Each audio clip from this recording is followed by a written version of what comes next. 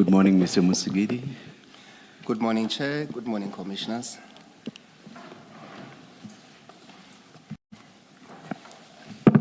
Chair, today we have Warrant Officer Mahane. Mahane, yes. Yeah, thank you. Good morning, Warrant Officer Mahane. Thank you.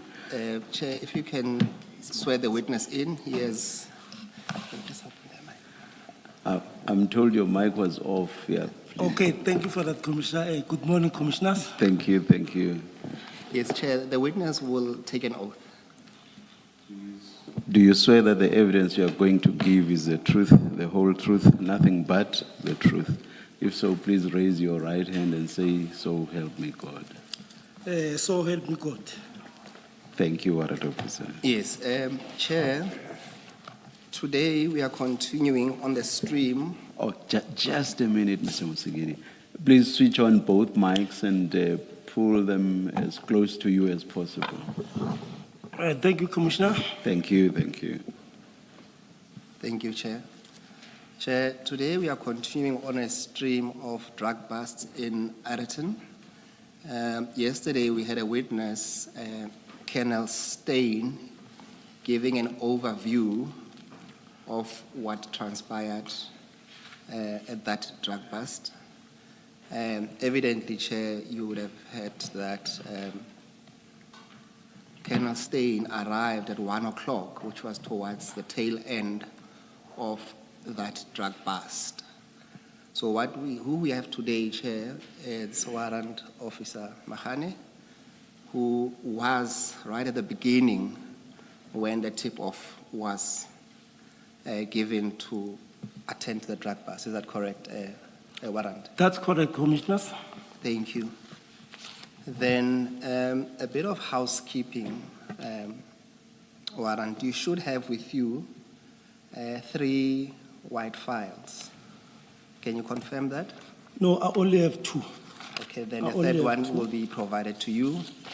For now, focus on the smaller of the 2 files you have. It should say... I think you're talking about this one.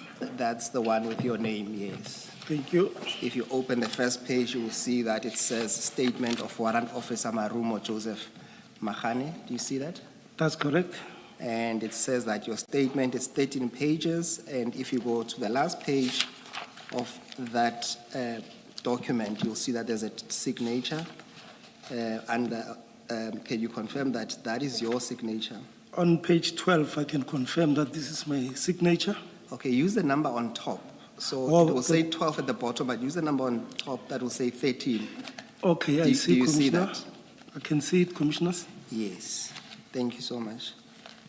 And you have at least considered and read the contents of your statements. That's correct, Commissioners. And you stand by it. That's correct, Commissioners. Thank you then. Warrant, I want you to go through your statement. Take your time.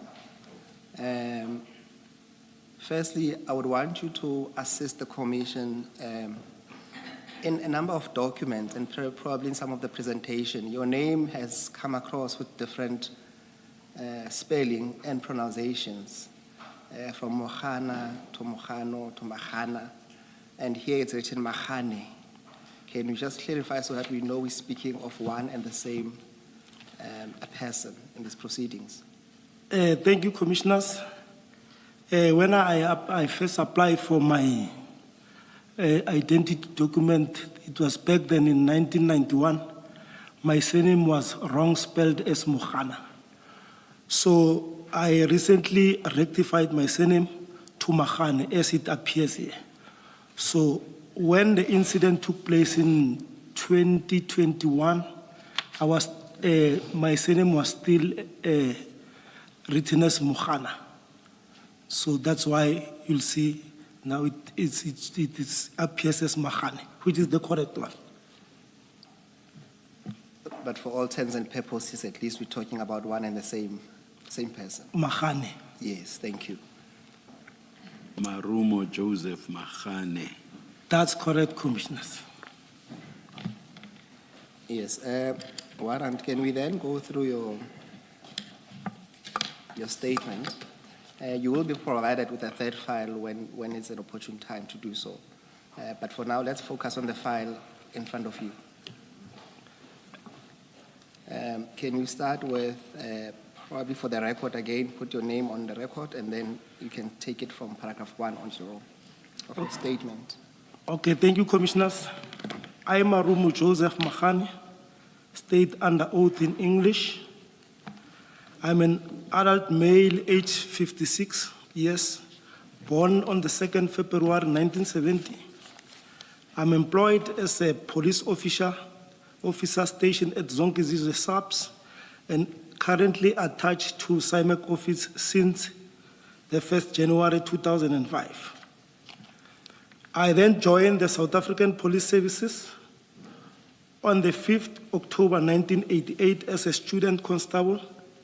I attended my basic training in Pretoria West Police Academy and completed my basic training on the 12th November 1999.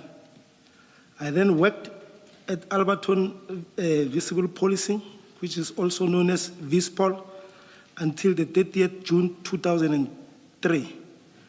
I then took a transfer to Alberton Detectives from the 1st August 2003 until the 30th December 2004. I got promoted to the rank of a senior constable at Zonkizizwe Crime Prevention. I was then transferred to CIO, which stands for Crime Information Office, currently known as SIMEC, which also means Crime Information Management Analysis Center, from the 1st of September 2005 until current. I got... Please explain what exactly does that entity within SUBS do? Commissioners, this is an entity that is responsible for our crime stats. The stats that are released quarterly, they are our custodians. Oh, okay. We are responsible for that. So we compile them, then escalate them to the cluster level. Then from the cluster, they will be consolidated and sent to province. Oh, okay. That until it reaches the national office. Okay. And we... So you do not do any investigative work? No, I don't do any investigative work. Searches and seizures? I do. Oh, okay. I'm also operational. All right, please continue. Thank you, Commissioner. Sorry, before you continue, you say CIO stands for what? Yeah, it was then, back then it was named CIO. Which is what? What is the full name? Crime Information Office. But it's the same entity. I got promoted to a rank of a sergeant on the 1st April 2007. I was again promoted to the rank of warrant officer on the 1st March 2019, which is the rank that I'm currently holding. I'm currently a commander of SIMEC office, and my duties are as follows. To supervise members and monitor data integrity at the station. To disseminate analysis product information to the... Sorry. Under 3.1, is this all members or members attached to SIMEC?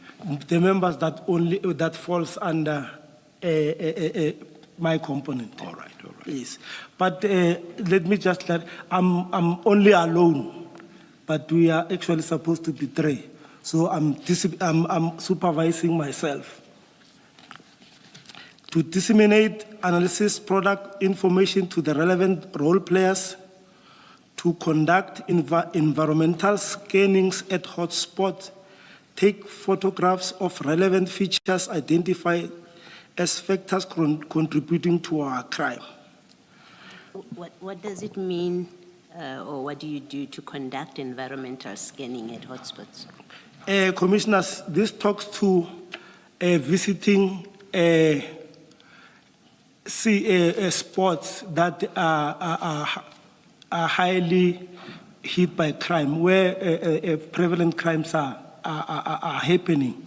So I must visit those spots, ascertain what are the causative factors, and so that when and advise the operational manager as to where to focus and maybe give more information as to what are the causative factors.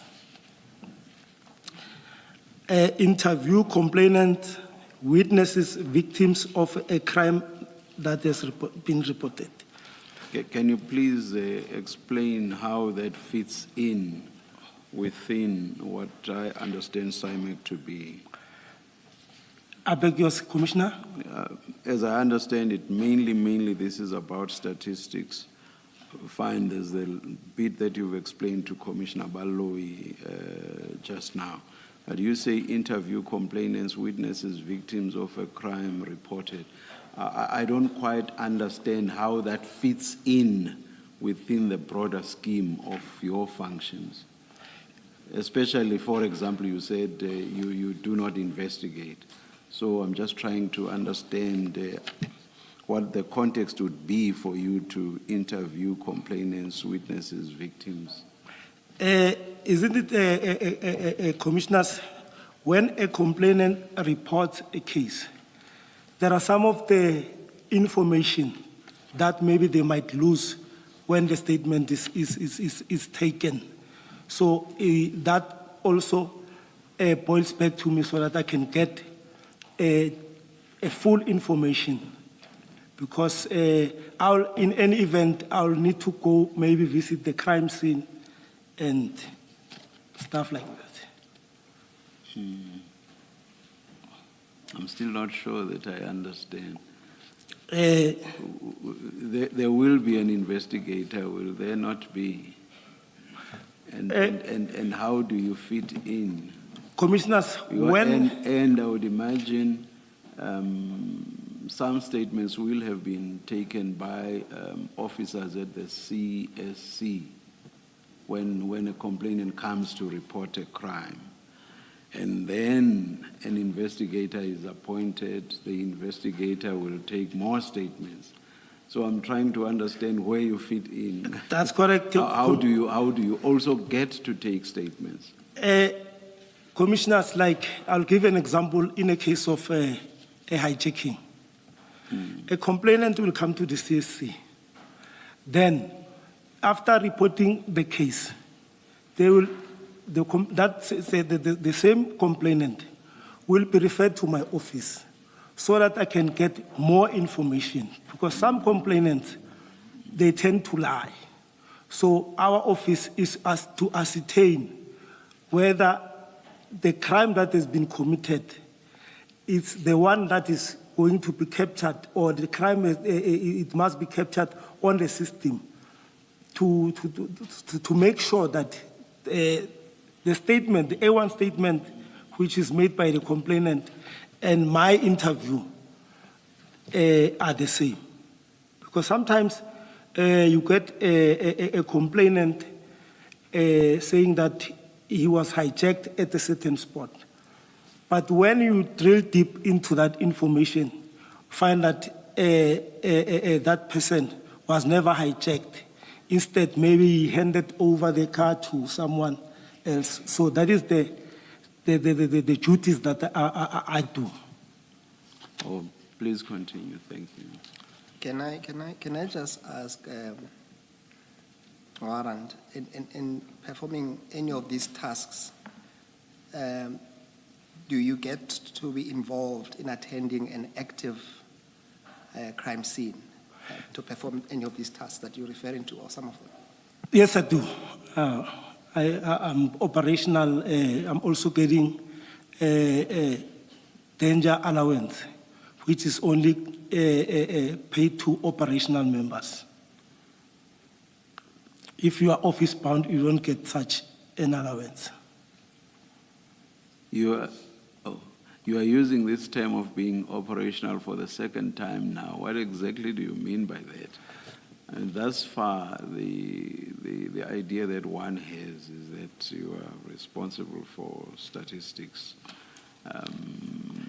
How do you get to be out there? How do you get to be exposed to danger to even get this danger allowance? And how do you come to call yourself operational? Because What operations outside of looking after the states? suppose when I'm doing observation are done outside. Maybe I'm there and I see something that maybe a crime is being committed, so I must act. In that sense, I'm operational, and besides, I'm not confined. These duties that I'm doing, they don't limit me for being being involved in other operations at the So station. it would be incidental. It's not something that you do every day. No. It would be incidental. You happen to be out there. For example, you told us that you will visit hotspots to establish what the causes of crime are and so on. And then something comes up and you say, That's correct. yeah, criminal activity Yes. manifests. Then you say you will attend to that. That's So correct. it's in that context that I say, so for you, this is purely incidental. It's not that it's something that you do on a day-to-day basis. But the environmental scanning, I'm required to do that Yes, on I daily get basis. that. I get that. But then something happens. Some crime is committed, you become aware of it, and then you get involved. That's what I'm saying is incidental. That's correct. It's not your day-to-day work. No, I'm not every day be outside and Yeah. doing crime prevention duties and Yeah. no. And being at crime scenes generally, that too would be incidental. It's not your day-to-day work. It's part of my daily duties How so? because this is required that I give feedback. I give feedback to the station commander, even if there's no crime that is prevalent at a certain spot. But I must drive around and see if there are no new features that might end up maybe giving opportunity to criminals.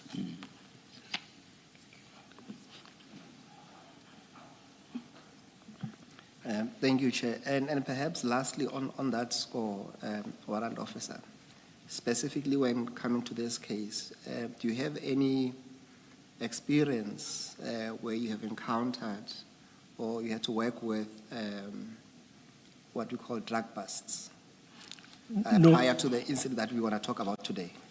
No, prior to that, the only thing that I did information was about Taha, not specifically drugs. All right. Thank The only thing that you did was what? To gather information. You said something about information? I'm saying I was involved in a Taha bust. Oh, I see. Okay. So you were part of the team that carried out the bus? Yes, the Daha Taha, bus. not drugs. Okay, thank you. Okay, Warrant, let's pick it up at paragraph 4. There. If you've gone through, no, wait, just go back. You haven't listed all your responsibilities. I'm ahead of myself. Interview suspect arrested for serious crimes for more information. Compile profiles of suspect arrested for serious crimes. Compile monthly, quarterly, semester, and annual crime statistics reports in comparison with the same period for the previous year. To conduct briefing and debriefing of shift members. To compile reasons for the crime and the shift displayment of crime document. To compile linkages association analysis based on the metrics, profiles, and other information. Just for the transcript, the word there was displacement. All right, please continue. Thank you, Commissioner.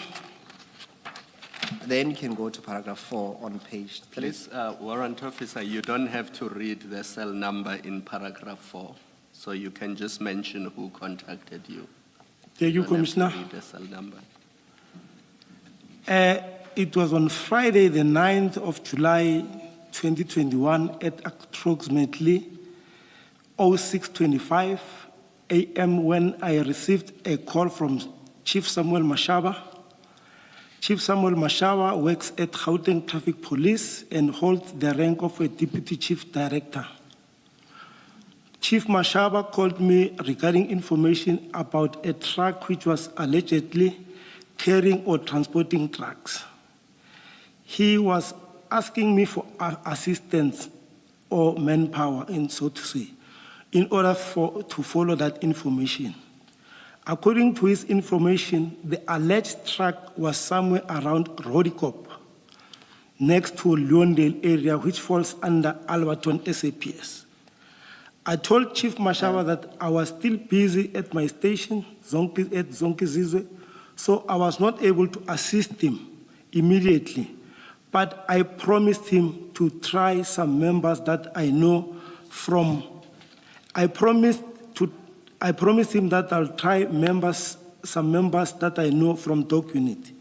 In this regard, I called Sergeant Maja from Ekurhuleni Metropolitan Department Dock Unit, which is EMPD K9. But he unfortunately told me that he was sleeping as he worked a night shift the previous night. I then called Chief Mashaba back to give feedback from Sergeant Maja. Commissioners, please, can I take one step back? Yes. I just want to rectify this. Sergeant Maja is not from Ekurhuleni Metropolitan K9. He's from SAPS. SAPS Ekurhuleni K9. K9, okay. Yeah. Still okay. Yeah, not Ekurhuleni Metropolis. Can you then, just before you proceed, can you maybe explain to the Commission your relationship with Chief Mashaba? Did you know him prior to this incident? Yes, I met Chief Mashaba through a colleague of mine. I would simply say Mashaba, it's an acquaintance person.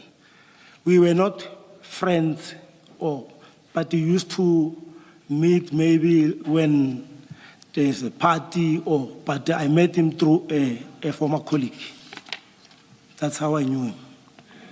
Have you worked together with him Prior to the incident of the 9th? No, we didn't. I then just before you proceed, just going back to understand the context of the call that you received on paragraph 4. You say that he called you, informing you about a truck transporting or carrying drugs, and asking you for assistance or / manpower in order to follow up that information. What did you understand by manpower, warrant officer? Manpower, he actually wanted other members to come and assist him. He requested other police officers to come and assist him, and because he was alone. Given that it's drug-related and we have explored your experience, did it not occur to you perhaps to say to him you can not assist, but you will seek someone who might assist? Like I said, I called Sergeant Maja, who is working with drugs. He's actually on drug unit. Yes, apart from Maja, did you call? Sorry. Apart from Maja, who was not available, maybe let's go back. Did you understand him to be asking you to come, or for you to seek or to source manpower, or is it both? No, he was also asking me to come and assist if I'm available.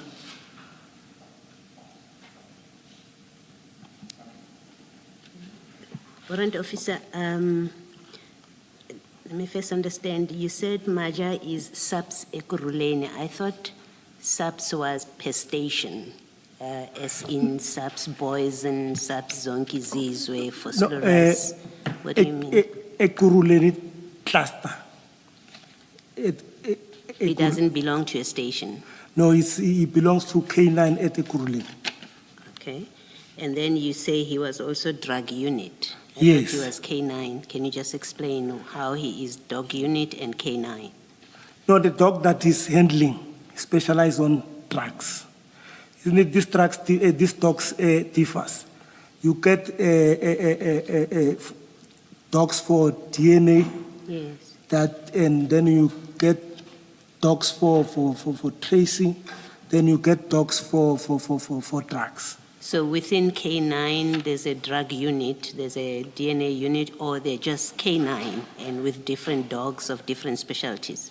Which one is it? My understanding will be that this is K9, but you get someone who's specializing with, who's handling a dog that's specializing in DNAs, then with tracking of suspect, tracking of firearms, and Yes. So that person is dog unit. He falls in dog under unit. dog They're unit. not in the drug unit, they're in the dog unit. No, K9.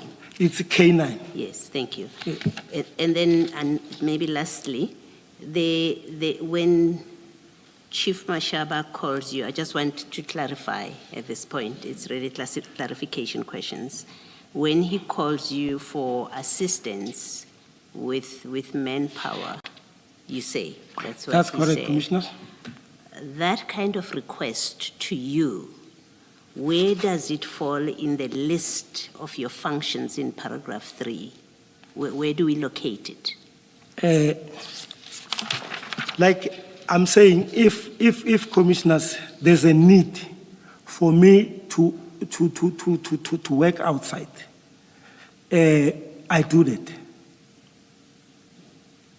You have listed from 3.1 to 3.10 what your job entails. That's correct, Commissioner. And you've also explained that if you happen to be, say, for example, you are doing environmental scanning That's and a correct. crime happens, then you can deal with it. That's correct. And I understood you to also be saying to the chairperson that when you are at a scene, you may talk to a witness or to a victim. So I understand those functions in 3.1. All I'm asking is the kind of request that came to you from Chief Mashaba that he needs assistance from you with a drug bust. Where in paragraph 3 would it fall? If it doesn't, you can say it's not one of those. It doesn't. Okay. It doesn't fall under All right. paragraph 3. Okay, thank you. Warren, just lastly on that one, that is on your call with Chief Mashaba. When you received the call, where were you? When I received the call, I was at the station visiting the station as a duty officer. I was visiting the on and off parade. Like when the night shift changes, where as a duty officer, you are sometimes expected to inspect whether everything is in line with the operations. Okay, thank you. I suppose the question then, if you're already at the station and you have this request, was there no one else at your station that you could ask to attend to this query by Mashaba? No. It was early in the morning, and the CSC members are only allowed to work within the jurisdiction or the precinct of Zongizizwe. So when Mashaba was asking this assistant, he was at Londale, which falls under Alberton.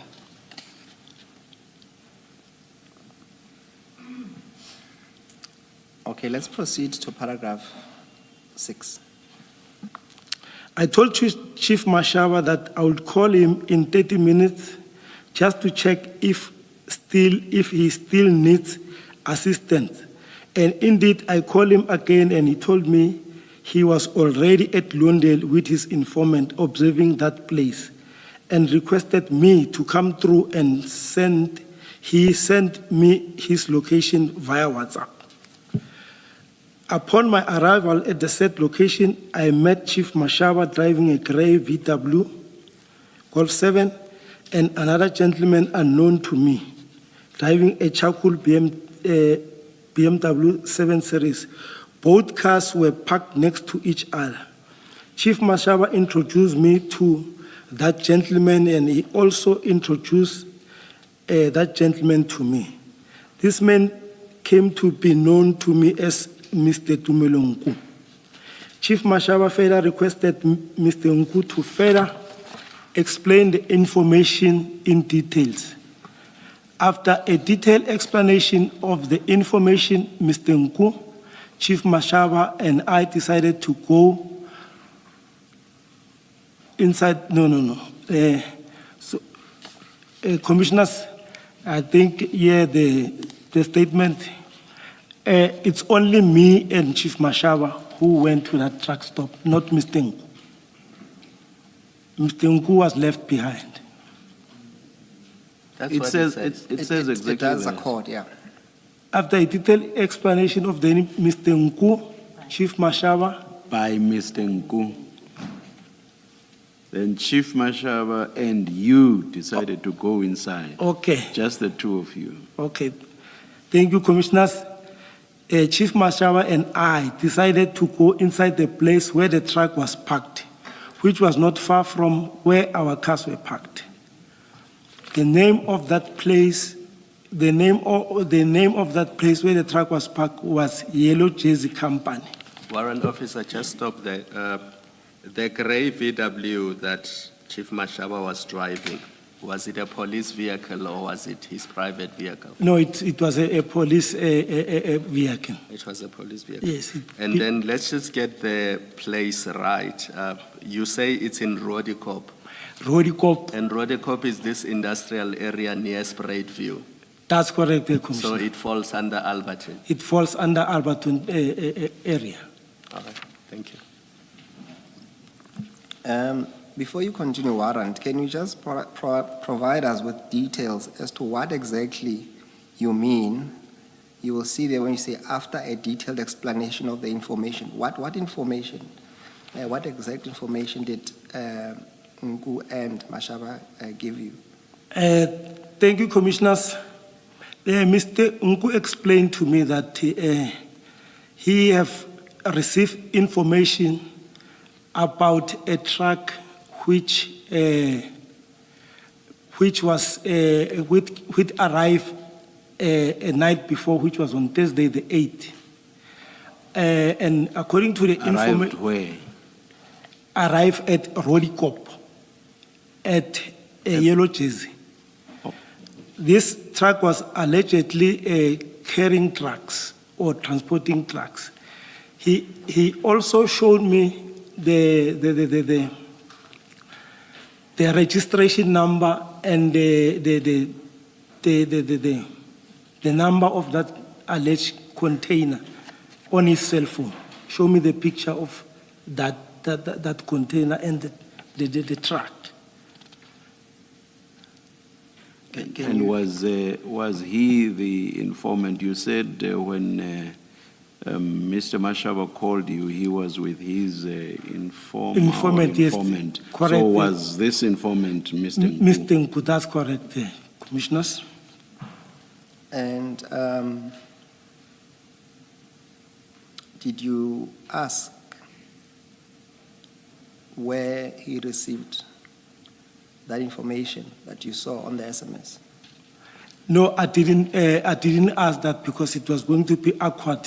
He's the informant of Mashaba. So the only relevant person which I can ask that it was Mr. Mashaba. Did you then ask Mashaba? Yes, I did. Where did he say the source of that information? Mr. Mashaba explained that Mr. Nku used to work at Transnet, so he still have information information about Transnet matters. That's what Mr. Mashaba told me. What did you understand by that? Because he didn't mention Transnet. My understanding is that the Yellow Jersey company, that's the logistics company, transporting the cargo.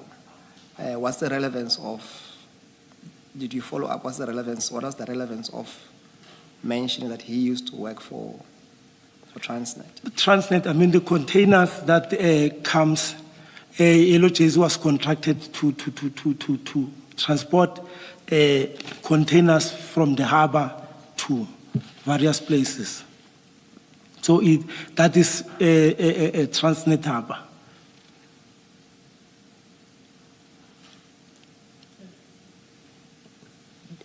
Did Mr. Nku or Mr. Mashaba say, and I'm asking Mr. Nku because in your statement, you do say that Mr. Nku, you say Mr. Mashaba further requested to Mr. Nku to further explain the information to me in detail. So Mr. Nku did explain to you. He did explain. Did he say to you he got this information from Transnet? No. I'm trying to understand where, what his experience or his past employment with Transnet and still knowing things about Transnet, what that has to do with the kind of information that he's giving you. Commissioners, I didn't go deep into getting more information from Mr. Nku as to how is he getting this information because he was no longer working at Transnet.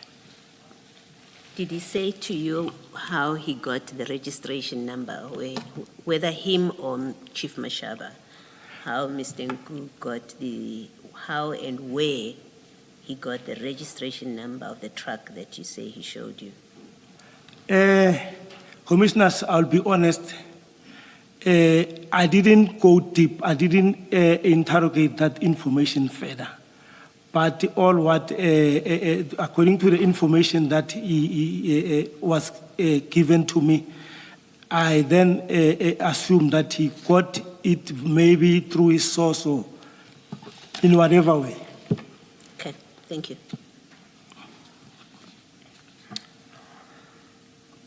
All right, let's proceed to paragraph 8, Warrant Officer. We proceeded to the Yellow Jersey company using Mashaba's vehicle and stopped at the security gate. I introduced ourselves and the reason for our visit at the premises. The security guards then referred us... Just before that, please explain the introduction. How did you introduce yourselves? By name, by work position, or what?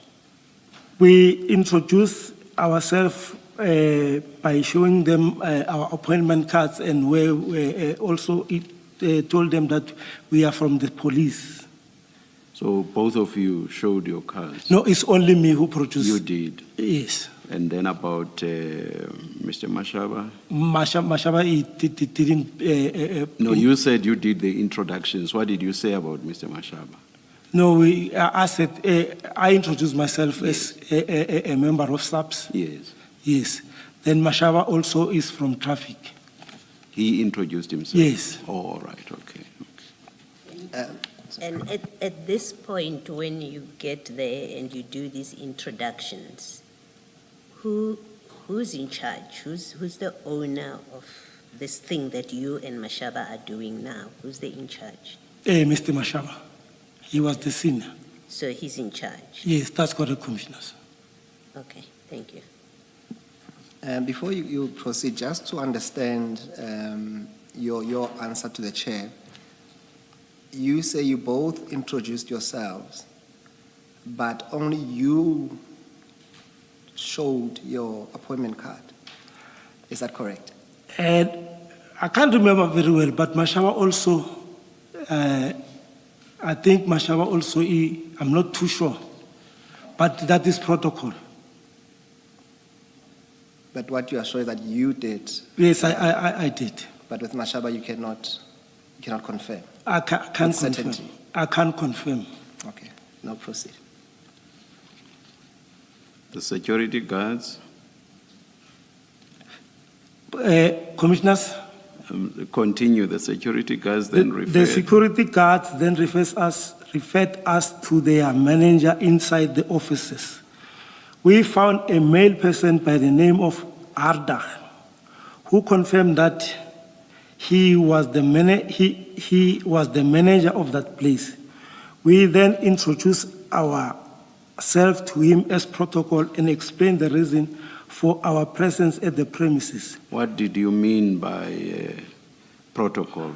When you said you were protocol, what did you mean by that? As required when you enter when you enter a premises, you must introduce yourself if you as a police and the reason for your visit. I understand you saying that we are police. I'm from SAPS, and he's from Traffic. From the traffic police. I understand that, but here that's not what you said. You said you were protocol. What did you mean when you said you were protocol? I mean, as protocol, that is a requirement, maybe if I may put it that way. Or do you mean we introduced ourselves as is required by protocol? That's correct. That's what I was trying. Yeah, that's not what it says. It says you introduced yourselves as protocol. So I read it to mean that you were saying you are protocol. We introduced ourselves to him as protocol. Maybe. No, I understand. Let's. And explain the reason for our presence at the premises. We explained to him that we were following information about one of their trucks which was carrying a container from Durban, and that according to the information at our disposal, the container was carrying drugs, but we are not sure about the quantity of those drugs. Mr. Hardach explained that he does not know the contents of the container, and we requested him to open the container. But he pleaded with us to at least follow or escort the truck to the custom so that we can open it in front of the owner of the merchandise inside the container. So when you made the request that the truck should be opened or the container should be opened, was your intention to then search the container? Yes, if he gave consent, we were going. And if you indeed found drugs, would you then have seized the drugs? Was that your intention? No. We were going to phone all the relevant role players to come and process the scene. Who are the relevant role players that you would have called? We were going to source assistance from DPCI, national office, because there are people, anyone who was relevant and available. No, I would like you to be more specific. You say all the relevant role players, so you must have had either units or people in mind. So you've started by saying DPCI. When you say national office, you mean head office of the SAPS or of the traffic? Because this is Mr. Mashaba. Of This SAPS. is Chief Mashaba's operation. Remember, I asked you earlier, you said he was in charge. He was, yes. Okay, so you would have called national SAPS, National SAPS, that's correct, and DPCI. those two. That's what you mean when you say all the role players. That's correct. Okay. Thank you. Just explain to me more fully, if the container had been opened there and then, what exactly would you have done? Would you have... We were going to cordon the scene. Sorry? We were going to cordon the scene. To cordon off. Now the container is open. What do you do with the open container? If that exhibit or if those drugs were found, we were going to call. And how exactly would you establish that there were drugs inside? Commissioners, because Assuming that everything was wrapped up and you don't open and you immediately see drugs, everything is nicely wrapped up. In wrapping that's not even transparent, what would you have done? we would have called a K9 or other people who have experience in this field. So I was saying you would have opened for no reason at all then? Commissioner? I was saying you would have opened for no reason at all if you would have just opened and then called for K9 without doing anything further. No, we were going to wait for them to come in. But why open then? To verify the information. Verify how? You say, I've just said to you, now you have an open container and you have a lot of material in there, but all nicely wrapped up, and you cannot see what is inside. Then what do? You say what you are going to do is to call K9. To come and... My question then is why open in the first place? If all you are going to do is to then call K9 and do nothing whatsoever, why open in the first place? Commissioner, after opening the container, we were going to source relevant Canaan people to come in. So you yourselves would do nothing. The container would be opened, you would just stand there, look, and then call K9. Commissioners, if those people who were, they will say this one belongs to us, this one we don't know. Or the Canaan people will come and verify. All right, I'll continue.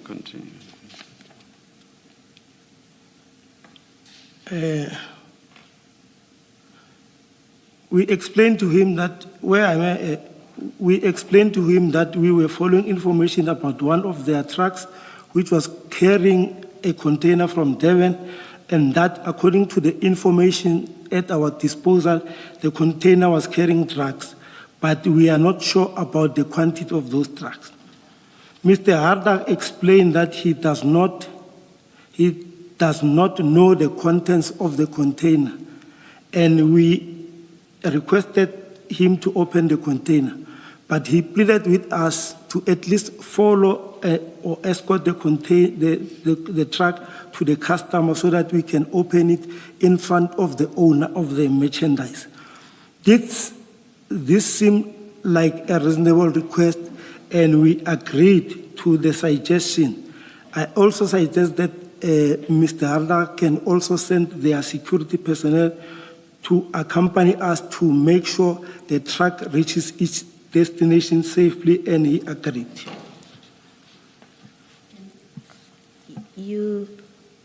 Your informant, you obviously believed him. That's why you go to all these lengths about there being drugs. That's correct. In that container. Why do you allow this truck to get on the road when you're possessed with information that says there's illicit drugs in that truck? Well, why do you remove the truck from where it is parked and it has drugs in it? How did you think about it? Because you see, there is the owner of that premises actually was not giving us a concern to open the container as he was not the owner. So we fell into that trap that no, at least let's follow this container to its destination, so that maybe upon its destination, then the owner maybe can give us a permission to search, because we were not having a search warrant. Okay. All right. Can I ask you, Warrant? As Commissioner Baloyi indicated, you had at least reasonable belief that there is suspicious material contained in that cargo. What I'm trying to understand, first of all, when you say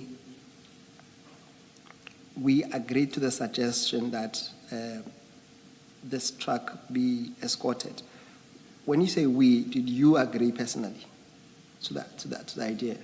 That's correct. I did agree with.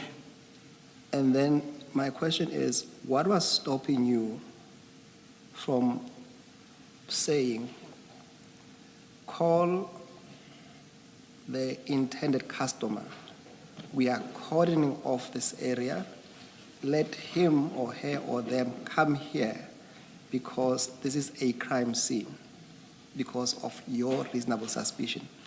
Was it not something that you could have at least reasonably done? Information only become positive when we have verified. Sometimes information can be false. So we were trying to minimize a situation whereby we will find ourselves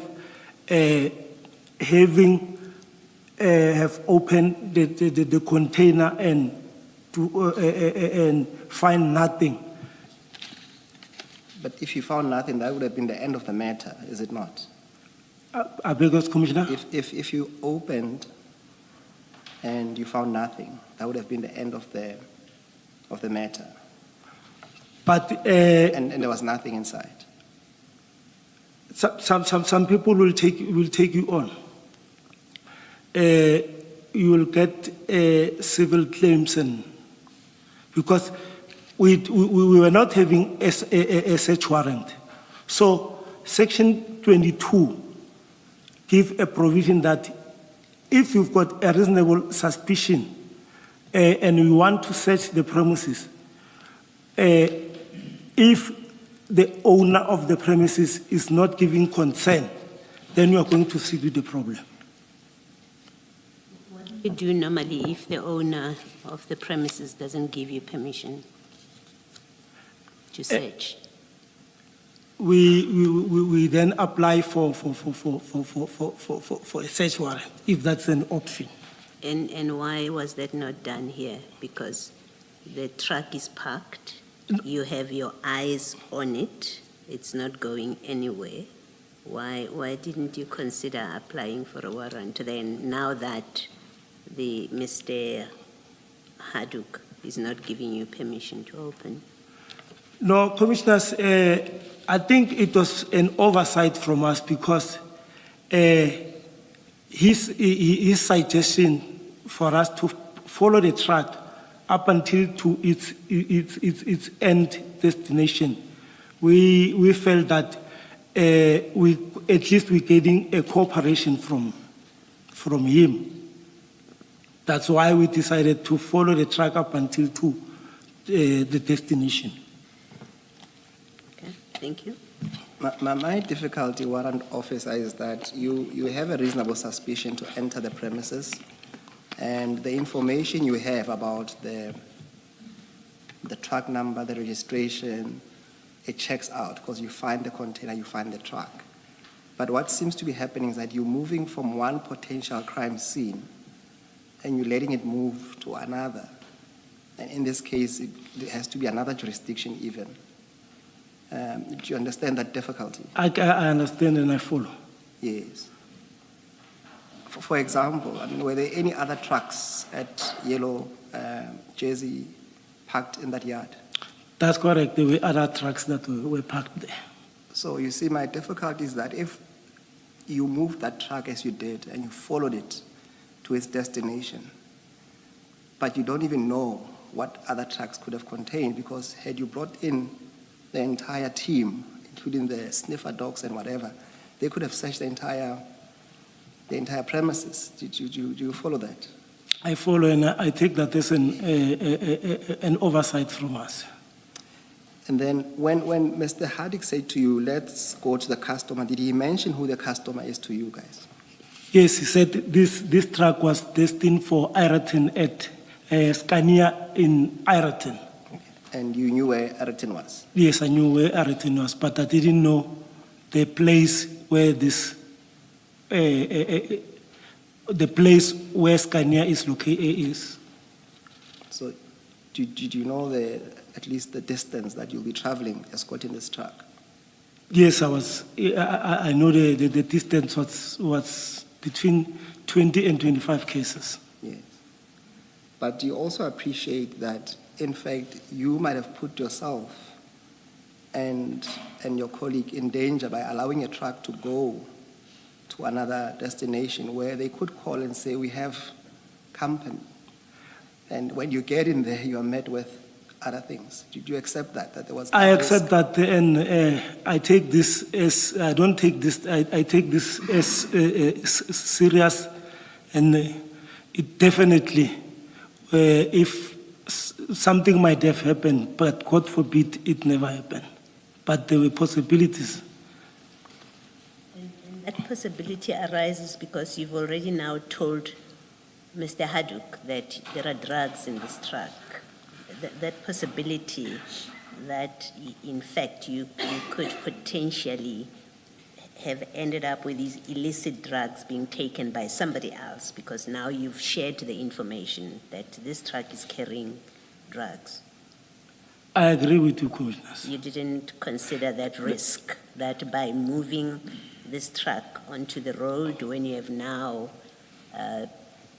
revealed to someone outside your circle that there are drugs in this truck, that you actually have created a risk that someone else might just take those drugs from you on the road. Commissioners, I'll be honest with you, that we didn't think of, but possibilities, I don't rule out the possibilities of that happening. Yeah, no, it's a possibility it didn't happen. I really we're more concerned about your own conduct and thought processes, how you thought and why you would have thought this is appropriate. Having disclosed already to the security at the gate that there's a truck that has drugs on it, you've now disclosed to Mr. Haddock in there, and then you deem it appropriate, and at this stage I'm not concerned about Chief Mashaba, we're talking about you SAPS, that you think it's appropriate. You didn't consider at all the risk of driving with those drugs in that truck. At that time, Commissioner, I would say we didn't consider that as a risk. All right, thank you.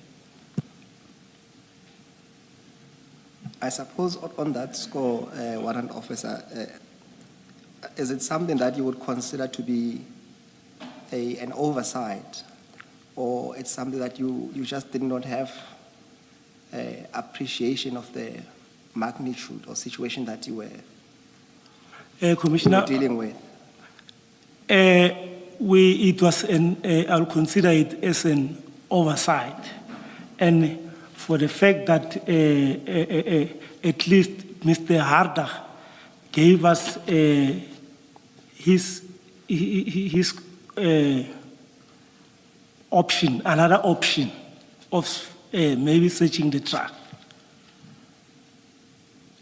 But I don't know if I'm answering you. I accept that. We can move on to paragraph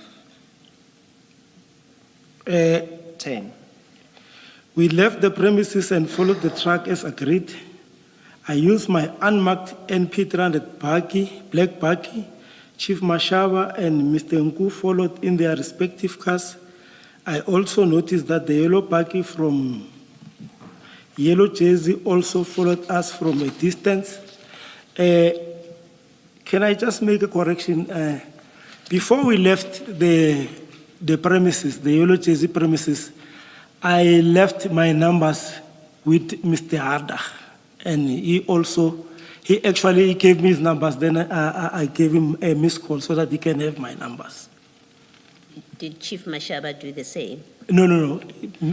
Only me did that. Why you? It's not your operation. Why are you the one that's giving Mr. Haddock your number and not Chief Mashaba? It's not a SAPS operation, you've told us. It's Yes. a traffic department operation. But for a mere fact that I was also part of that, I felt that I can just leave my numbers because we are a team, we are together. Okay. All right.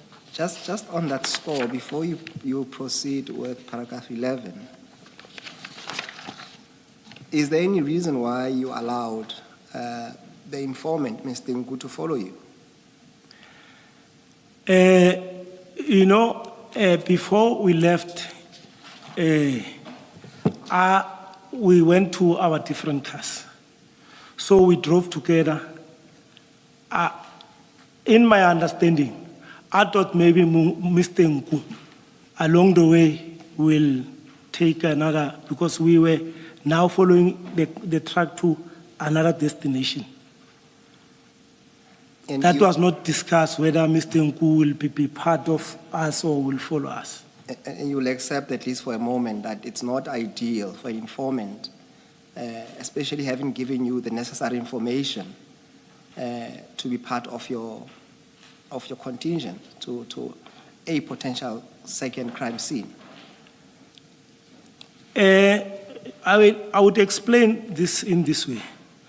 Sometimes informers give information to the police, and some policemen, even if the information was positive, they will say it was not positive.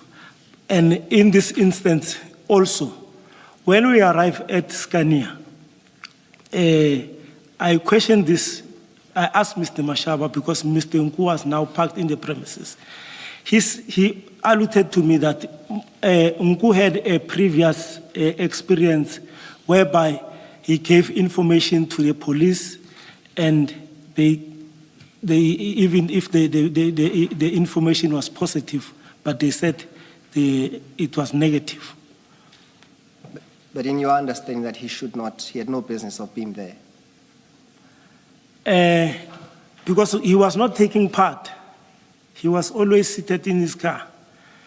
And sometimes when we follow information, we'll drive with the informant, as long as the identity of the informant will be concealed.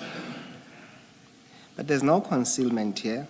You go into a potential dangerous situation, which could be actually dangerous for him, who is a civilian. And you have obtained all the necessary information, or was there any other information you required from him? No, according to his explanation, that was only that. So when I say he had no business in being there, what's your comment? I won't fully agree with you, commissioners, because, like I'm saying, it was because of his previous experience. Even though I would say it was at least dangerous for him, but as long as he is not partaking, that for me, it was not going to be a problem. No, but you didn't know that. You didn't know his past experience. And I'm not sure how is that relevant, though. But this is the explanation that I got from his handler, Chief Mashaba. And I wouldn't dictate for Mashaba to how he must handle his informant. So you're deferring to Mr. Mashaba then? Commissioners? Are you relying on Mashaba then to say, because he said, because of his previous experience, that Mr. Nku wants to be there to make sure that this operation is a success? You will say it's because of Mr. Mashaba. That's correct. I wouldn't have powers to say, Mr. Mashaba, tell your informant, because I suggested, I mean, we spoke about it. If he had problems or if he shared the same sentiment with me, he would have said, maybe advise Mr. Nku not to be part of the operation or not to be nearer to the place. I suppose the question is, if you were in charge and of making the final decision, would you have had Mr. Nku there? It's a very dicey question, but I think if the informant, if I was a handler and the informant was having such a concern, as long as he's safe and his identity is concealed, I was not gonna have but any difficulty. No, I'm not saying put propositions. I'm saying in the situation that you were in, you are not his handler, you're not aware of his previous discomforts. You know, it's a simple question to say, if you were in charge, would you have had him there in your position? No other propositions or possibilities. I would have done the same, Have him there. as long as his concealment, his identity is concealed. Okay. Let's go to paragraph 11 then. While in transit, I then started calling other members from different units for assistance, backup, including the following.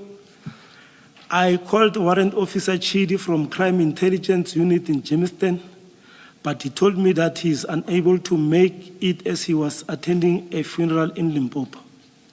I then called Brigadier Liwele from DPCI in Jamestown. Unfortunately, his phone was off.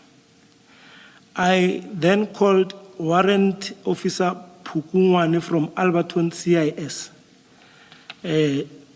Maybe I must explain this. CIS stands for Crime Investigation Services, which is the detectives. He also could not assist because he said he was not feeling well after taking a COVID-19 vaccine and therefore indisposed. He also indicated he is the one who gave Mr. Mashaba my contacts, as Chief Mashaba called him before calling me for assistance. So maybe to explain this, before Chief Mashaba called me, this is the person that he called first, Warrant Officer Pukungwane of Alberton. That is how, because I didn't even have Mashaba's number, Mashaba didn't even have my numbers. So he got my numbers from Warrant Officer Pukungwane.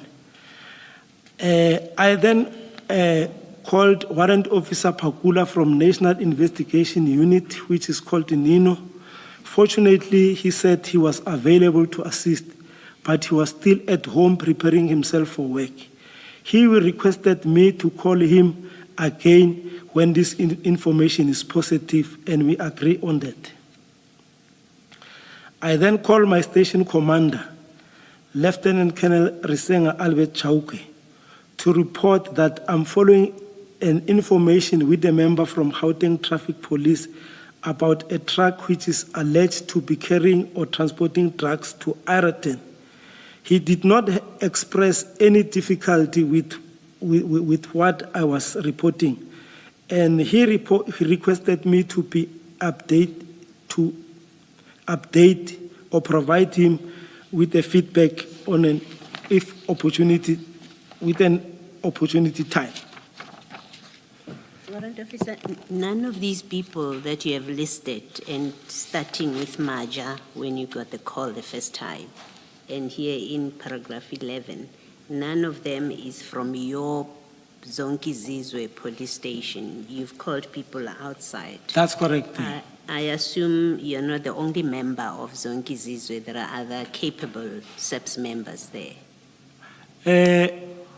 To be honest with you, commissioners, at Zonke Zizwe at that time, because I left Zonke Zizwe at, I think, before 7. Yes. other office members were not available. It's only a sector vehicle. And we operating with only one vehicle for the complaints and CSC duties. Sorry about that. So, well, my question was going to be, why did you not call anyone from Zonke Zizwe when you were making these calls? How come there's no one from your police station that you called and then have them tell you, I'm unavailable, I don't have a car, or they're not answering their phones? You've gone to everybody except anyone from your police station. Is that because, since I'm explaining that we only have one vehicle from Zonke which is doing sectors. Yes. So that I knew that even if I can call them, they wouldn't go with me because they will focus on doing CSC duties and attending to complaints around. So at Zonke Zizwe, no one goes outside. Are you saying to us all the police at Zonke Zizwe police station, they work only inside? No, detectives can. Yes, so why did you not call one of them, or 3, 4, 5, whatever number you have, instead of calling people who say, I'm in a funeral in Limpopo, you called that person? How you choose them, you call DPCI, and then you call Pogungwane, who says, I'm not well, and when all of them are unavailable to you, you don't say, let me try one of, or 2 or 3 of my people in Zonke Zizwe. You are in a police car, so you could have given them a lift. You could have gone back to fetch them. Yes, Because Chief Mashaba has the situation under control. Why did you not call your people? That didn't cross my mind. Okay. Thank you. Were you focusing on any specialities, or were you just calling people at random? I was calling people that I know that they will have a mandate, or they can work outside. Were you calling people who have or were specializing in certain fields, or were you calling people at random? I was calling people who,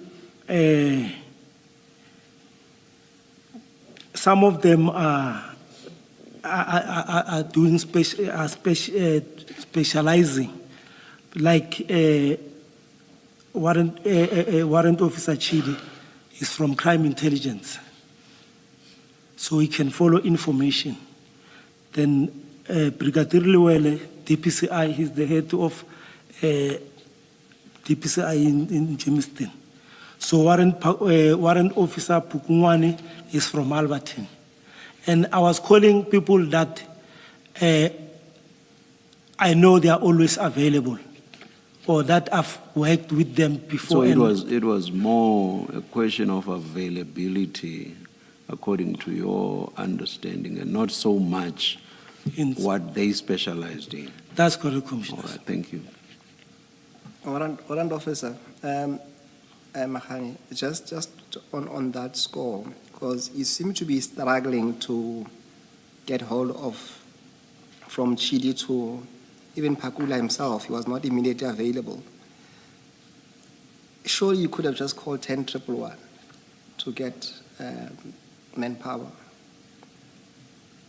Did you try that? No, I didn't. To be honest with you, I never thought of calling 10-111. All right, let's proceed. You knew or you know about, we've heard there's a SANEB in DPCI. You know anything about it? I know, that's why I called Brigadier Liwele. Is he in SANEB? No, he's at serious anti-corruption. Yes. But because I didn't have numbers of a SANEB member at DPCI, so I was going to ask him to organize a SANEB. That was the whole idea of calling Brigadier Llewellyn. Is he the only DPCI person that you That know? I've had that you his know? number. That I had his number. I called Warrant Officer Pakula from National. Fortunately, he said he was available to assist, but he was still at home preparing himself for work. He requested me to call him again when this information is positive, and we agreed. Okay. We then followed the track until we reached Ireton, Omnia Industrial Park, where the container was supposed to be delivered at Scania warehouse. Warrant officer, just stop there. You are now in Johannesburg. Right inside Johannesburg. Yes, because Ireton is that industrial area next to the FNB Stadium. That's It's about correct. 2 Commissioner. kilometers from the FNB Stadium. Now you are in Johannesburg jurisdiction. You've got Boyson's police station nearby. You've got Deep Kloof, you've got Omonde, you've got Mondio, you've got Central Johannesburg possibly. Even Lenesia. Lenesia is a bit off. Did you call any of those stations to say, we are people from Ekurhuleni, we are now going to be conducting a search operation in your area of jurisdiction. Please give us permission and support. I'll tell you why I'm asking this. We've heard from other witnesses in a different stream who said, because they were from Ekurhuleni, specifically EMPD, when they needed to come and conduct an operation within the Johannesburg area, they reported at the nearest police station to the station commander that we will be conducting an operation in your area. And they signed a book in that station. And that's how they were able to continue to conduct an operation. Now, in this case, you are now in Johannesburg. You are there to search and look for drugs. And you did not contact the police stations that are actually responsible for that area. Let me try and understand whether you contacted them, and if you did not, why you did not contact them. No, I didn't contacted them Why did you not contact them? because already Warrant Officer Pakula, who also has a mandate to handle cases of drugs related and other high profile cases, agreed to say no, he's willing to come and assist. But you say he was only willing to come and assist if the information was positive. That's correct. Meaning you would have had to open the container and establish that the information is positive before you called him.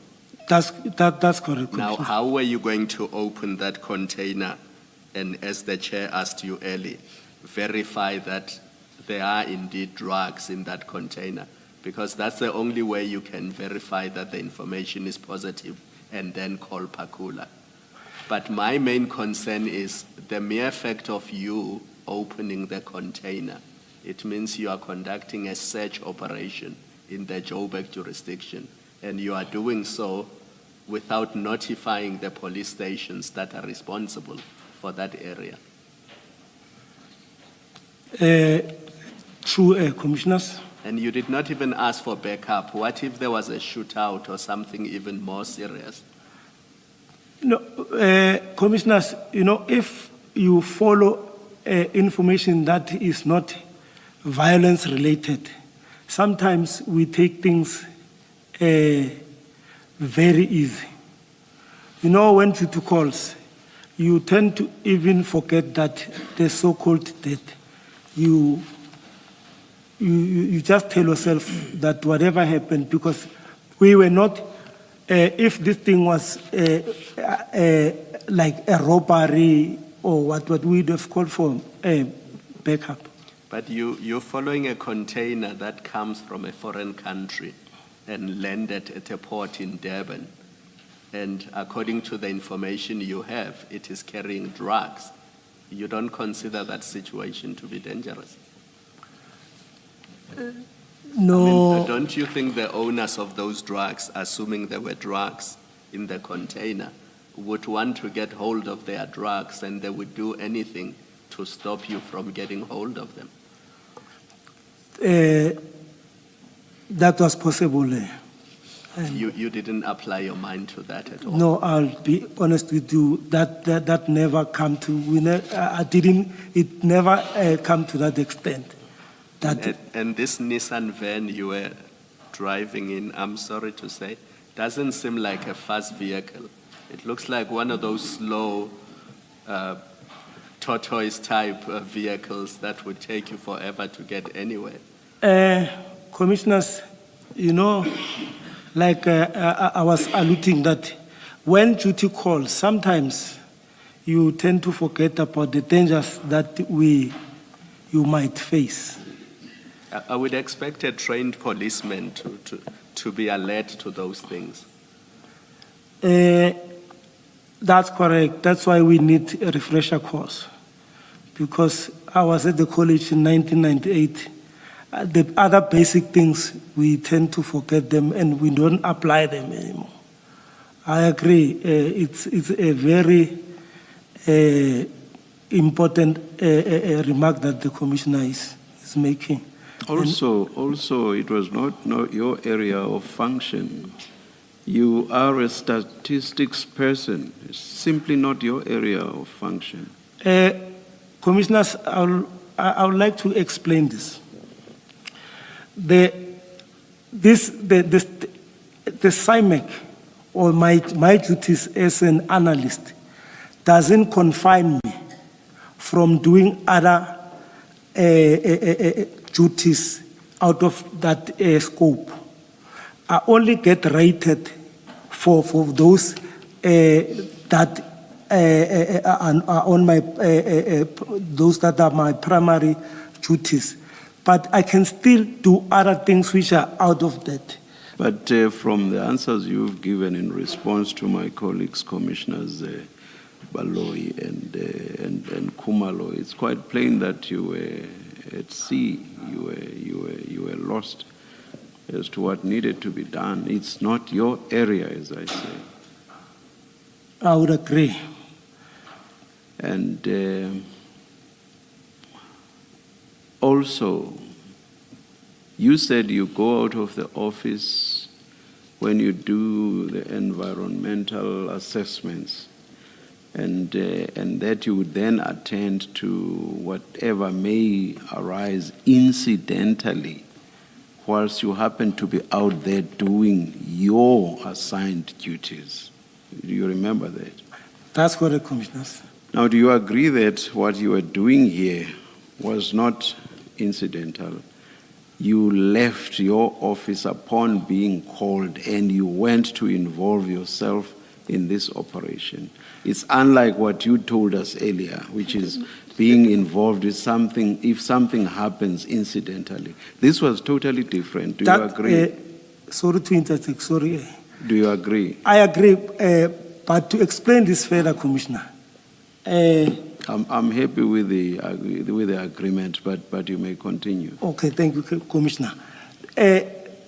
My primary duties, it does not confine me from doing other duties which are operational. You see, we gave you an opportunity, we gave you latitude to explain what more you may do outside of the office, and you explained.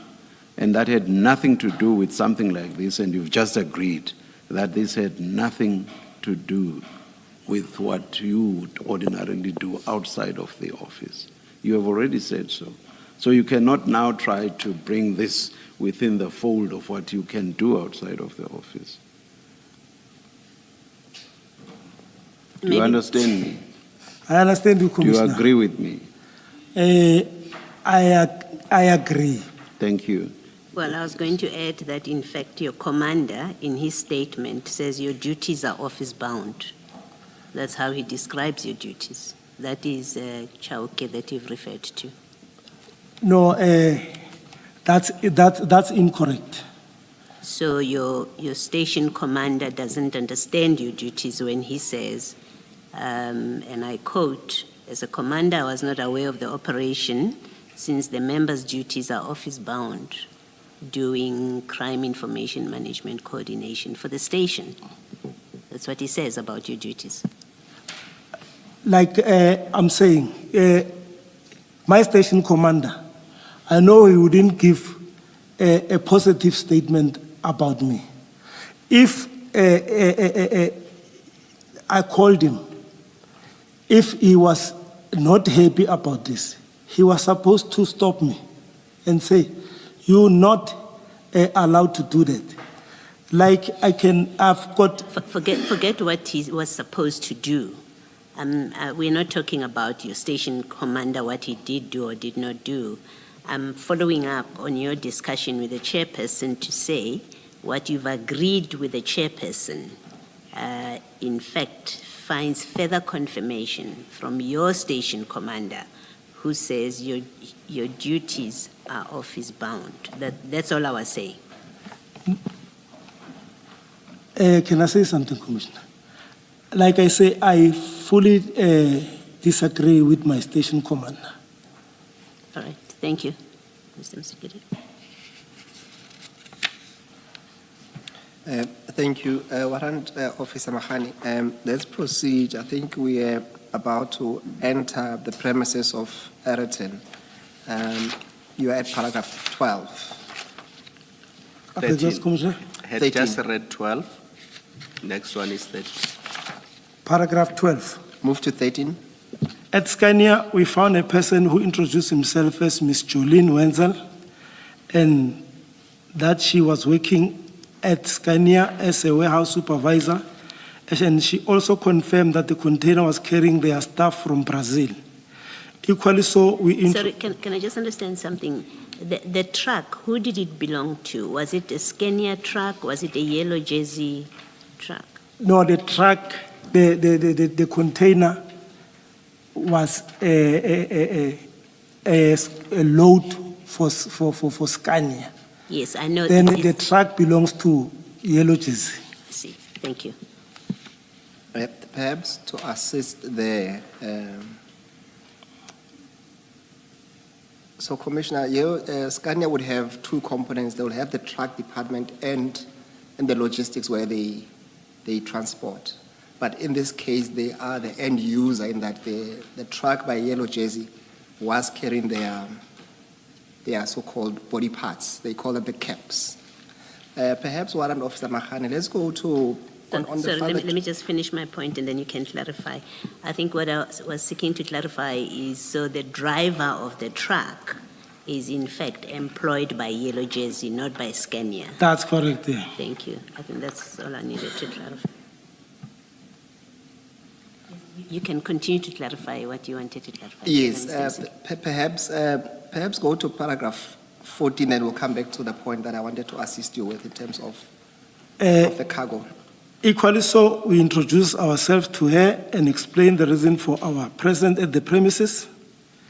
We requested Mr. Wenzel and her colleagues to open the container so that we can verify the information. The container was open. At that point, it's still Mr. Mashaba and you only. I understand the presence of Mr. Nku, but I'm referring to police. It was still me. Still and just the two of you. That's correct. All right. The container was open. And except for Mr. Pakula, you haven't called for anybody else at this point who is on their way. Yes.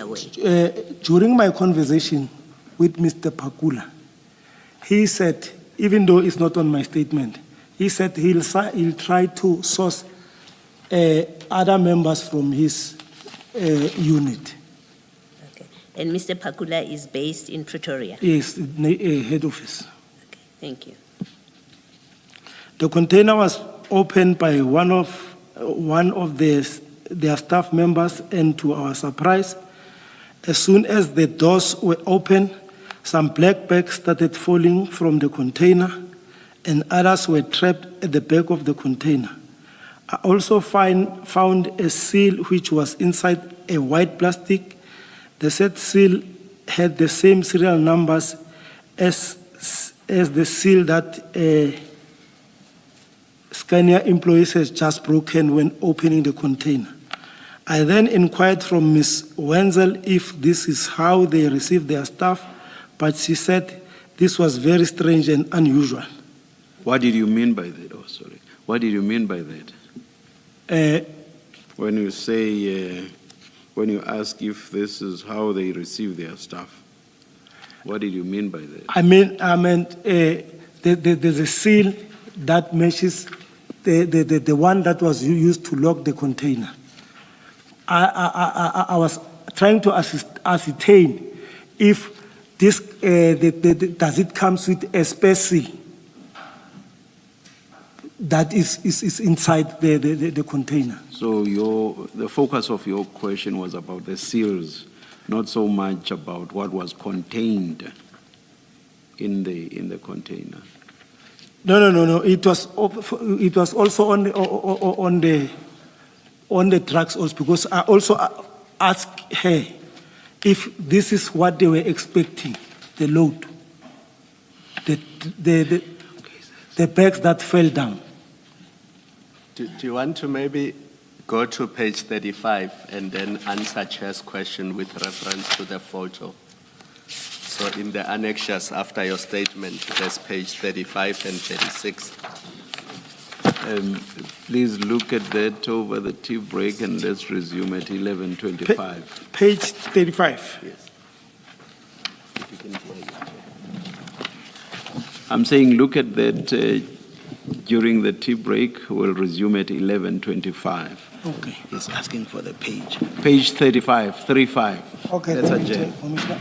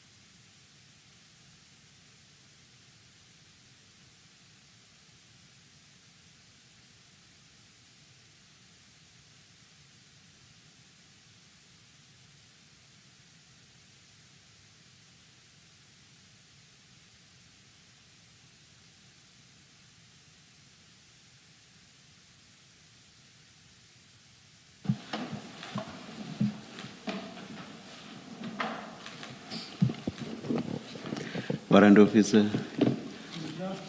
Or did you have a look at the page to which Commissioner Khumalo referred you to? Yes, page 25. Yes. Yes, before you can answer, with your permission, Chair, Warrant Officer Mahani, you did testify, and can you confirm that when you went to Ereton, you went there driving a black Nissan Baki? I think it's NP 300. Yes, all right. Can we then, I've asked for the photos to be flighted up. Can you just flight the photos? It's on page 35. Yes, Commissioners. Yes, can you explain to the commissioners what is there? Commissioners, this photo here depicts, actually it shows the black bags that were stashed at the back of the container, and with the white, this white thing like a door, it's actually an incomplete assembled body part of a truck. And these bags, as you can see, they are just next to the wall. I mean, next to the doors of the container. Warrant Officer, let's maybe do this. Scania is a trucking company. That's correct. They are trucks. So this is a door panel. It's a part of a truck. It's a door panel of a truck. No, it's not. It's you see, you get this truck cab. Yes. The whole the complete structure. Yes. So it's a complete structure, but without wheels and engine. But the doors, the doors are there. It's only the windscreen and the axle. It still needs to be assembled. So it's the front part of the truck. It's the front part. That's correct, Yes. Commissioners. And what we are looking at there, maybe if we go back to page 9. Is this a container? I mean, I see the lights, there seems to be lights. Is this inside the Yes, it's inside the container. Yeah. So Also, I think page 9 is the one that shows clearly what Commissioner Baloyi is asking. Are we able to flight page 9?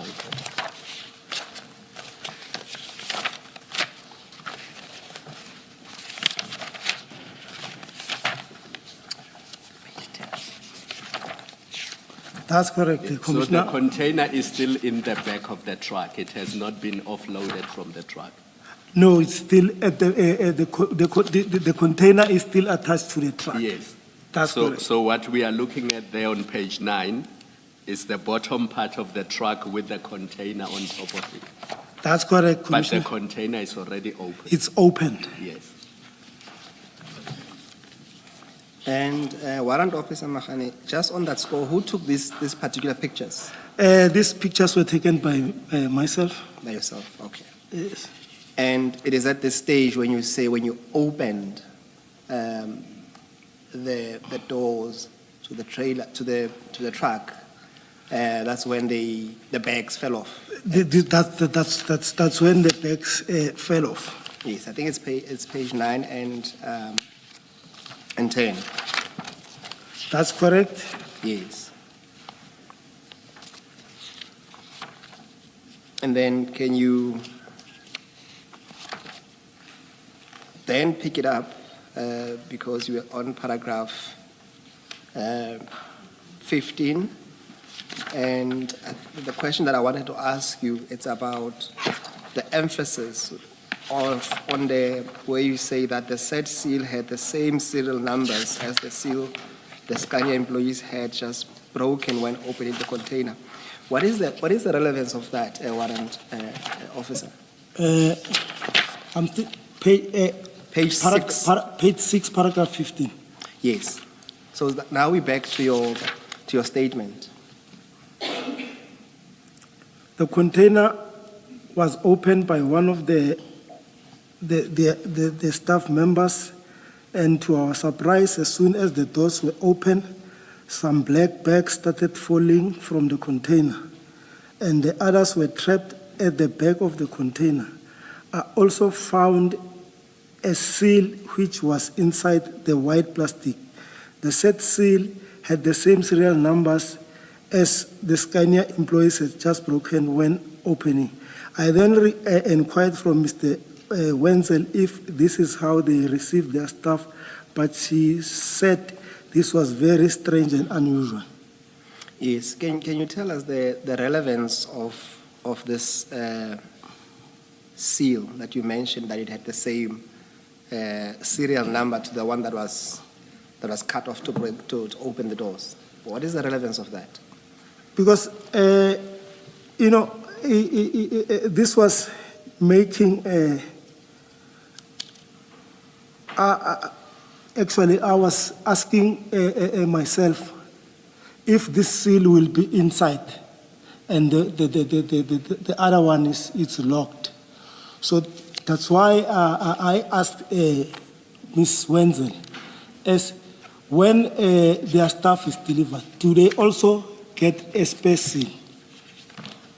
I don't know if I'm answering you correctly. So you yourself had no idea what this was about? That You yourself had no idea what this was about? the seal, I had no idea. All right.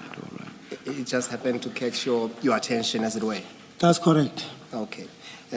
We'll come back to the seal. And is it because you didn't know what it was about, and that must be because you've never done a drug bust before? That also added to my confusion. And Okay.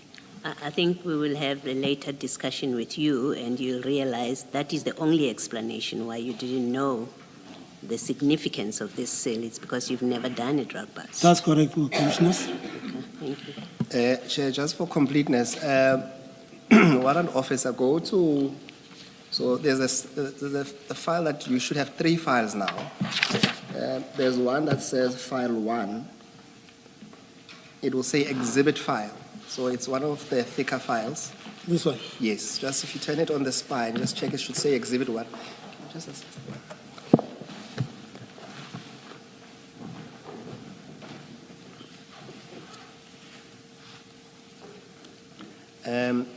Can you go to page 101?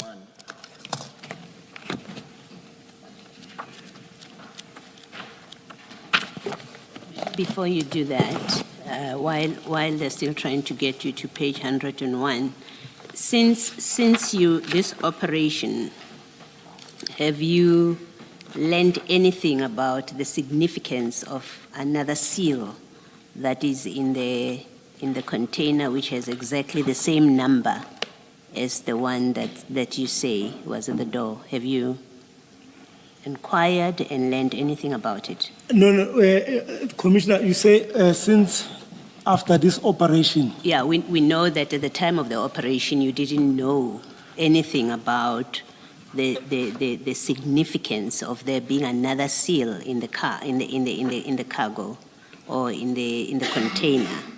You didn't know anything about it. That's why you asked Ms. Wenzel. That's correct, Ms. Okay. So I'm asking you, since after this operation, have you learned anything about the significance or the meaning of there being a seal, another seal in the container which has the same number as the seal at the door? That's correct, Commissioners. As I'm always following this commission. Okay. And there were witnesses that were called to this before this commission. And when they testified, I was listening and following it. This spare seal, it's meant to it's actually is supposed to be used when or criminals or whoever intercept the drugs along the way, then so that when it's they broke it open, they can use the spare seal so that the end user cannot suspect that there was some the original seal was cut open along the way before it reaches. Okay. The- So it's the- you've learned that through the process of the I commission. only learned from this commission. Thank you. Thank you then. Warrant Officer Agane, then go to page 101. Are you there? It's triple one. Yeah? I don't know if I'm at there. Maybe if you can just help me.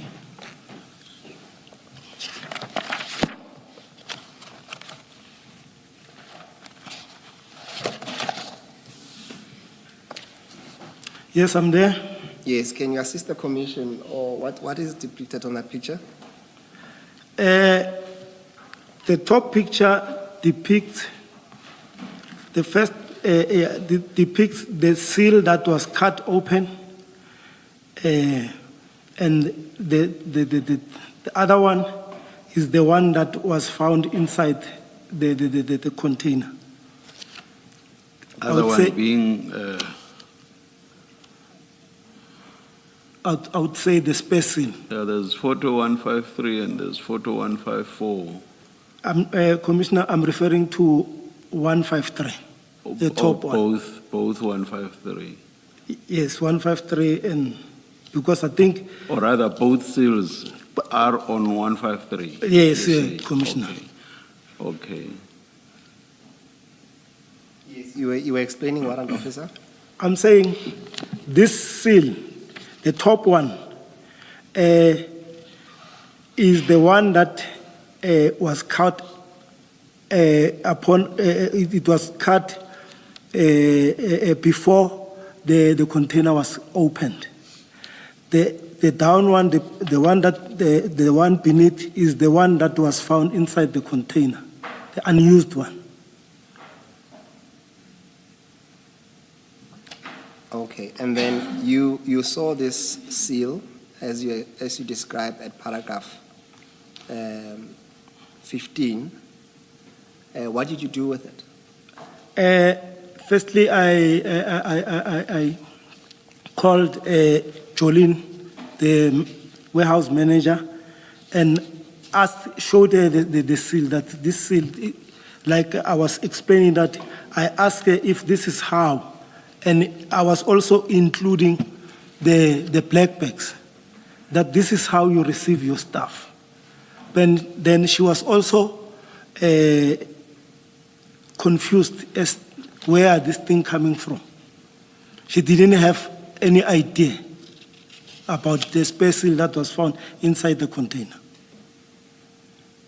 Okay, we'll come back again to the seal. Can we then proceed with your conversation with Ms. Wenzel? So you go back to the first file. You've just asked Ms. Wenzel if this is how they receive their stuff, but she said this was very strange and unusual. That's correct? Can you pick it up from there then?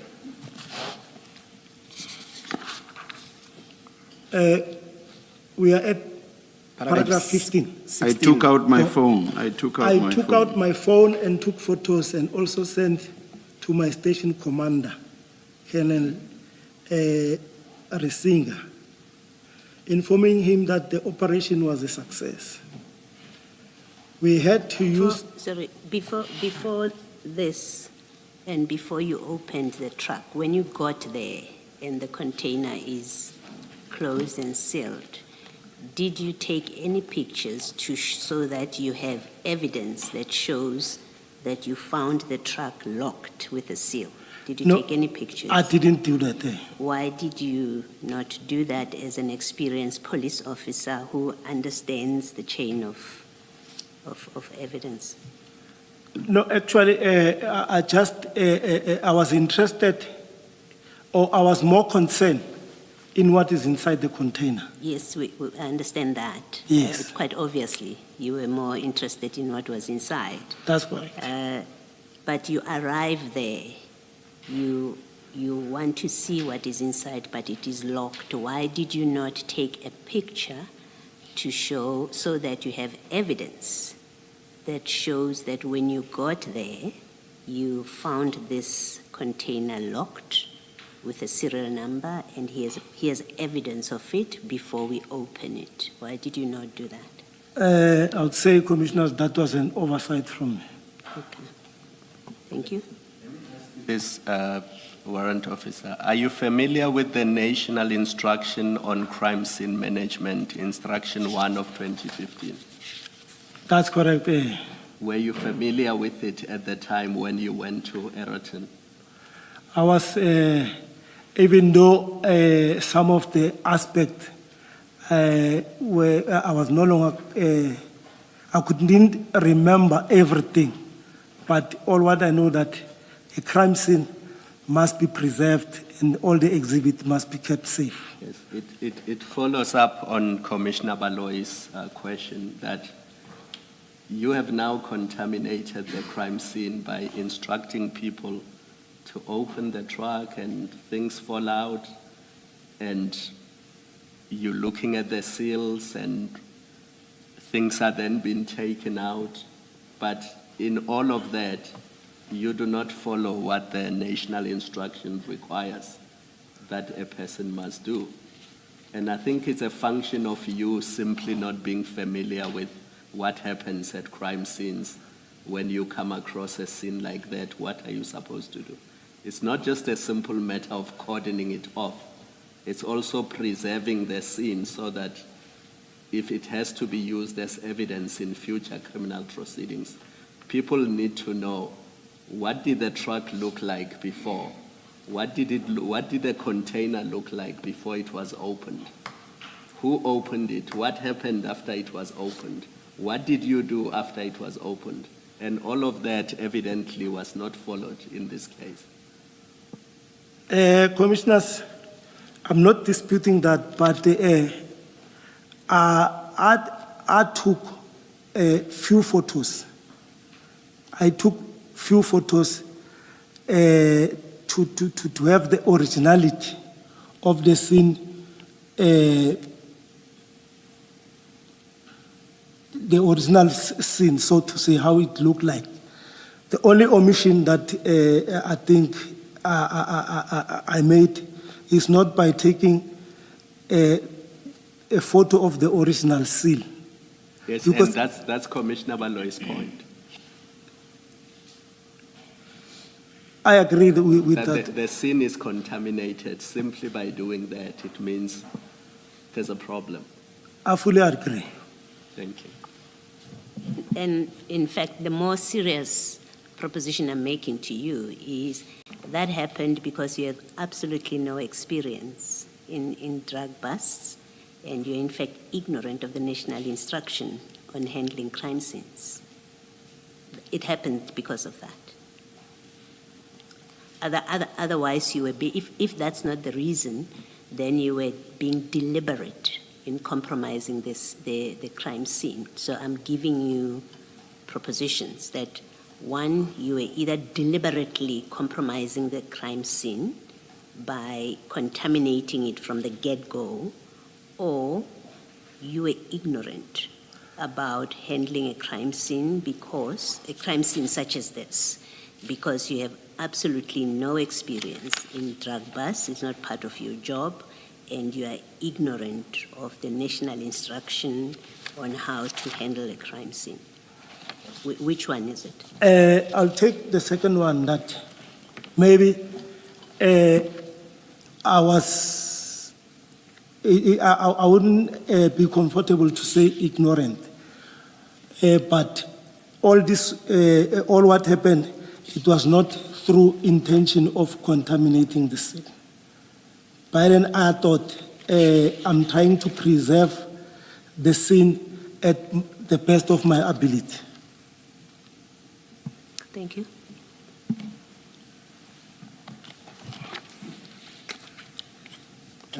Warrant officer, then, Let me ask another question. Now that the truck is open, and I mean, it's open and the container is open, and these things fall out, why did you not wait for the other components that are relevant to this. You didn't wait for K9 to come and check before you do anything. You didn't wait for, you say, DPCI. You didn't wait for anybody. It's just the two of you, one SAPS member and one traffic officer. Why did you not wait for the relevant components, as you referred to them, to come to the scene before you do anything else? Commissioner, my explanation will be that we further wanted, because there were other bags that were stacked inside. So we thought it will be relevant to take all the drugs, or I mean the bags, sorry to say the drugs, to take all the bags and keep them at one place. Yes, my question is, why did you think that? Why did you not wait for the other components before you do that? Yes, that was going to have to happen eventually.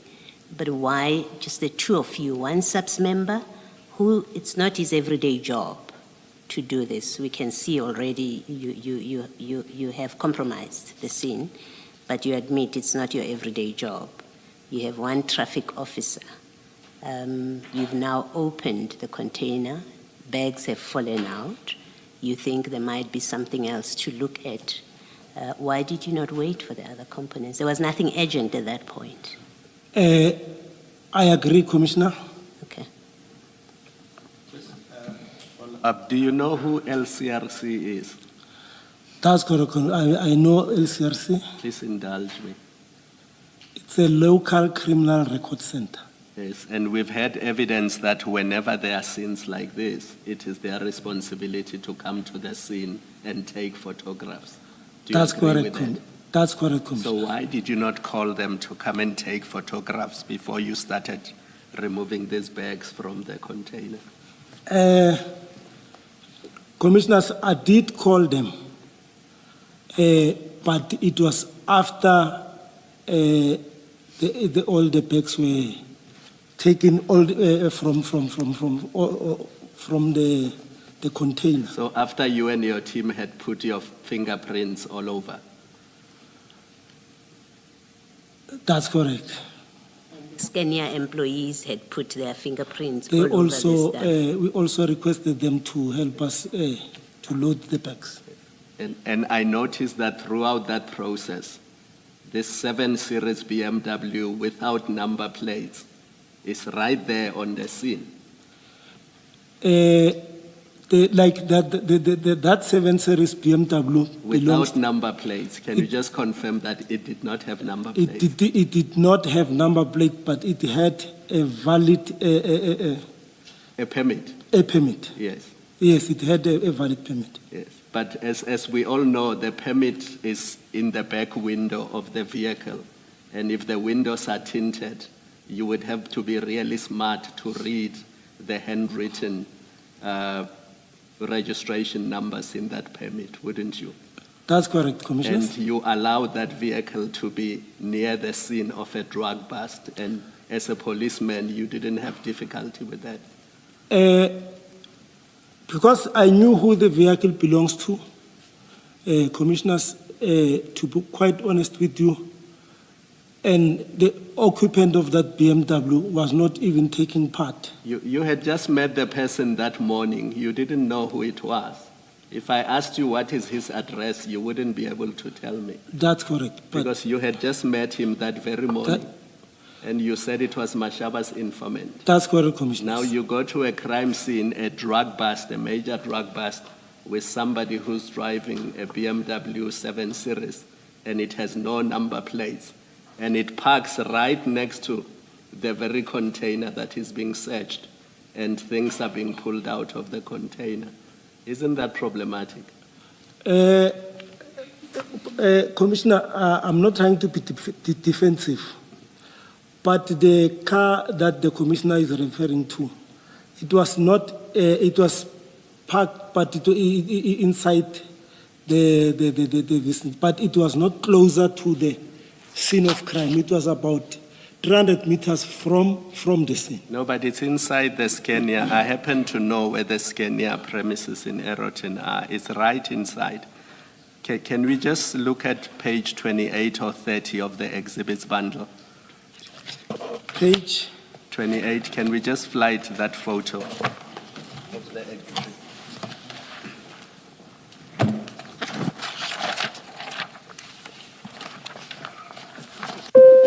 The big one. The big one. It's exhibit 5, poisons. page 28.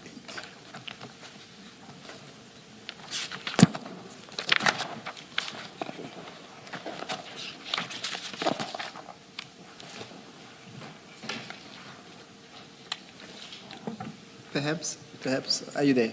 All right. I've got it there, Commissioners. This is the 7 Series vehicle that accompanied you. And if you look, it's inside the premises. That's correct, Commissioner. And it is near the scene of this major drug bust. And for all that the Scania people know, this vehicle is there with you because it's accompanying you and Mashaba.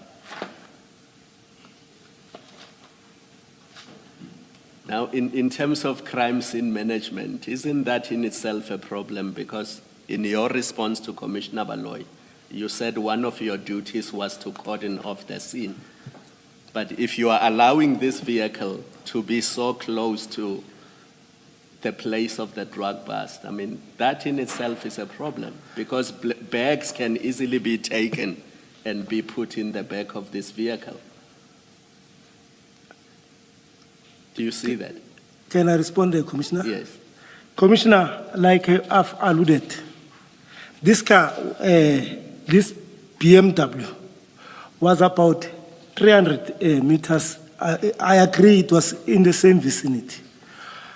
But there was no intention of, and it was not going to be possible for any bag or whatsoever to be taken from the scene and be put inside that BMW. Warrant Officer, 300 meters is the size of 2 soccer pitches. This is not 300 meters away.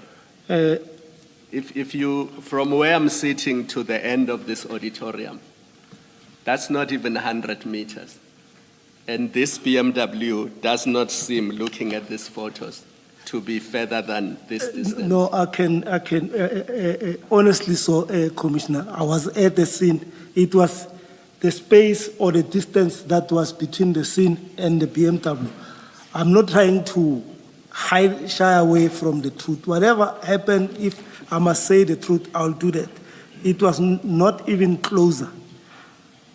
And to be honest, Commissioners, there was no way that one would have carried a bag, take it to that, in the presence of all the people who were there, the security guards and everyone.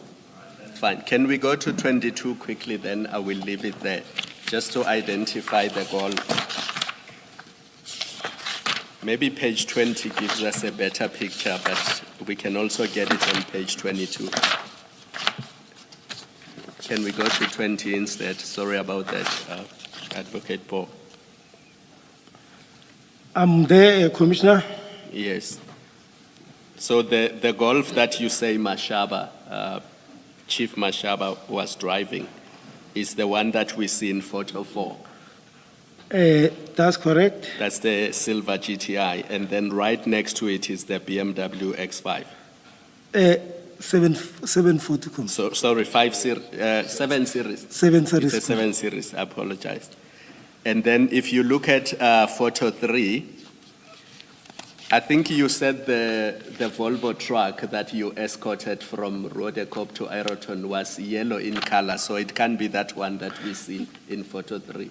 No, the one that we escorted was already parked next to Scania loading bay.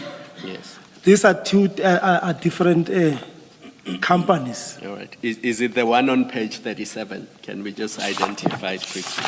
Commissioner, before you go there, perhaps just scroll up to 19, to photo 19. Page 19. Yes, thank you. Yes.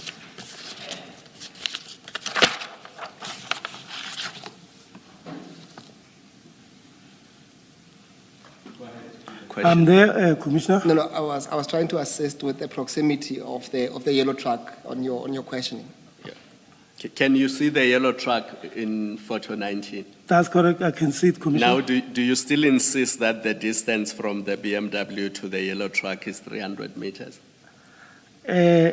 Commissioner, I'm not sure, but it was not closer to the yellow. It was far away. Warrant officer, you seemed sure earlier. Why are you suddenly not sure?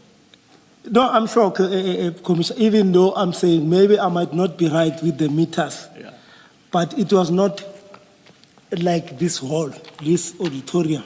No, this one is small. Yeah. Yes, that's because it's not even 100 meters, this one. I'm saying, looking at these photos, that cannot be 300 meters. Can you maybe suggest 150 meters? If not 300, Commissioner. So you give me half like Sergeant Nkosi, and you take that. No. Commissioners, me and Nkosi, please. Please. Warrant officer, I'm sorry. I just want to get an idea of what you and Mashaba thought you were doing. He's a traffic officer. I don't expect him to be skilled in handling drug busts. Your functions are mainly office-bound. Yes, you do say from time to time you do go out, but doing anything regarding crime scenes is incidental. So both of you know nothing at all with handling drug busts. What on earth did you think you were doing when you started searching that truck, removing whatever it is you removed and loaded it onto your buggy? What did you think you were doing? With all honesty, Commissioners, the sole intention was to verify the information, have a success operation. Even though both of us were not having any experience in handling the drug bust, but relevant functionaries were sourced to come and assist. Is this verify information whether there were indeed drugs in the container? Is that what you are referring to when you say the purpose was to verify the information? If it's positive, exactly. Is that all that a crime scene is about?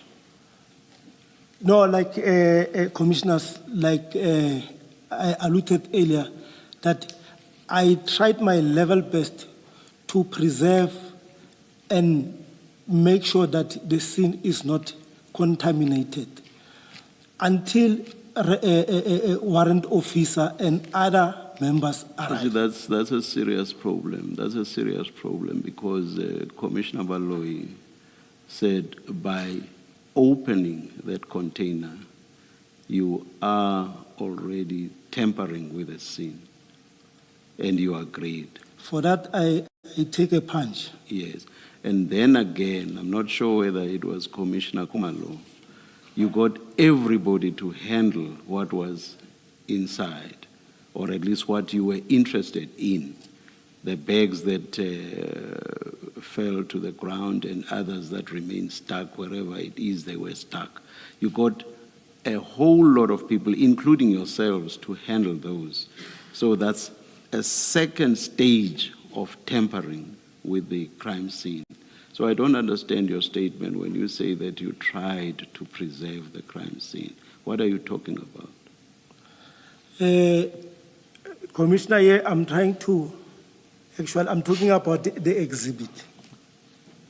That because they were not even tampered with.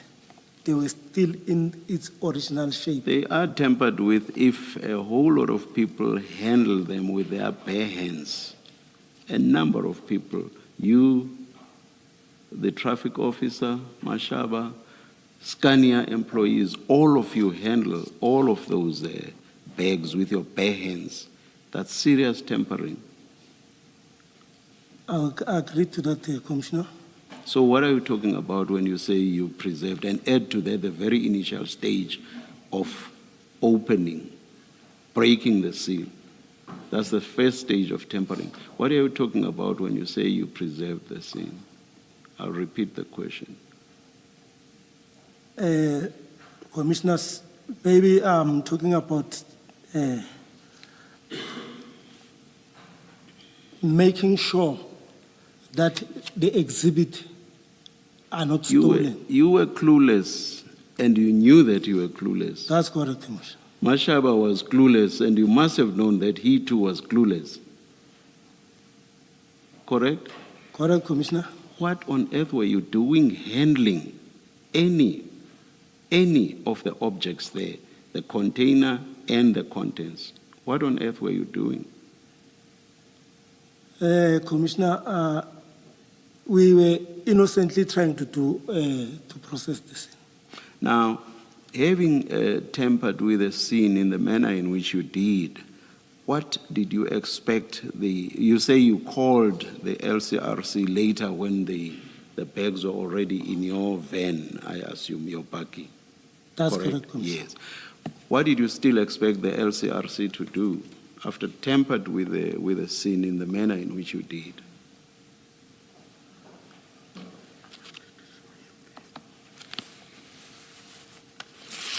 Let's just go to, is it page 14? It's in file 1 in the annexures. Page 14.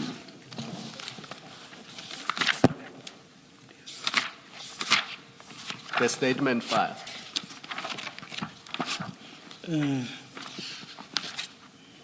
Mine ends at page May it be flighted. 13.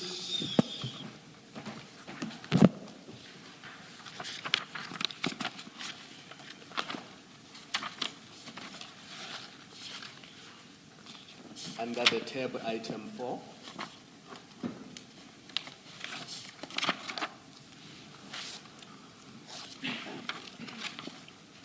Or you may look at the screen. So when you called the LCRC, they were already like that, That's correct. heaped like that onto the back of your buggy, having been handled by many people with bare hands. That's correct, Commissioner. I can confirm. So my question is, what did you expect the LCRC to still do after all this serious tampering? Actually, we called the LCRC to come and take photos and when we count, because that is the procedure. So all they would have been involved in was in counting and not doing what they ought to have done right at the beginning, before your tampering. We didn't anticipate that, Commissioner. Because you were clueless. I will take the punch. Now, at paragraph 16 of your statement, page 6, you say that I took out my phone and took photos and also sent to my station commander, Lieutenant Colonel Risenga Albert Chauke, informing him that the operation was a success. You've read that already. You want to see it? Have you found it? No, I was trying to Please find search for page 16. I was trying to search for this. 6, not 16. Paragraph 6, paragraph 1(6).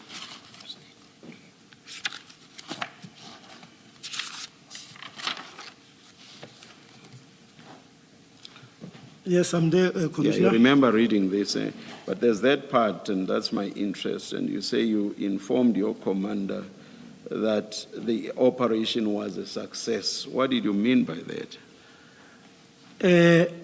I was referring to that the information that we're following about those trucks the drugs were found inside the container. That is what Had you seen any drugs? No, by the bags. I assumed that these bags contained the drugs. But you had not actually seen any drugs? Not, isn't it when I called him, Yes. I informed him that we were following an information Yes, about yes. drugs. I'm asking, but you had not seen any drugs when you said the operation was a success? Yes, I was referring to the black bags. All right, all right. Of course, we know that. Let me leave it there. Thank you very much, Warrant Officer. Thank you. Warrant Officer, just to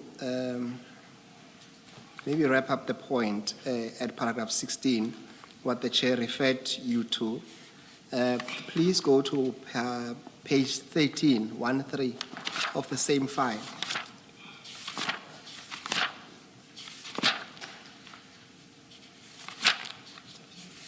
In the statement or the exhibit? In the same statement file, No, I'm saying Page 13.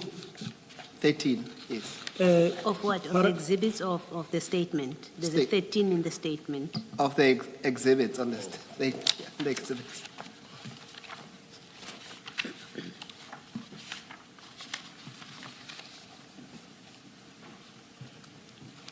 I'm there, Commissioners. Yes, so this is, perhaps you explain in your own words, what is depicted there on that page? The picture on this page depicts the black buggy that I was driving with black bags. Okay, let's start here. Is this the screenshot that you took from your phone demonstrating a WhatsApp message between you and your commander, Chauke? That's correct, Commissioners. Yes, and then on that WhatsApp screen, you see a buggy. And then can you continue what's there, what's written there? It's too much. How much is it? How much is too much? How much is the estimated value? We're still waiting for the people from drug unit. They will advise us. So what is happening there, you see you send him this message. You say, according to your statement, this is a success. And then he asked you, what is the estimated value? That's correct. And you say to him, you're still waiting for people from drug unit, they will advise you. What is the relevance of you discussing the value of whatever that it is there? Because we don't even know for a fact at that time. This question was coming from the station commander. I think out of curiosity or interest, so to say, he is the one who was asking. Hence, my answer to that was, we're still waiting for the people from drug unit. They'll advise us. Would you say that's a relevant question at that stage? From the station commander? Between the two, well, the sender of the message is the station commander, Chauke, yes. I think I wouldn't answer for him, but for me, there was nothing sinister. Okay. All right, let's go to paragraph 17 then of your statement. It's on page 6. Oh. Page 6. So Maybe before you do paragraph 7, just to confirm a small detail, can we confirm that when still to do with your removing of the drugs onto the van, that when all of you that carried those bags did not have any gloves on? Definitely, yes, Commissioners. None of you had None of gloves us. on. Okay. So you would have left your DNA onto the plastic bags Most possibly.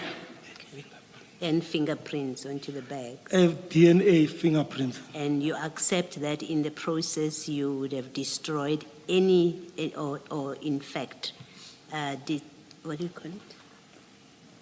reduce the quality of any DNA and fingerprints that may have been on those plastic bags originally, That's correct. and so made it difficult for LCRC later on to conduct a proper job of lifting fingerprints and DNA from those bags, because now it's contaminated with yours. You accept that? I accept that, but can I also say something? Yes, you can. Commissioners, you know, according to my information that I've got, one cannot lift fingerprints from a plastic. You can easily lift a fingerprint from a metal,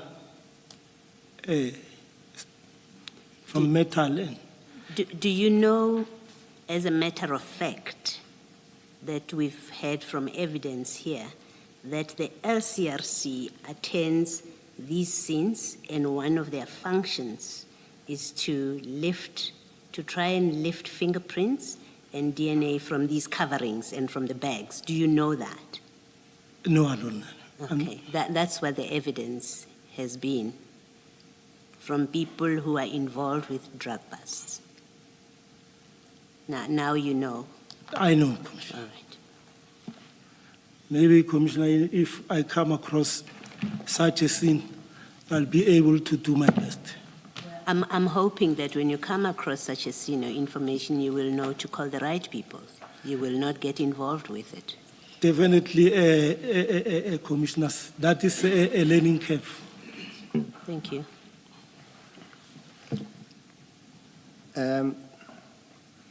Warrant Officer, let's continue on paragraph 17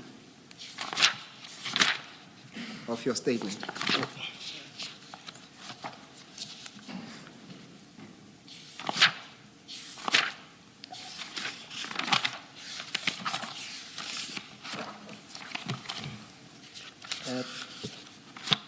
Perhaps while you're looking for it, can you slide? Yeah, I'm there. Yes. Can you fly it for us from the exhibit bundle? That will be the stain bundle that was used yesterday. Page 4.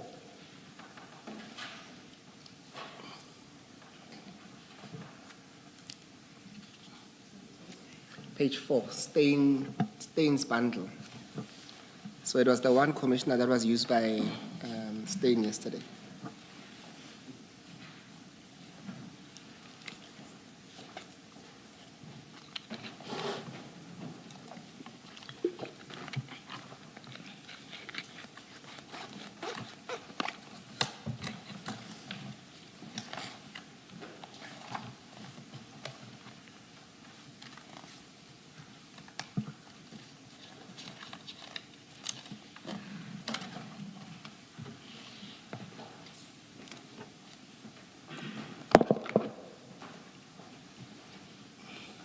Are you there?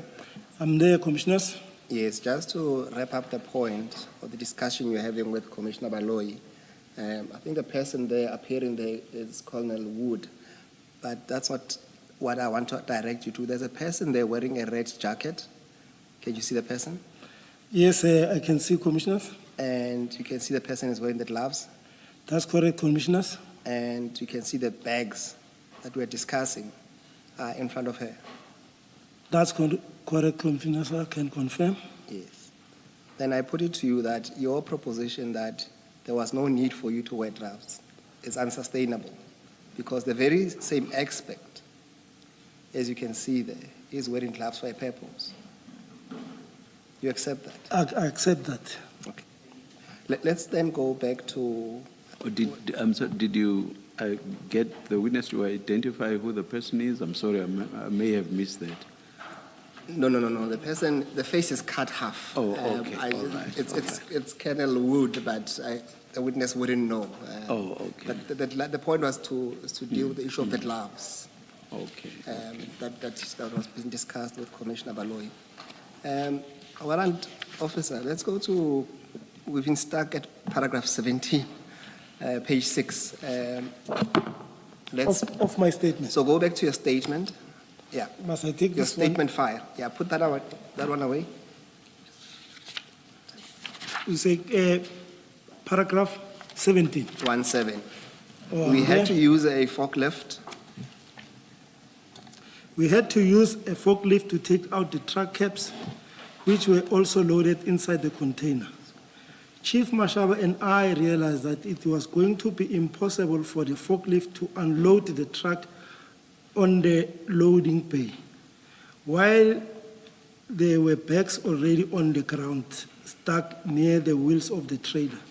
As a result, we instructed Scania staff to load the bags at the back of my service park, while we were waiting for other members and so that the truck can reverse close to the loading bay.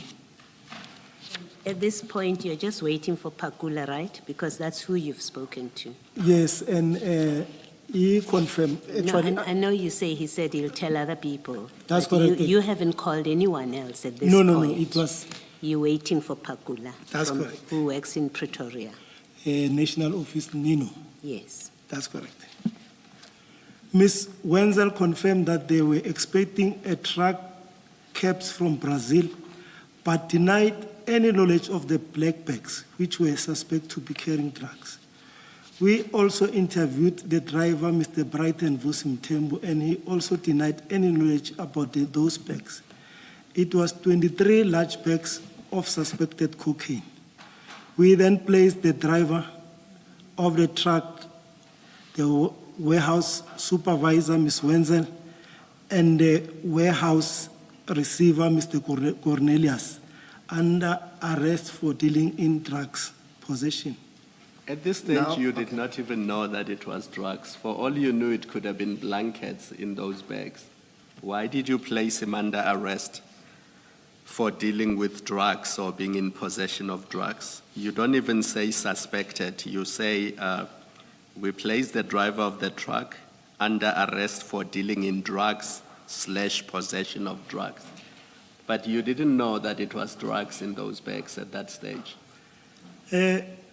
Commissioners, unless you were sure that it was drugs. Commissioners, can I take you back to the same paragraph where it says it was 23 large bags of suspected cocaine? I get that part. Okay, Now, you've got bags and you suspect that they are cocaine, but you take it a step further. You say you arrest him for dealing in drugs, not even possession. You arrest him for dealing in drugs / possession of drugs. That it's an alternative charge, possession of drugs. Yes, but I'm saying at this stage, you don't even know that it's drugs in there. You still have a suspicion, but you don't even know. But you're already arresting people for being in possession of something you don't know. At this stage, I would say, based on our suspicion, which were later confirmed. No, forget about what was confirmed later. You're already effecting an arrest. You're saying here you place the people under arrest for being in possession of drugs and for dealing in drugs. I mean, for you to arrest somebody for being in possession of drugs, you must know that they are drugs. I agree, Commissioner. And here you say the bags had not even been opened. So for all you know, it could have been blankets in those bags. Or some other powder. May have been any powder or even a brick in there. So you haven't opened the bags. All you have is the informer, who's not even your informer, is Mr. Mashaba's informer. But you, SAPS, not Mr. Mashaba, you are the one that effects an arrest based on suspicion of matter that you haven't even had a look at. All you have is black bags. Explain how that makes sense and how that fits in with proper police procedures. Commissioners, I wouldn't say this was premature, but to bring more sense in this, I would say, because according to the information that was given by the informer, everything is confirmed. Not everything is confirmed. It's black bags. They mean nothing to me. Even as you're sitting there saying to me, there are drugs in there, I will ask you, did you open and look? Which you didn't ask your informer. You haven't told us that you asked your informer, the informer, did you see what's inside? You tell us you didn't open the bags. So we know as you sit there that all you have in front of you is bags. That's and correct, your Commissioner. informer has said there will be drugs in that truck. So the question that Commissioner Khumalo is asking you is, are you a seasoned policeman? How do you arrest people on the basis of what you haven't seen and confirmed for yourself, that this is indeed drugs? That's what you're being asked. How do you do that?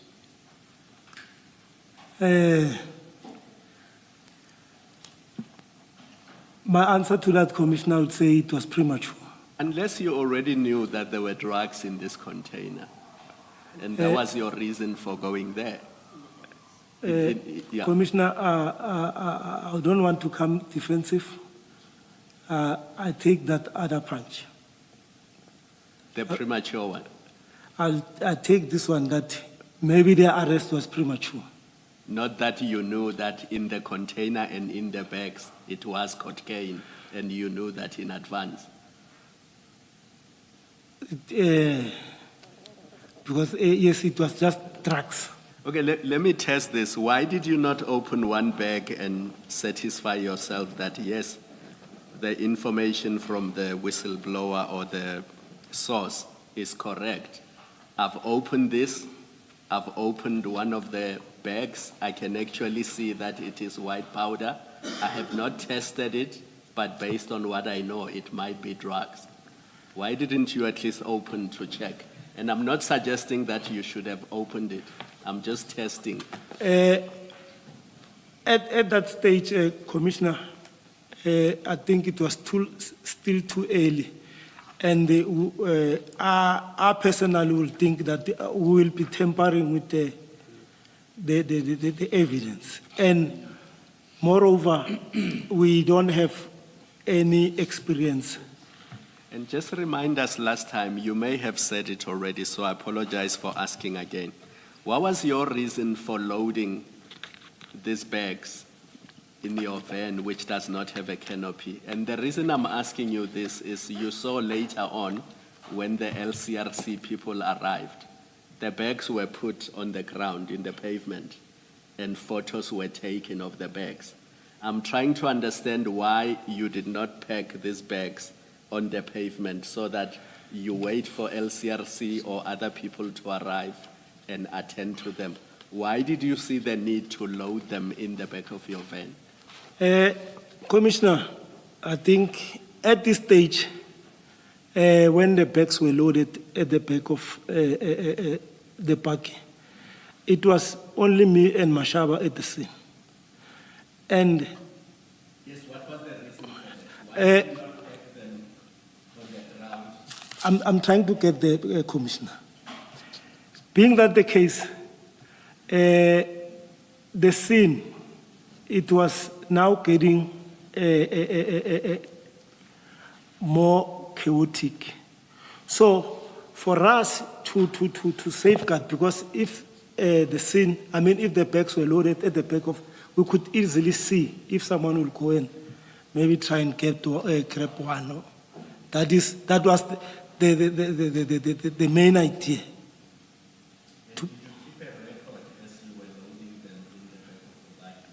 That's correct, Commissioner.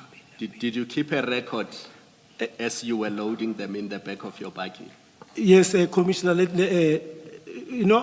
that day in question, I had my diary with me. Yes. Because I just visited the station.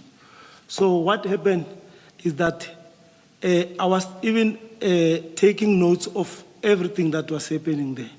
like the registration of the cars and everything. This was also even the serial number of the seal. So when we were arrested, what happened is my diary was inside the car, and it was inside the car. So after our arrest, the bike was taken to Poison's station for safekeeping. So late after 2 weeks when we were released, when we got bail, the diary was nowhere to be found. So the diary is missing. It was missing. I thought maybe it will be in the 13th, but it was not there. Okay, thank That you. is a fair answer, Commissioner. Thank you. We established earlier that the truck belongs to Scania and the driver is employed by Scania. You have removed the truck, no, by Yellow Jersey, the truck and the driver. You have removed the truck from Yellow Jersey. Why are you arresting the driver now? Remember, he came with a container which has a seal to it. It's not an open container. It has a seal. Why are you arresting him? Commissioner, the trucks were transported from Durban to Aeroton or Yellow Jersey by the driver. Do you know anything about the sealing of the container from its original source, where it came from Brazil, how that works up to it gets to the harbor, and from the harbor to the depot, from the depot it's now on its way to Gauteng. That seal there, do you know whether it was broken by the driver along the way or that it was actually as it came from Brazil? Did you know anything about it? Did you ask any questions? No, I will be lying. So you arrest the driver even though the container has an original seal, presumably from the original point of departure in Brazil. You arrest the driver even though he didn't put in these drugs in the truck. By the virtue of him being the driver from Devon, we arrested him based on that. You arrested him for driving the drugs? For transporting the trucks. Yes, driving the drugs. That's correct, Commissioner. Okay.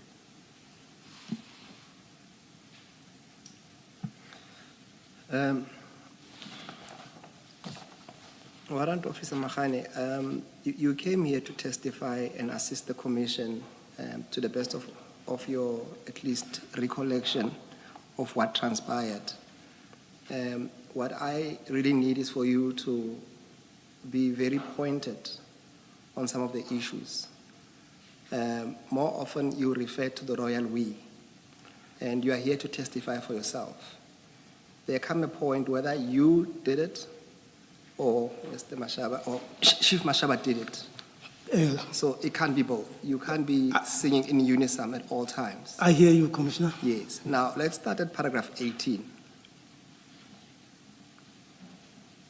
When you say, so on page 7, paragraph 18, we say, we also interviewed the driver.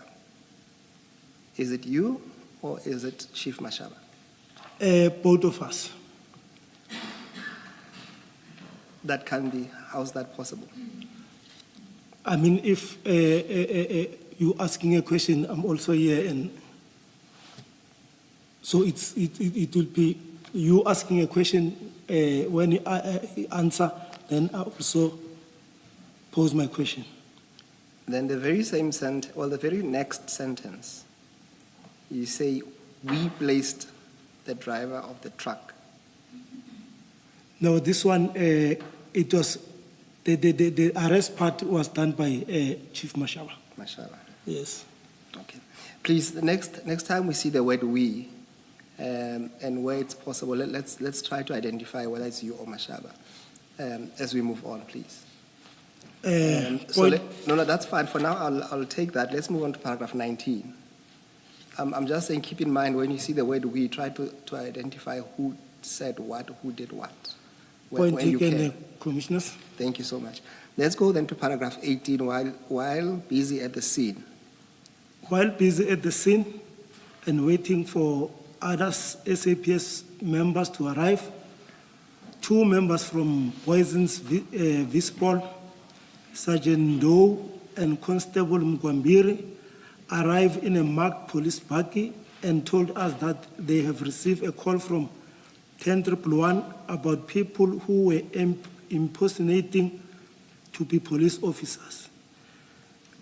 Just to be clear, while waiting for other SAPS members, you're still referring to Pakula. That's correct. And whoever you're hoping he has called. Yes. Because you haven't called anyone else. No, it was still Pakula. Thank you.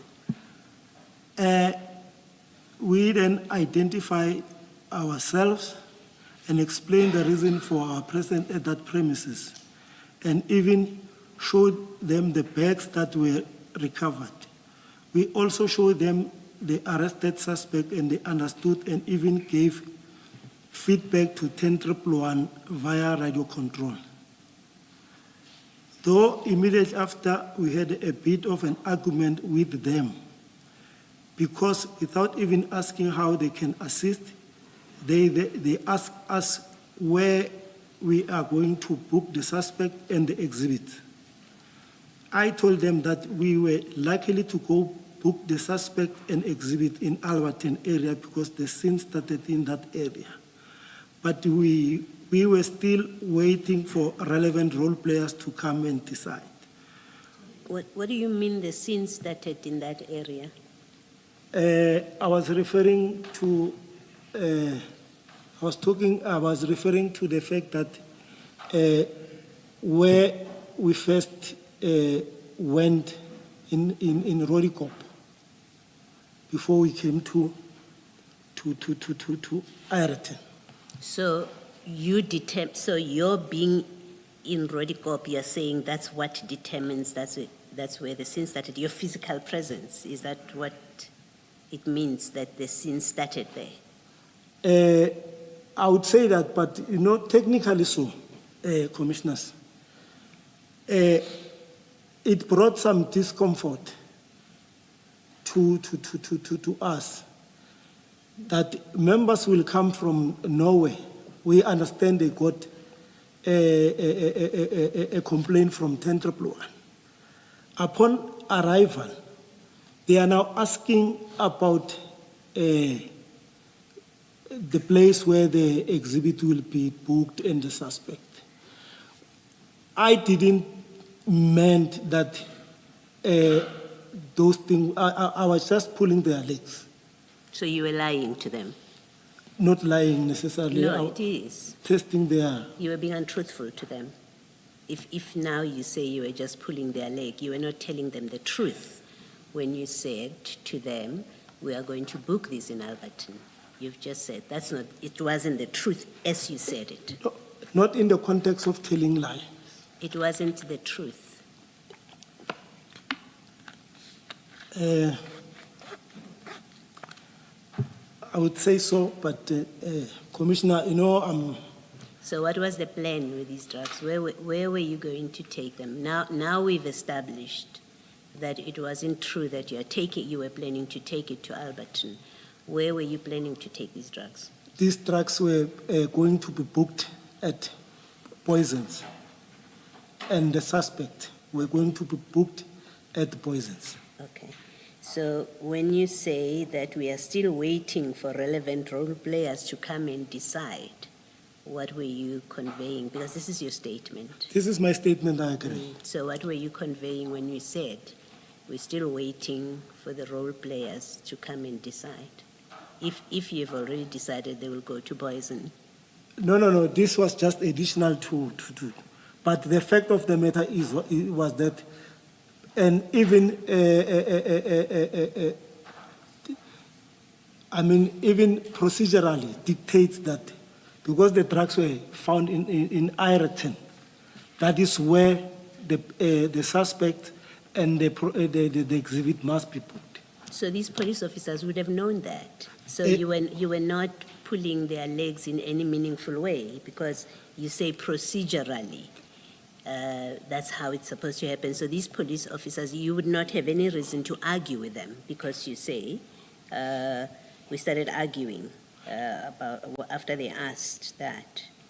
And I'm saying, well, they knew, you say, they knew because procedurally that's what happens. So they wouldn't have asked the question if they knew that these would have to be booked in Boysons. In fact, they would have told you, these must go to Boysons. That is why I'm saying. Which makes me ask the question, when you answered the way you did, when you took these drugs and put them on the van, because they are on your van, and there's just you and Mashaba there, what was the plan? Boysons is not yet there, these police officers. They arrive, they ask questions, you say, well, the crime scene started there. And I asked you, why Alberton? You said, because that's the original crime scene. That's where it started. That's why Alberton. So I accept that explanation on face value. That's where the scene started. So yeah, on your reasoning, you would have gone to Alberton. But rightfully, it was the drugs were not going to, the drugs, including the suspect, we were not going to book them in Alberton. And because another thing, commissioners, it was very strange. Sergeant Ndo, it's a sergeant. Why was he asking? No, forget Ndo and why he's asking. Let's talk about you. That's correct. You did not report yourselves to Boyson Police Station. Commissioner Khumalo asked you the question earlier that we've had other evidence where people who are operating outside of their jurisdiction, they go and report. We were told that's what you do. You did not do that. Boysons doesn't know you're around. Boyson doesn't know that you've got this amount of drugs. You haven't called Boyson to ask them, do you have space for this? But you say to us, well, they are on your truck. You had already decided they will go to Boyson. Make that make sense.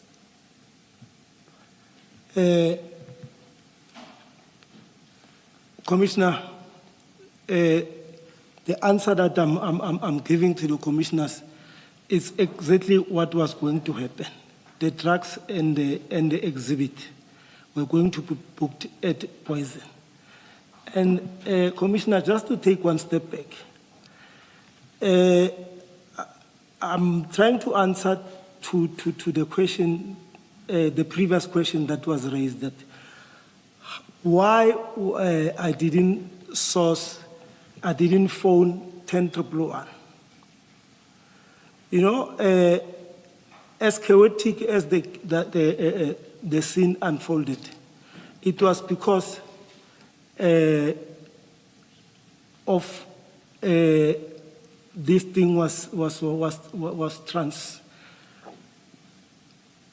sent to the radio control. That's why more police started flocking in. The question asked about 10-111 was long before the chaos happened. You were asked the question, you have an informer, according to Mashaba, who says there are drugs there. You go there. You go to Yellow Jersey. It's just the two of you and your informer. And then you proceed from there. You go to Scania, and it's you, Mashaba, and your informer and the security from Scania, and the employee, from Yellow Jersey, the security man, and then you've got Scania people, Wenzel and somebody.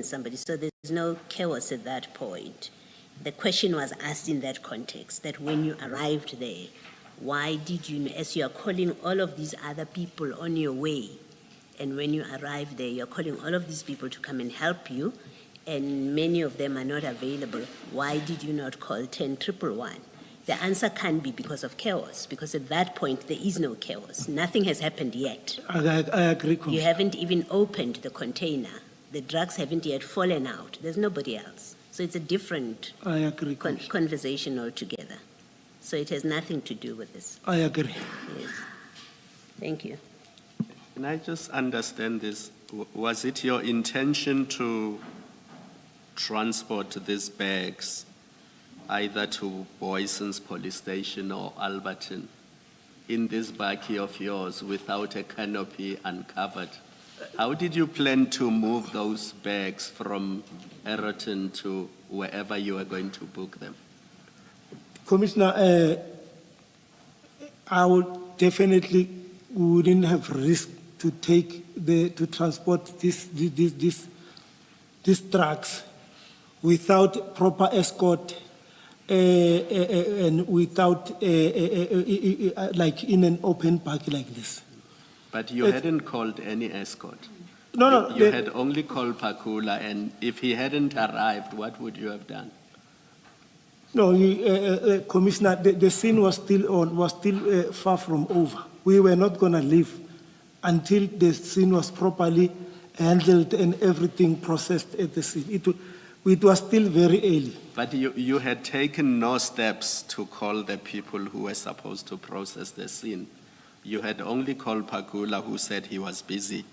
And once you verified that there are drugs there, then he might make a turn. But at this point, as we had already agreed, all you knew was that you found bags in the container and you loaded them on your bakkie and you had arrested people. That's where you were. Commissioners, yeah, maybe because there's no timelines.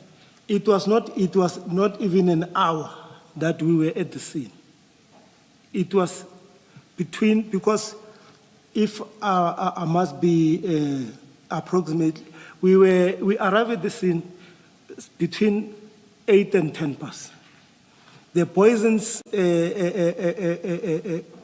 guys arrived maybe 20 minutes later, while the scene was still, while the scene was not even processed as yet. So it was still very early to say, no, this is how we're going to transport. The intention of loading these bags at the back of the parking was solely to secure them. Nothing else. There was no other ulterior motive. There's one thing I need to test with you before you deal with your interaction with other officers and even your arrest. I think it's in the stain exhibits.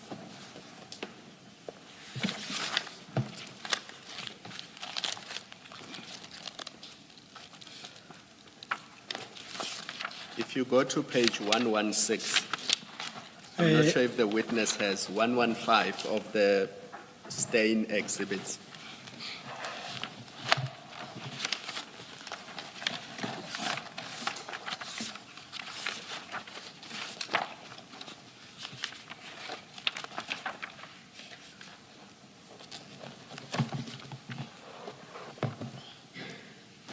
Maybe to be fair to you, warrant officer, for the purposes of the record, it's CJC 217. And then it starts on page 109. Just go back to 109.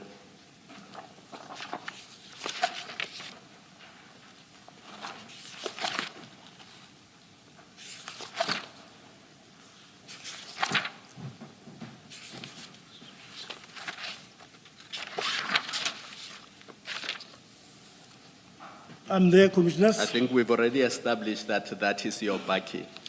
I agree, Commissioners. Advocate, are we able? Thank you so much. That is your bakkie after the bags were loaded onto it.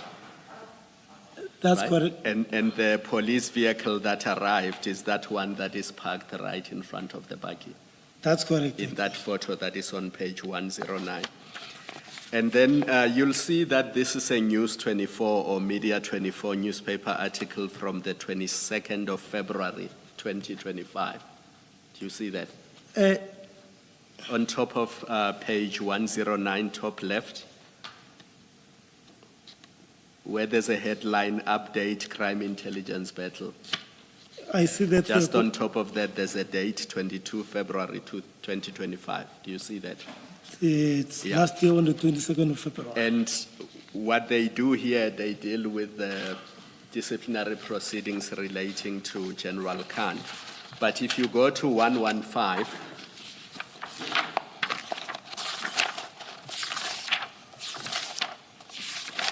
and this is what caused the confusion. Remember, I was confused about the 5 series, 7 series. If you go to the top of the page, you will see that the newspaper article 115. 115. Yes. Yes, I see it, Commissioner. 115, the newspaper article had identified the vehicle as a 5 series and not a 7 series. It's a 7 series. And I'm embarrassed to have fallen for it. I should know better. It is a 7 series. It's a human error, Commissioner. Yes, but I am embarrassed. And then halfway down that page, you will see that there is something that appears to be a WhatsApp chat between two people. Still on page 115. I see that, Commissioner. Yes. And we don't know who the source is because this is in a newspaper article. But I think it's only fair that I ask you because you are here. I don't want there to be insinuations that it is you if it's not you. So to be fair to you, I want you to respond to this You are more and than tell welcome. us whether it is you who's participating in those WhatsApp chats. Because what is clearly happening here is that these people know that there was cocaine and it belonged to somebody and they had located where it was and they were reporting back to the owner of this cocaine that it is at this place and this is what is happening with it. So I just want you to tell us if it is you who is participating in these chats. If it's not you, whether you know who is this person who is participating in these chats. I'll be honest with you, Commissioners. Yesterday, as I was following this, I was also, I don't have a knowledge as to where is this thing coming from and who are the people who were involved talking, who were chatting on this. I saw it for the first time yesterday while Colonel Stein was testifying. And I hope you did not fashion your evidence based on what you were watching yesterday. No, somewhere you align yourself and see, I mean, if... No, you must tell the truth. There's no need No, to align. I'm telling the truth. That's why no I'm so need to align. comfortable. But you can clearly see, looking at that chat, that it refers to the containers and that the containers are still there. And whoever the other person is, if you look at the blue bars, they say, then send the pics with the seal so I can show the people. I'm getting heavy threats. Give me till 7, boss. I'm pressing all these guys. Do you see that? Commissioner, maybe because I don't follow, I see this 2021, but this article was for last year, February. Am I correct? No, but remember the point is, this chat was taking place while the scene was still live on the 9th of July, 2021. That's the point of it. What time was this chat made? Warrant officer, let's not concern ourselves with the time. Remember my simple question was, are you participating in these chats? Not if at the all. answer is no, do you know who was participating in Not the chats? at all. And if you don't know, you don't know. I don't know. So don't try to analyze them. No, I'm sorry Because about as I that. said, we don't know what the source is. And I was only being fair to you by referring you to them so that we don't leave it unattended and people assume that it was you who was reporting back to the owners of this drug. Like I'm saying, on this day in question, on the 9th, I was the first one to be arrested, and so my phone was taken away at around 12 o'clock, and this chat, I will like to distance myself from this chat.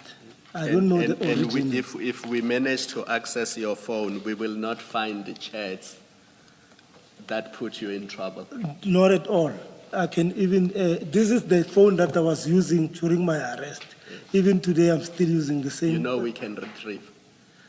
The one-time view. Yes. Yeah, so it happened. Let's leave it there.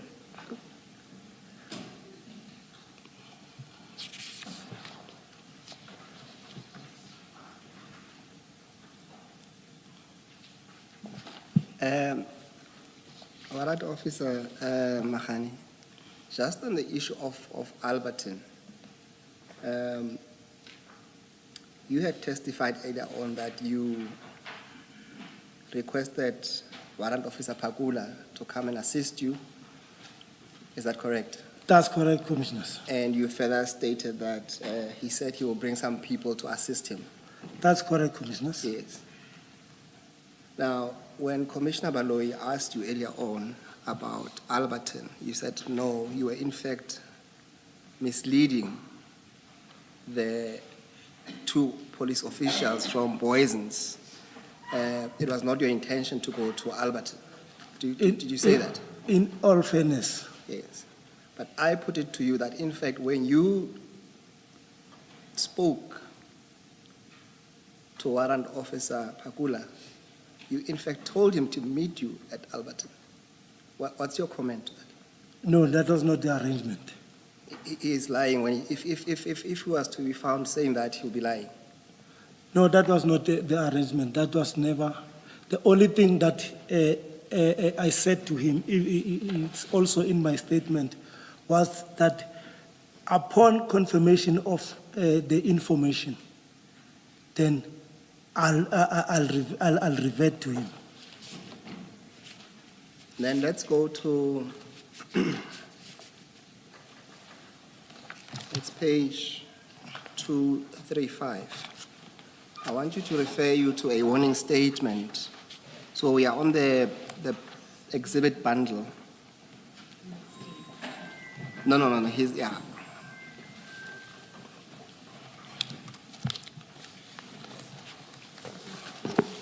Two, 3, 5.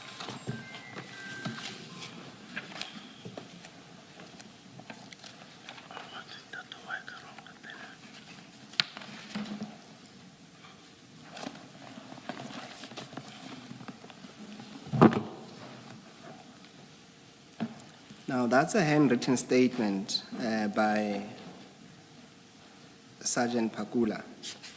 And I want you to look at paragraph 2 of that statement. Perhaps can you try and read that into the record? What's said at paragraph 2? It's right at the bottom. Paragraph 2. Yes. I don't know whether it's, contacted my immediate commander, Captain Midupi, informing him that I was contacted by Warrant Officer Mukhani to assist him in a possible drugs, and that he should join me at Alberton. I proceeded to Alberton SAPS. I waited for him. I called Mukhana to ask if he will come, and I should wait for him. I think it says, let me assist you there, Warrant Officer. It says, I called Mukhana to ask for how long I should wait for him. For him, Yes. he requested that I should come to Ireton, Umnia Park. Yes. I arrived at Ireton. No, that's fine. What I wanted to put to you, and perhaps if you go further to page, in the same bundle, 385.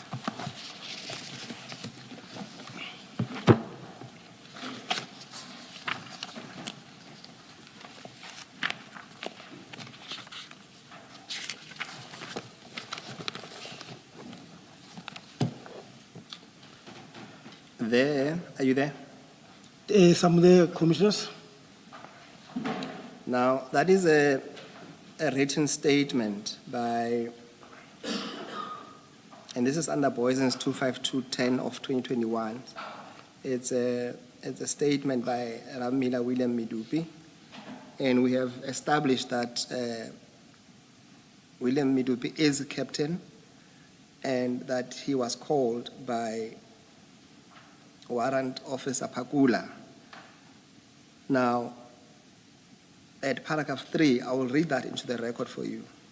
It says, on Friday, 2021, 0709, in the morning, I was at home as we were working rotation when I received a call from Warrant Officer Pakula informing me that they are following up on a certain information and I must join them in Alberton. I then proceeded to Alberton to join them and only to find that they have left. I called them and they informed me that they are now in Ayrton. So the proposition I'm putting to you that the option of going to Alberton was a reality and only it was disturbed by the presence or arrival of the Boyson's Vispol police. What's your No, what's your take? that is incorrect. Why would Warrant Officer Pakula say exactly the same thing that you said to the Boyson's police officers? They are in completely different environments. And Warrant Officer Pakula refers to your conversation with him, including that he started from his original place. He was on his way to Alberton Subs because you had said to him, and I read at page 376, his typed statement, that I then proceeded to Alberton Subs as I was informed that they might be bringing the truck and the driver to Alberton for detention as a place where the crime scene started initially. It's exactly what you say in your statement you told the Boyson's policemen. But the arrangement that that we will meet with Warrant Officer Pakula at Alberton, it was not gonna come because from Yellow Jersey, the arrangement was that we follow the truck up until it reaches Ayrton. And upon verification of the information, then I will call Warrant Pakula to come through. That was the arrangement. You say that was the arrangement. With whom did you make that arrangement? With Warrant Officer Pakula. So Warrant Officer Pakula is being untruthful in his statement when he says that after he contacted his superior, Commander Sipunga, and informed him, received and gave permission to proceed and assist Warrant Officer Mukhana. That's what he says. I then proceeded to Alberton Subs as I was informed that they might be bringing the truck and the driver to Alberton for detention as a place where the crime scene started initially. That's exactly what you say in your statement that you said to the Boyson's police officers. And you're not denying you said that to the Boyson's. Exactly. What is the probability that Warrant Officer Pakula would say you told him exactly the same thing? Someone is being untruthful. Are you saying Warrant Officer Pakula is untruthful to say you repeated, to quote you as saying to him exactly what you tell us you said to the Boyson's people? I would say so, because this was not part of our discussion. I want to put to you that it's improbable. You have not given a reason why he would either be mistaken to repeat exactly what you said to the Boyson's people, that you said it to him, why he would be mistaken. You're not giving us a reason why he would be untruthful in his statement that is made in I'll tell you when that statement was made.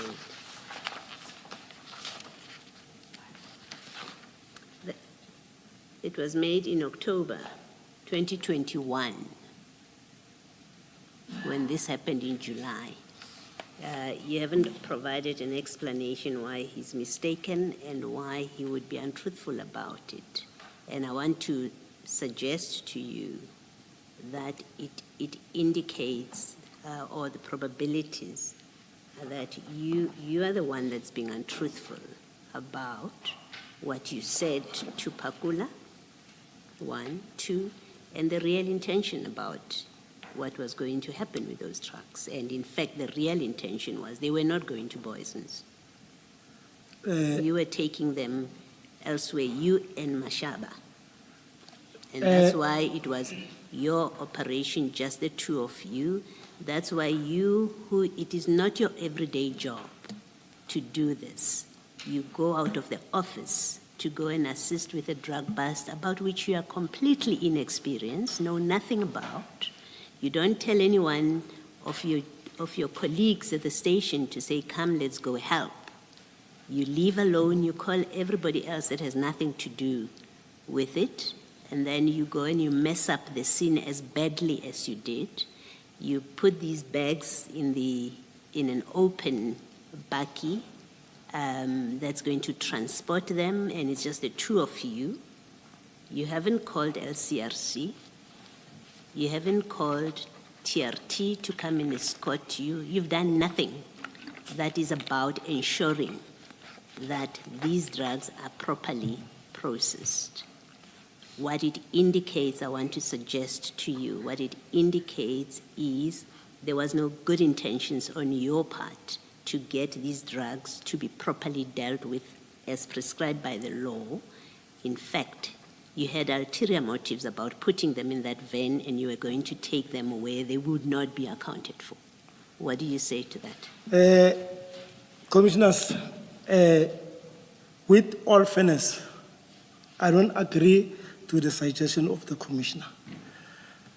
Commissioners, if I had an intention of doing the wrong thing, one, I wouldn't have left my cell phone with Mr. Hata.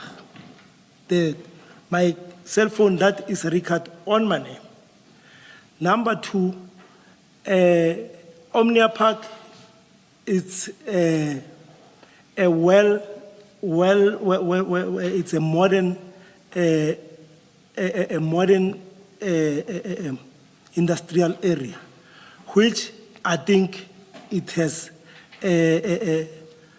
cameras all over. And so I wouldn't be so dumb to go steal in front of everybody. Meanwhile, I know that my identity was not concealed. And another thing, I was going to be easily traced. The buggy that I was using, it's a state car. And at Scania, at Yellow Jersey, there's also cameras that suggest even if I left with that consignment, I was still going to be easily traced. If commissioners, me and Mashaba, or we had an ulterior motive, I think this was going to need a proper thorough planning. Badly planned. That's why it was such a mess. That's why you are handling bags of exhibits the way that you're doing. It's because you poorly planned this thing. It's poorly planned. Firstly, you didn't know that there are cameras at Scania. You didn't know that. You go there for the first time. That they happen to be there, well, it's poor planning. You hadn't scoped that place first. So That doesn't count. It's irrelevant for purpose of what I'm suggesting to you, that there were cameras. It's an after the fact. This was a badly planned thing. You know nothing about drug operations. We've seen that. You know nothing. We've seen from your evidence and from what your commander says, you had no business to be there, to leave your office job and go there to assist someone that you say, well, I've met him before, I don't have a relationship with him. So you know nothing about him. He could well have been corrupt. On your evidence, you know nothing about him. You say, I went there to help. So, and now Commissioner Khumalo has referred us to those WhatsApp messages that actually indicate that this loot, this consignment of drugs, there were people who had an interest in it. You so happened to be in the middle of it. You and Mashaba happened to be in the middle of it, but we know from those WhatsApp messages that that was somebody's consignment, and someone was being threatened and someone was under pressure to get it out and delivered to them. We know all of that. It happens to be a consignment that you, Mahane, who has nothing to do with drug operations, are involved in a scene where you haven't called a single role player who is involved with drug enforcement. You haven't. There's no LCRC, there's no SANEP, there's nothing. You say we are in Boysen, you don't call Boysen. They surprise you, in fact, I want to say to you, because someone has called 10111, one of the Van Scania people. They surprise you by arriving there. You even argue with them, and you lie to them to say, where go. You don't say, you know what, you have nothing to worry about. These are going to your station. You lie to them. You say they're going to Alberton. That's your first answer. Pakula says that's exactly what you told him. And these drugs had no business to go to Alberton, but you're being untruthful about this. So what I'm suggesting to you, or what I'm putting to you, is that this whole operation, it was never, otherwise you would have played things by the book. You would have done everything by the book as a seasoned police officer. There was never an intention for this loot to be properly, at least not all of it, to be properly accounted for. And in fact, I want to suggest to you, had you left before the Boysen's people arrived, you and Mashaba, had you left, you may well have accounted for some, but not all of it at your police station. That's what I'm suggesting to you, that there was no good intentions about it. You can comment if you want to. Commissioners, maybe, I don't know how to put this. Even from the bottom of my heart, I had no intention of driving away from the scene before the scene was properly processed. That's why, and I'll stand by the truth. If I had intention, I'm still repeating this, if I had intention of stealing the drugs, maybe I would have used, and like I'm saying, I only received the call from Mashaba that particular morning. And from there I was briefed. And honestly, I contacted the trail of calls that I made were from different people. Unfortunately, like Warrant Officer Chidi. Warrant Officer Chidi is from Crime Intelligence. And Warrant Officer Pukungwani is from Alberton. So I'm trying to demonstrate my fairness of saying I had no intention of stealing the drugs or taking them elsewhere. Hence, I'm saying I was not even. I'm not lying to the commission. I'm not part of this conversation between whoever is here.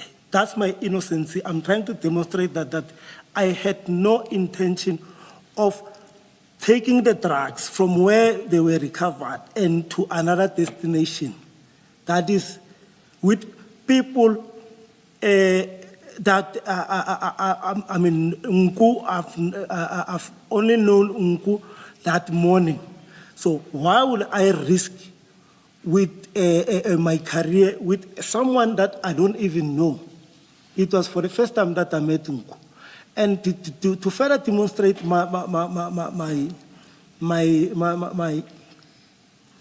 innocence in this involvement of a drug bust, I had not even a clue as to how much is the consignment. If I've known that this is such a big with the little knowledge that I have, I mean, the approach would have been different. And I call Warrant Officer Phakula because he was involved in other investigation or that were drug related. That is, with all fairness and innocence. Let me ask you a last question, perhaps. When you say you had no intention of leaving the scene with those drugs in your baggie before the scene was properly processed, we know that by the time, even before Phakula arrived, you had already put the bags onto your baggie. You say so in paragraph 20 of your statement. And then earlier on, you also say you had already arrested the 3 people, remember? That's correct. Okay. According to you, what was still left to be done at the scene once you've loaded the bags onto your baggie and you've arrested the 3 people? K9 unit. We were waiting for K9. To do what? To come and further confirm, to come and further confirm that this is are real drugs. And they were coming, and they did arrive. So so K9 was going to do that and not FSL. You No. know there's a forensic science laboratory, right? No, K9, the dog unit, which also came. They came from Pretoria. They were also at the scene. Lieutenant Colonel Maluleke, who So when they arrived, you would have taken the bags back onto on the ground. What was the Like- kind of elaborate thought? had like gone into normally, that? how it was supposed to be done before.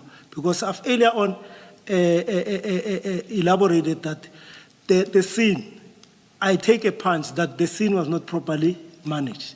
So you were waiting for K9? Who else? K9, Who else? Lieutenant Maluleke from Pretoria DPSI office was called by the younger brother of Phakula.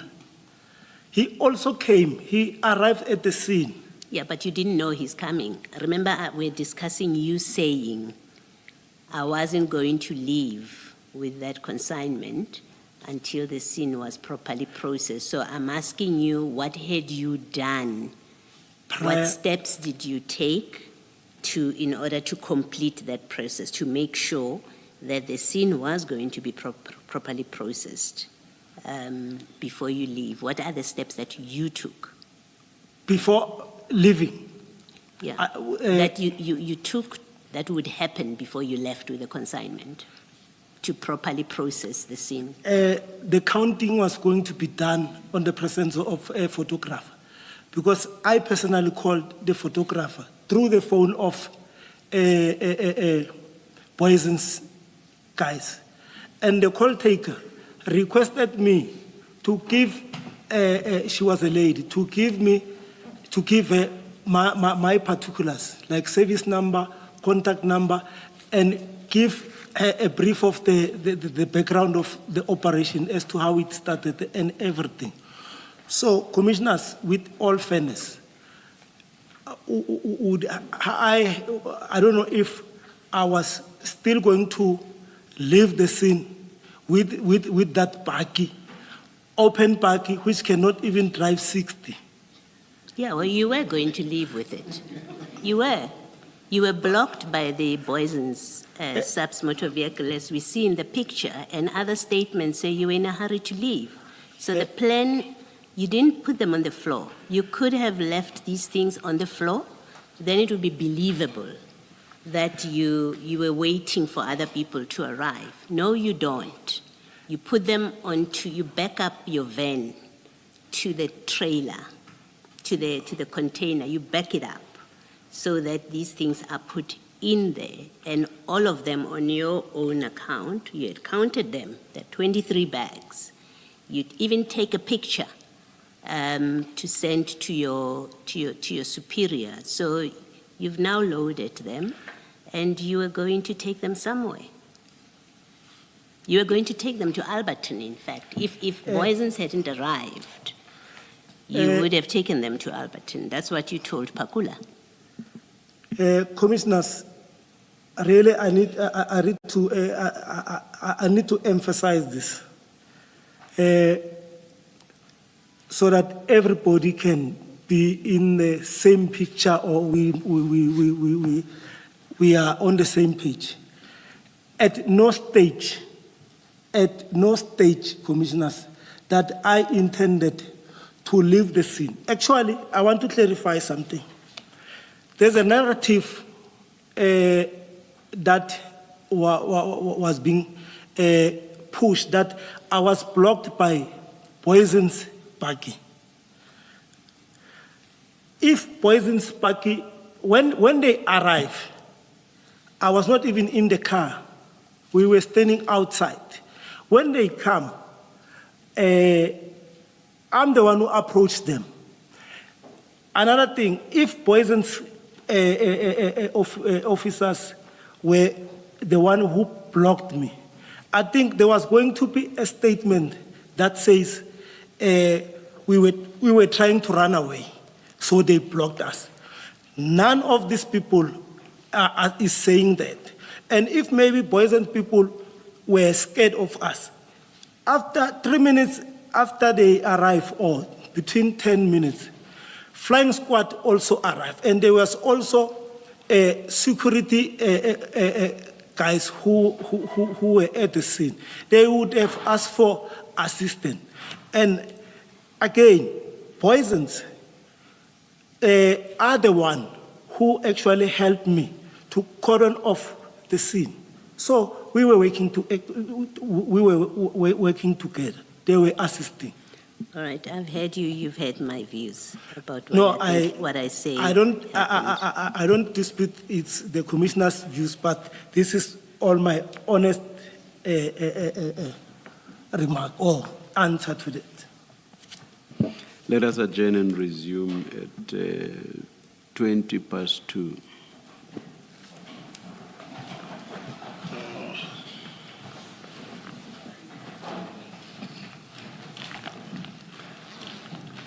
I never.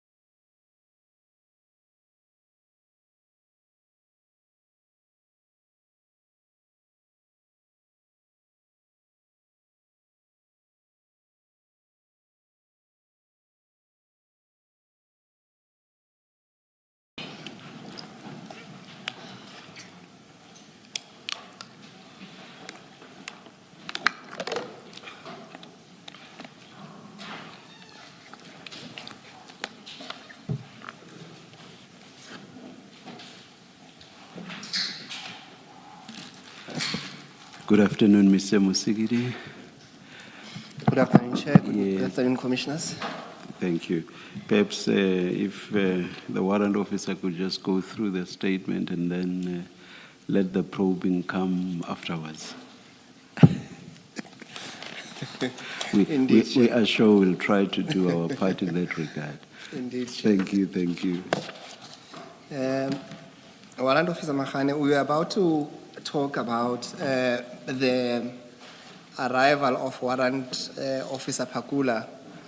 That will take us to page 8 of your statement, and then we can resume at paragraph 21, when it says, upon Warrant Officer Pakula's arrival.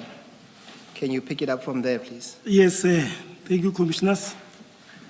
Upon Warrant Pakula's arrival, we then briefed him about the scene, and as protocol, we handed the scene over to him for further investigation and processing. Warrant Officer Pakula requested me to cordon off the scene and also instructed me to call LCRC. Sergeant Doe assisted me with the tape to cordon the area off, and he also called LCRC office. While busy at the scene, more police officers from different units started arriving at the scene. Amongst them, I can mention the following. Warrant Officer Ricoto from Crime Intelligence. He arrived and started asking if we have any authority or any inquiry file registered that gave us any permission to effect the arrest. He was causing some obstruction and distracting us from doing our work freely. He specifically said that Major General Feroz Khan from Crime Intelligence was coming to the scene. I'm not sure what he wanted us to do with that information. So we ignored him and proceeded, and civilian members at the scene, which made it difficult for us to work. Colonel Baloyi from Crime Intelligence also arrived at the scene, and she was more than happy about the arrest and even complimented of the good work that we have done.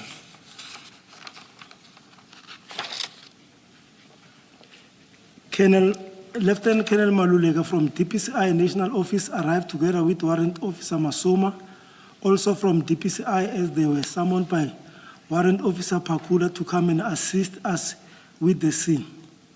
Sergeant Pakula and Sergeant Sape came together from Provincial K9 Unit as part of our team. Major General Khan arrived immediately after Warrant Pakula and I think Commissioner said I was supposed to say after Sergeant Pakula and Sergeant Sape. Yeah, that sounds right. Yeah. And the situation got out of hand.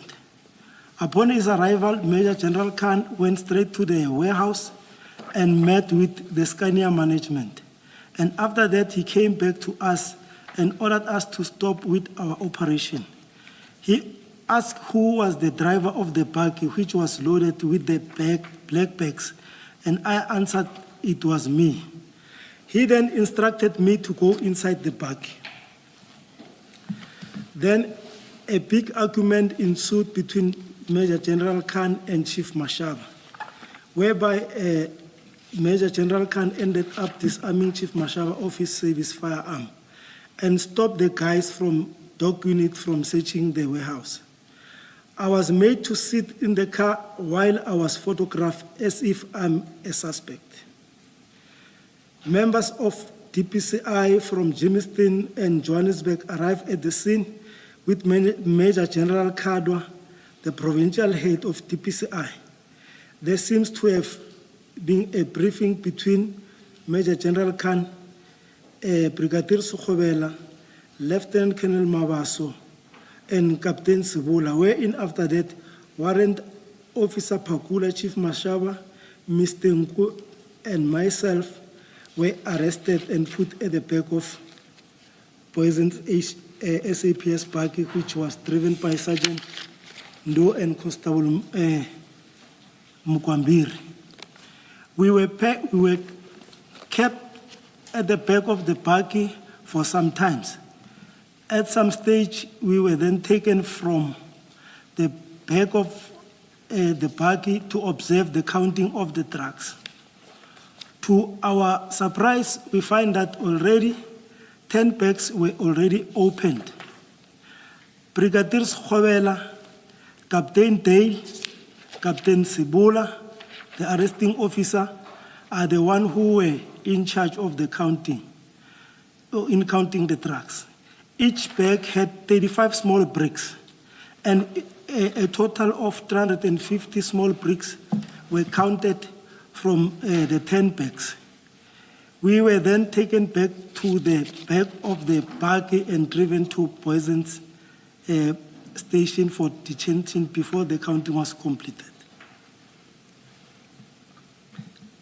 Before you moved to your arrest, you had deposed to another statement, and that statement will appear on page 3. I want you to go to 373 of the exhibit bundle. Your statement starts at page 370, but I just want you to look at 373.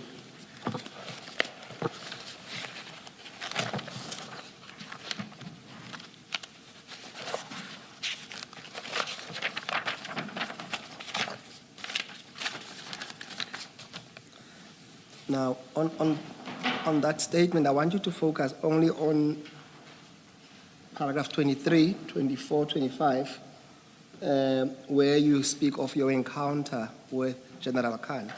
Can you just read that into the record?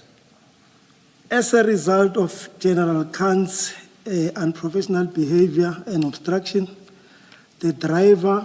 No, sorry, just that paragraph up. Ne? Which one? Paragraph 23. While busy at the scene, a certain Indian male who was later known to me as General Khan of Crime Intelligence arrived while with his crew, and all hell broke loose. As he started giving instruction, he asked who was the driver of the black Nissan buggy, and I told him I was the driver. He then ordered me to go sit in the buggy. I did as instructed, and General Khan, started calling us Zotsi police and said, he's going to teach us a lesson. I was not even allowed to move and talk to my colleagues, not even to go to the toilet. I was escorted. Different police officers, among the Colonel Mawaso, came to interview me and explained to him how I got information and came to the scene. I was also interviewed by Brigadier Khumalo, and later a certain gentleman who introduced himself as Captain Sibula placed me under arrest. Photos were taken of me while seated in the car. As a result of General Khan's unprofessional behavior and obstruction, the driver, Brighton Mtembu, who was already placed under arrest, was released. The lady called Jolene and Cornelius were no longer cooperative.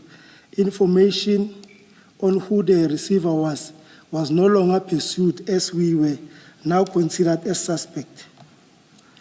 All right. When you say General Khan told you to sit inside the car, how long did you have to sit inside the car? Rough estimate. I was made to sit in the car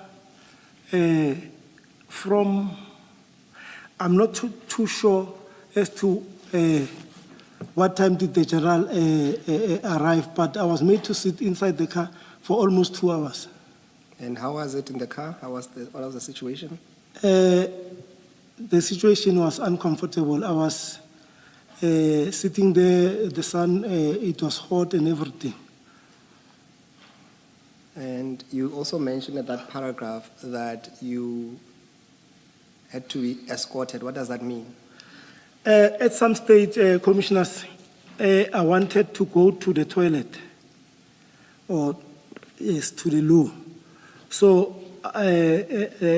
one gentleman who arrived with General Khan escorted me to the loo.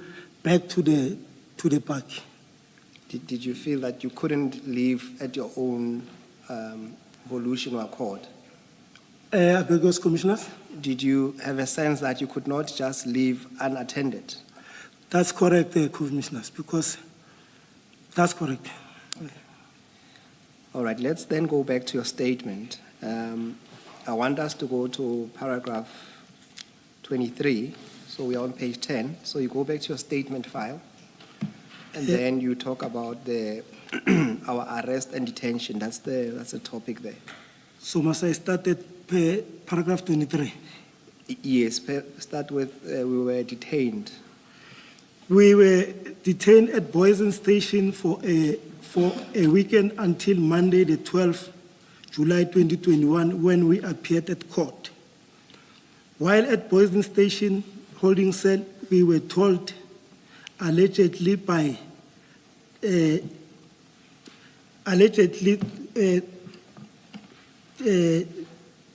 General Khan instruction, CADO, that we were not allowed to have visitors, water and food. I'm referring to the food that were coming from outside.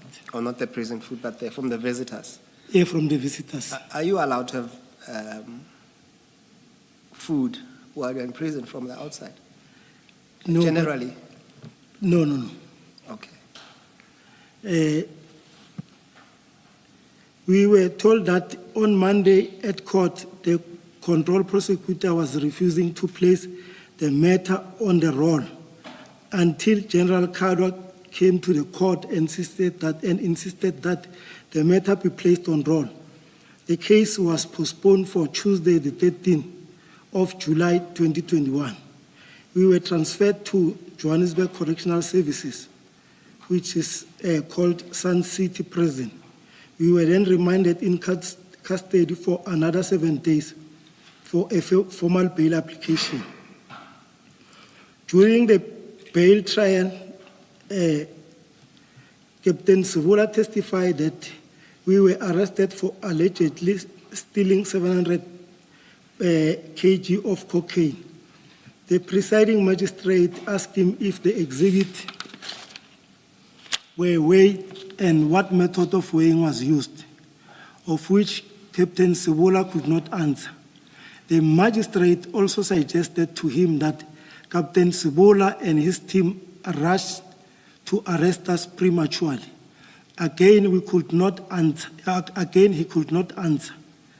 We were ultimately granted bail on the 21st of July, having spent almost 2 weeks or 13 days in custody. I was then suspended in terms of Section 43(2) of the SAPS Act 68 of 1995 from the 9th July until the 21st. This type of suspension is applied when a member is arrested and incarcerated. It is a suspension without salary or allowances. My suspension was then uplifted after I was granted bail, and I resumed my duties on the 22nd July 2021. I was then suspended again for a period of 6 days in terms of Regulation 10.3 of SAPS Disciplinary Regulation of 2016 from the 30th September until the 20th November. I was charged with the following 3 charges departmental. 3.1, Regulation 54F, corruption. Regulation number 3.2, Regulation 54G, dealing in drugs. 3.3, Regulation 54, defeating the ends of justice. The chairperson of the disciplinary hearing, Brigadier Nevoulu, found me not guilty on all charges on the 7th February 2022. Attach.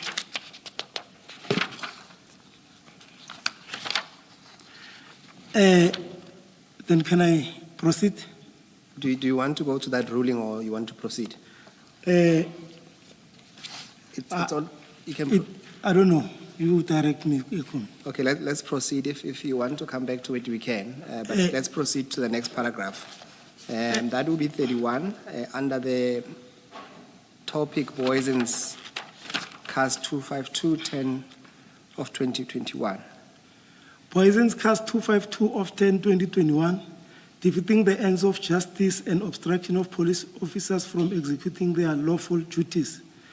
This case emanates from our arrest and detention at Aeroton as overseen by General Khan, Major General Kadwa, Brigadier Schobela, and Captain Sibula. After a thorough and proper consultation with our legal representatives, we then decided to open a case of defeating the ends of justice against all members mentioned above. The case was transferred to IPID National Office for investigation. After a lengthy, slow investigation by IPID, the matter was taken to the Deputy Public Prosecutor's Office in South Gauteng for decision.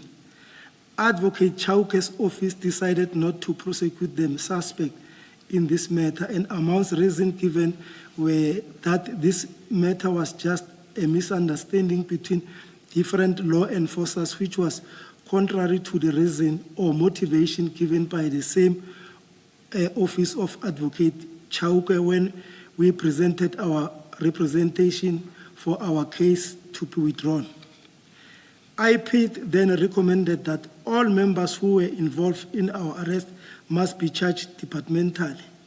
General Khan was charged separately and members of DPCI were not charged. The departmental hearing of Major General Khan was presided by Lieutenant General Nhlanhla Mkhonazi, the KwaZulu-Natal provincial officer. I testified during those proceedings dealing with the event aforementioned. Major General Khan was found not guilty for defeating the ends of justice and other charges. What I found concerning is that while the Commissioner was still deciding on the verdict of Major General Khan's matter, DPCI issued a report that cleared all their members. At the same time, there were media reports that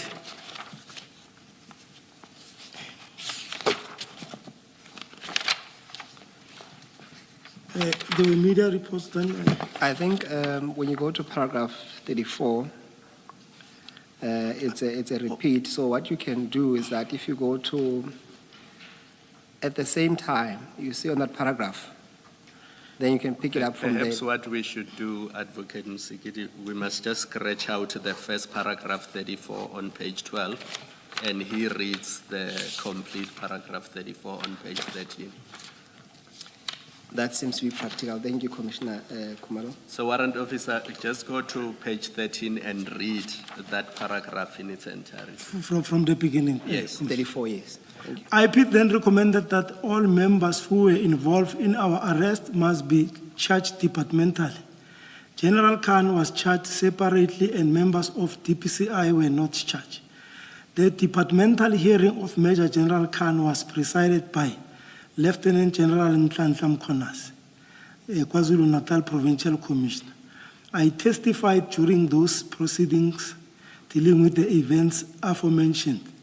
Major General Khan was found not guilty for defeating the ends of justice and other charges. What I found concerning is that while the Commissioner was still deciding on the verdict of Major General Khan's matter, DPCI issued a report that cleared all their members. At the same time, there were media reports that the witnesses of Major General Khan's hearing, which is us, were facing an imminent re-enrollment of their case. Our case was provisionally withdrawn on the 12th November 2022. I know and understand the contents of this statement. I regard the contents of this statement to be binding on my conscience. I have no objection in taking the prescribed oath. That's the end of my statement. Thank you, Warrant Officer Mahani. Can I just ask you, when you spoke about your arrest and detention, what are the charges that are proffered against you? I think you read the charges that were preferred against you departmentally. In terms of the criminal proceedings, If I remember very well, dealing in drugs was one of the charges. I can't remember very well. Officer, you don't have to guess. Please go to page 19 of the annexures, item 6, after your statement. The charges are there.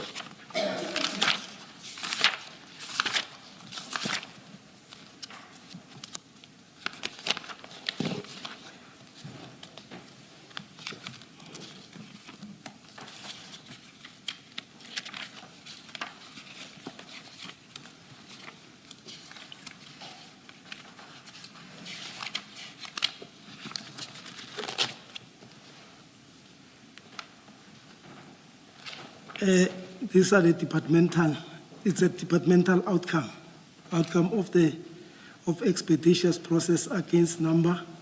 That's my service number. Must I also read the service number in? No, don't read that. We have Okay. we have those charges. I was asking about the criminal charges. Perhaps for complete sake, go to page 276 of the exhibit bundle.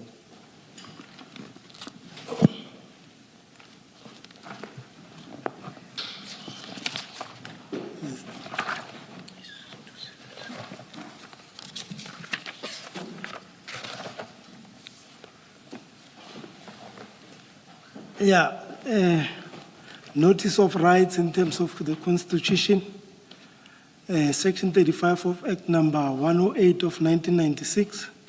You are being detained for the following reason: dealing in drugs.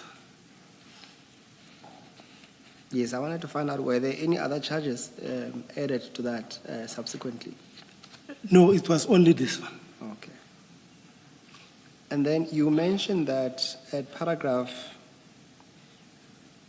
24 of your statement, that someone informed you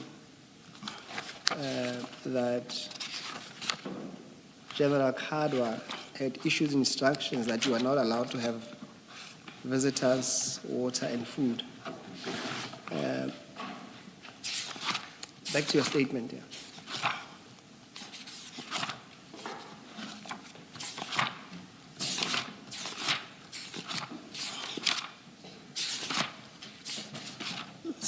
Paragraph 24. 24, yes. Yes. While at Boysen Station holding cell, we were told, allegedly as per General Kadwa's instruction, that we were not allowed to have visitors, water, and food. Yes, what I'm asking you is that, is there a reason to believe why would General Kadwa issue such an instructions?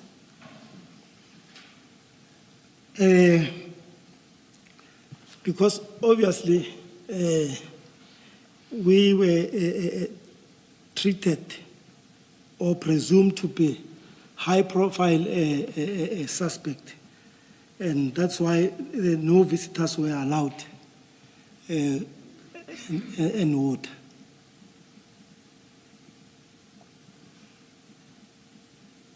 And also, you gave, you read in on the record that you and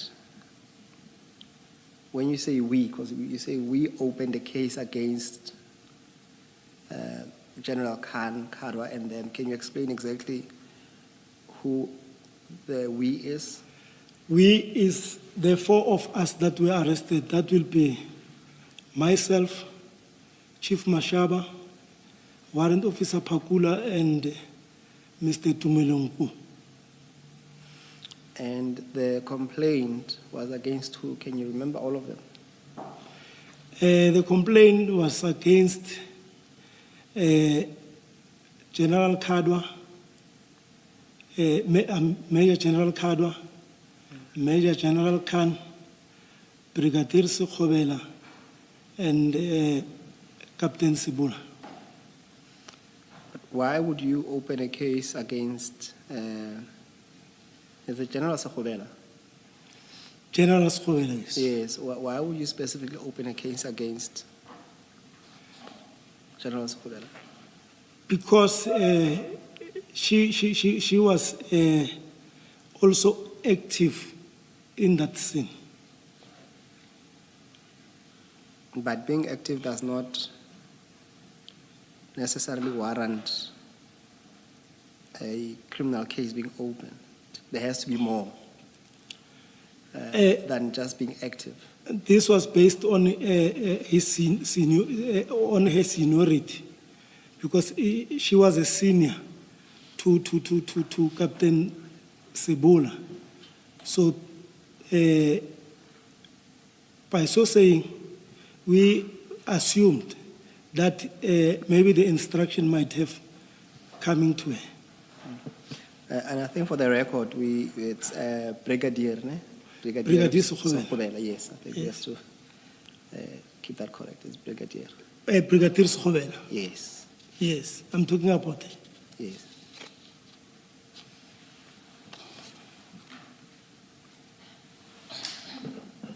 All right, and then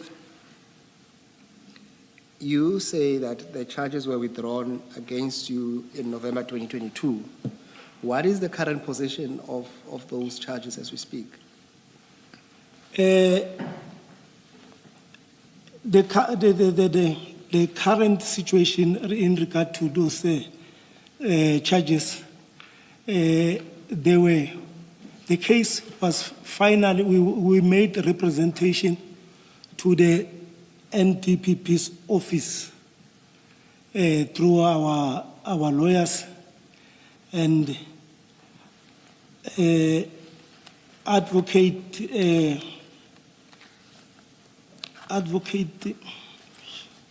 Chauke. No, not the one who passed on. He was working at NDPP's office. Is it Dukok? Advocate Dukok, may his soul rest in peace. He is the one who decided on our matter. So the charges were finally withdrawn. And that was in 2022. That's correct. Now, if you go to, on the very same file, the statement file on page 33,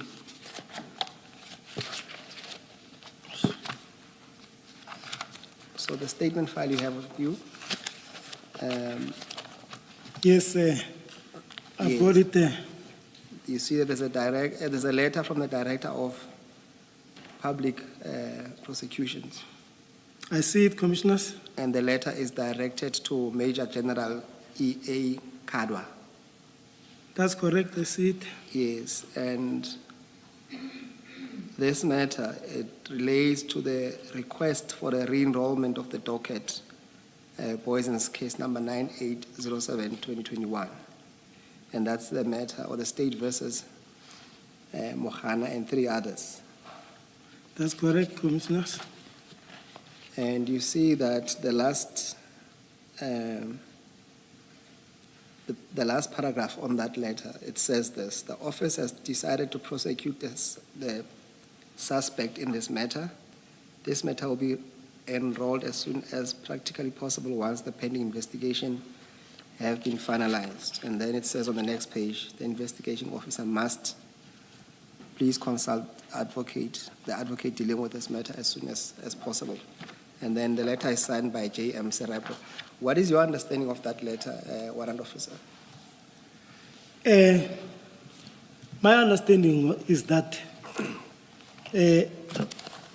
this matter, the case that was finally decided, or which was finally withdrawn by the NDPP's office, there was, I don't know, where is this letter coming from, that the matter must be re-enrolled.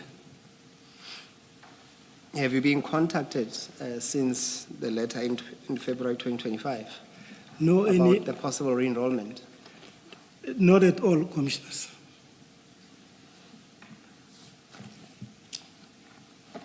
And this letter before today, were you aware of it?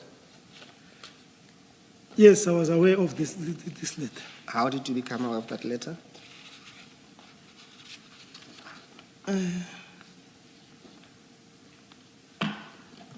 I can't really remember whether it was from our legal representative that is dealing with our litigation.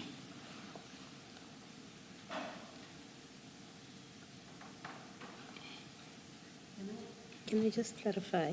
You say Advocate de Kock withdrew the charges in 2022. That's correct, Commissioner. There's a letter which talks about provisional withdrawal. The provisional withdrawal was in October 2022. No.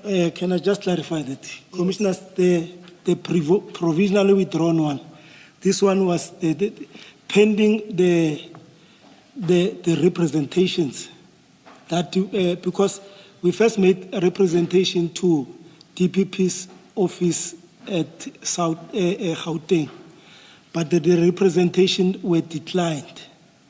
So we then escalated our representation to NDPP's office.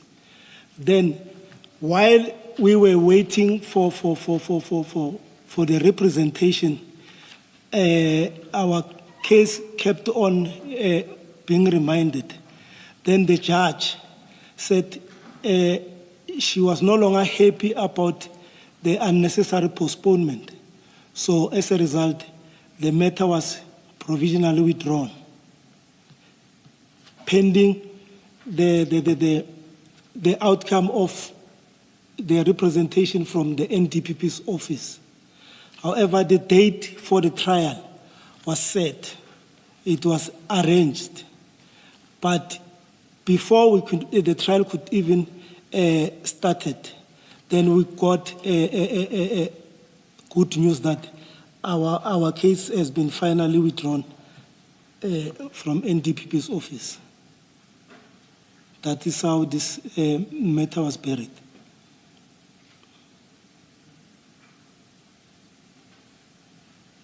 Mr. Msikiri, do we have a letter that confirms that final withdrawal?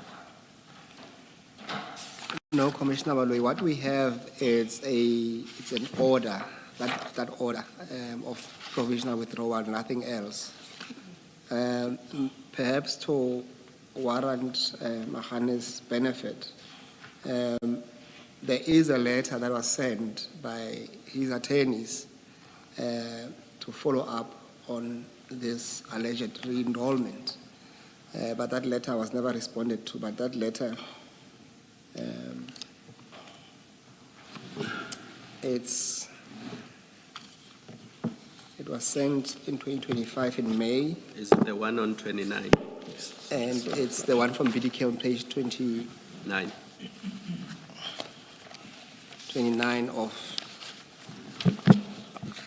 of the statement file.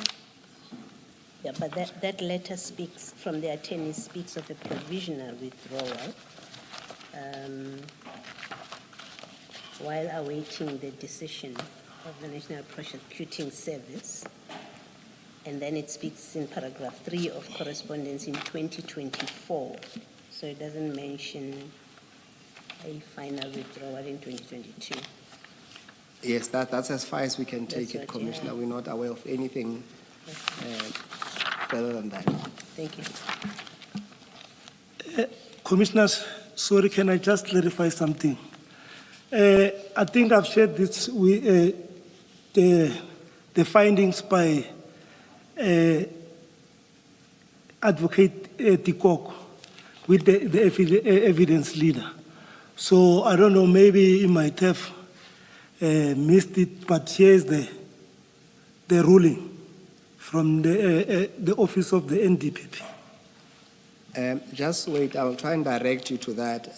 That should be the outcome of the representations and providing reasons why the state is not prosecuting. Is that what you are referring to? Yes. Yes, no, we Does have that not have a red pagination top right-hand corner?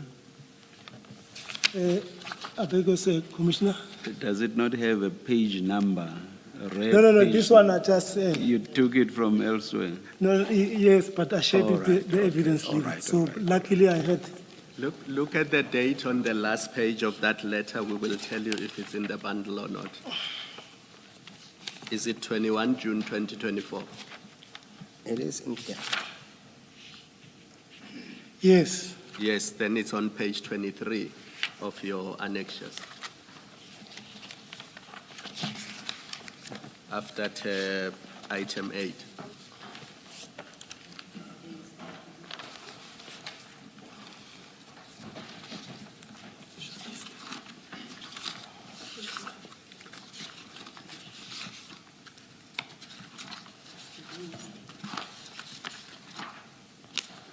Oh, sorry, Commissioners, I've got it.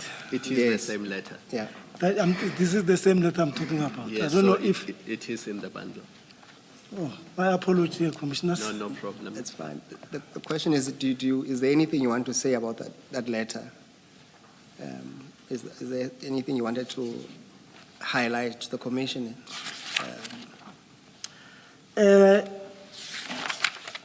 Commissioners, I'd like to take the Commissioners to paragraph 6.6.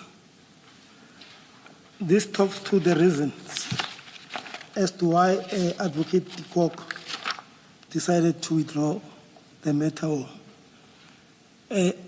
Captain Sibola allegedly alleged that Sergeant Doe's marked police vehicle was parked in such a way to block the way for Mohana's vehicle, that is a black Nissan buggy, not to leave the scene.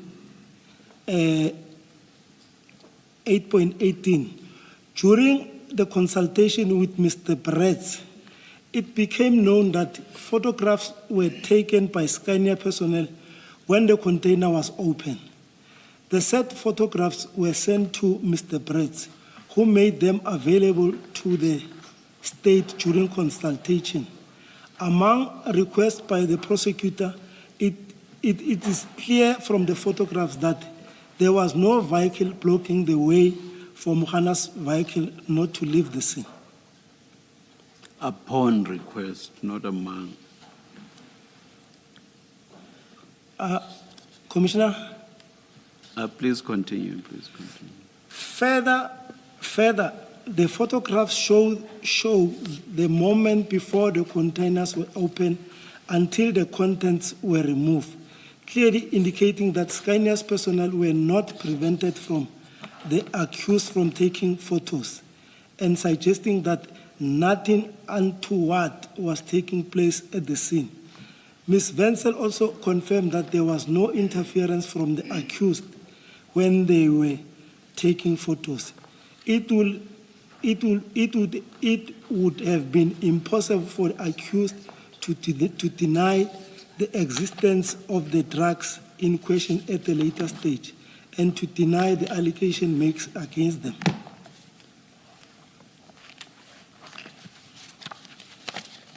Sergeant Sape stated that photo album was incomplete as their vehicle was also photographed during the incident, which was done on the instruction of Warrant Officer Ricotto.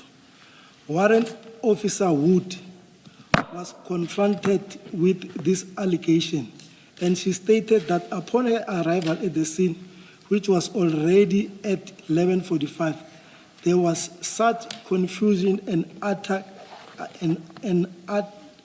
chaos. As a result of the size of the parking area, Warrant Officer Wood could proceed to take photos to the scene as she would normally do. When they finally allowed her to start, the entire scene was a stuff-up, and there was no control whatsoever. She was informed that only the buggy was involved, but later it was said that the two more vehicles were involved. She stated that initially it was everybody was involved, then nobody, then somebody. The scene was a joke. She also indicated that she only left the scene at 2 the next morning. Further, warrant officer Wood denies that she took photographs of Sergeant Sape's vehicle. The seals that were photographed in the accused possession. May I just find out, warrant officer, whether you're going to read all the way to paragraph 10 at page 26, or you want to select certain parts? Commissioner, I'm being guided by the evidence leader. I don't know if I must proceed or think you can advise me. You are the one who said, I have a document that I have shared with the evidence leader. And so That's correct. I thought there were certain salient points that you wanted to No. Actually, to draw our attention to in that document. Now I see you are reading this entire document. actually, I wanted to read 6.6. No, because I thought the evidence leader will stop me. So thanks for that. I was going to read right through. Thank you. Can I ask you about 6.8, where they say Officer Wood says the entire scene was a stuff-up? Do you agree with her assessment that the scene was a stuff-up? A person like, as I have already alluded that the scene was not properly managed. And who stuffed it up? Initially, it was myself and Chief Mashaba. Then, because now, at this time, the scene was already under the control of DPCI members. But you had not secured it. That's why it was a stuff-up. I agree with you, Commissioner. Yes. I want to go back to the 7 Series BMW.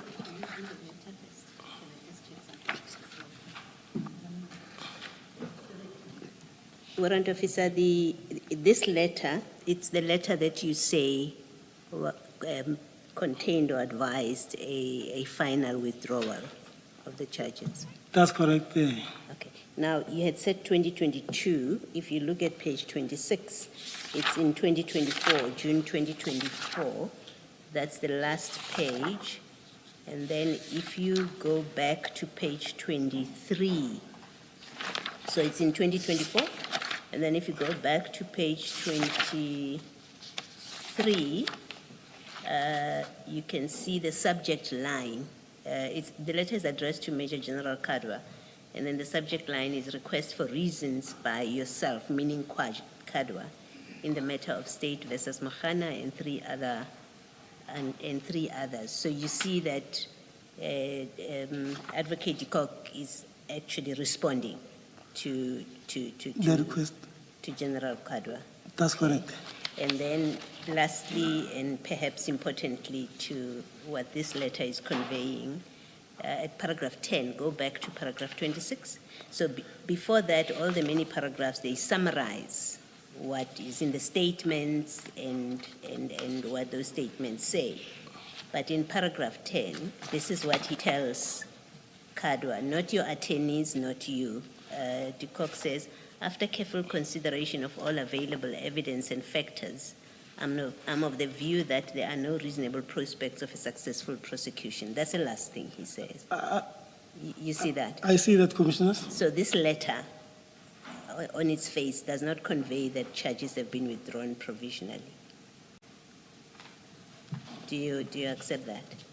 Maybe It doesn't say that. it doesn't say that. Okay, all right, that's all I was clarifying. Okay, because maybe is that Because then the next thing that happened in 2025,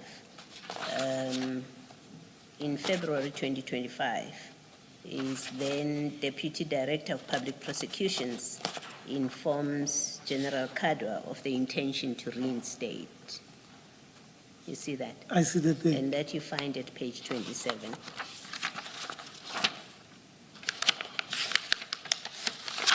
I see that, Commissioners. Yes. Okay. I was just clarifying. No, that it's, there's now it's clarity. It's So clear. meaning the matter is still, Alive, sorry. Sorry, still alive. I think to be fair to you, Warrant Officer, on page 32, the NPA wrote a letter in which they say they agree with the recommendations not to pursue the prosecutions herein, and they say they are aware that the matter was struck from the roll. So it may be that this is what you're referring to when you say there was a provisional withdrawal. Because you said there was a date and the matter went to court, they kept asking for postponement until the judge or magistrate got upset with them. that was in 2022. 2022. Yes. Okay. And then in 24 is the letter that Commissioner Khumalo is referring to, where they say we agree with the recommendations not to pursue the prosecution. That's in January 24. You see that at page I see that and I 32. follow. Then in 25, you have the prosecution, the deputy director saying they will reinstate. At page 28, it ends at page I see it, page 33. Yeah. Is it the one that Commissioner is talking about? Yeah, there? it's the same letter actually there. Yes, it's exactly the same letter that is at page 27. So yes, that's in 2025. I see that, Commissioner. Okay, all right, thank you.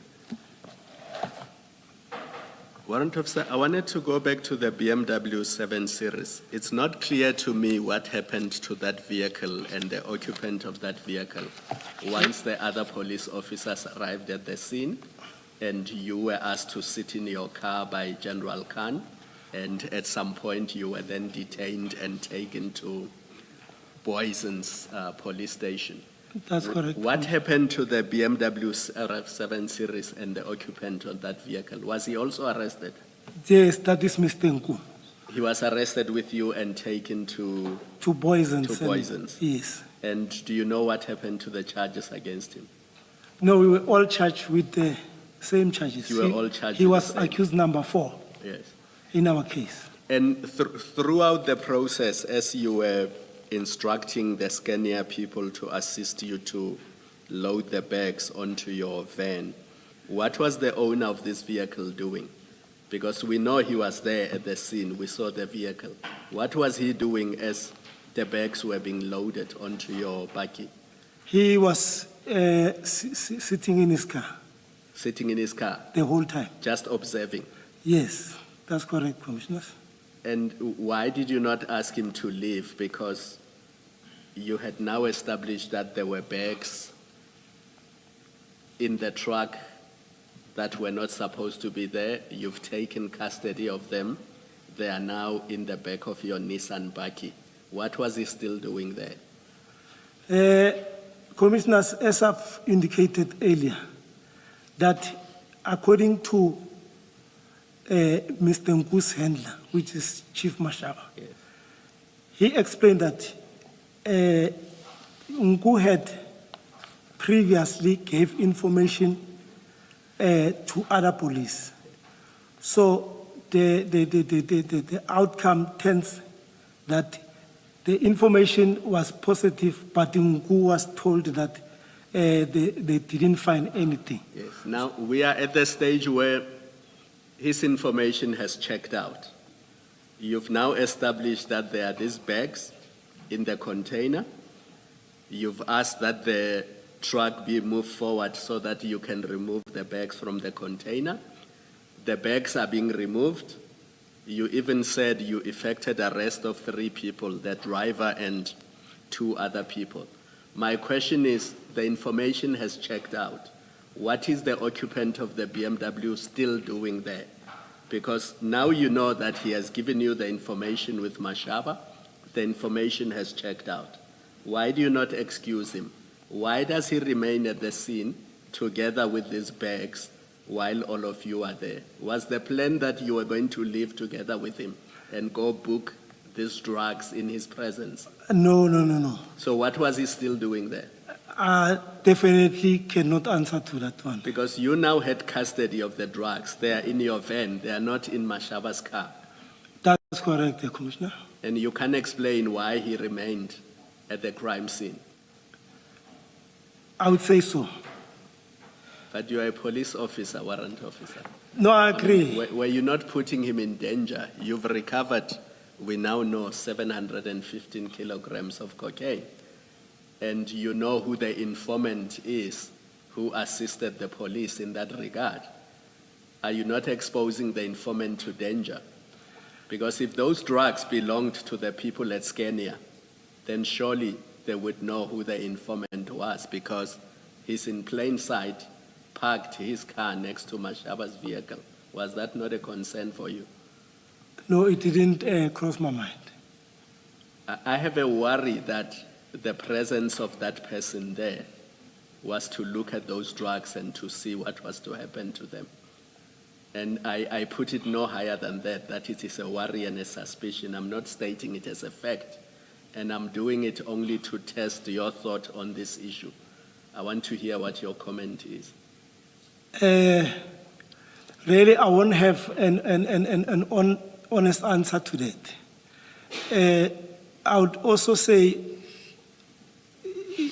it can, in fact, it was worrying, but since commissioners, this guy was not taking any part, and he was always in his car. Yeah, because informants usually don't want to be found out. They don't expose themselves and show whoever the perpetrator is that I'm part of this operation. That's not consistent with behavior of an informant. An informant gives information and they have nothing to do with the operation. But this one that follows the police and goes to the scene of the raid and remains until he's arrested later in the day, I find that really troubling. I don't have any comment for that, Commissioner. Thank you. We also heard from evidence here that, in fact, police officers refuse to tell other police officers who their informants are because they don't want to place their sources at risk. And here you are in full plain sight of everybody, the police, the Scania people who are members of the public, really, but as Commissioner Khumalo says, the person who has made a disclosure about the drugs, you, the one SAPS member who was early on the scene, do not see the risk or problem of exposing someone who has been said to be an informer. I share that concern. Do you know anything about handling informers? That's correct. I know. I've attended the handling informer course. Okay, and you had no problem here? You didn't see the problem that you've got an informer who not only is exposed, but in fact ends up being arrested, actually? I would prefer to this question, Commissioners. Actually, it depends on the handler. It depends on the handler, because sometimes I've worked operations with other members where we'll find that there's a handler inside there's an informer inside the handler's car. That one I can attest to that. So that, like I'm saying, that it solely depends on the handler, because as the handler, you are the principal of your informant. Can you imagine a reason or think of a reason why a traffic officer or traffic official would have an informer? No, it helps a lot, because other cases, you need an informer to solve them. Like what? To issue tickets? No. Commissioners, or to put up a speed trap. Just explain what role you see for an informer or for a traffic officer. You know the functions of a traffic officer, right? what role or what need you see would be served by a traffic officer having an informer? I ask genuinely because yes, and I'm also- I can't think of any reason. To be honest with the commissioners, Gauteng Traffic Police, they are the only thing that they don't do, of which I can put my neck on the block. They don't do investigation. They've got units like their crime intelligence within them. They've got a saturation unit that deals with hijackings and other crimes. And I understand from Mr. Mashaba. Mashaba is currently a provincial head of a unit called SLEU. It's for Special Law Enforcement Unit. They do almost everything. That's why they even have an airwing. When there are CITs, they also respond. But thank you. Warrant Officer Mahani, can you, on the exhibit file, go to page 31, 31. That's the bigger file, the 3.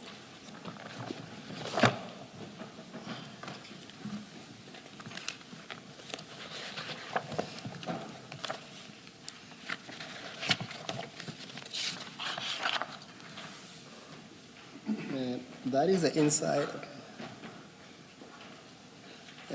That is the inside of the BMW. You accept that on that picture?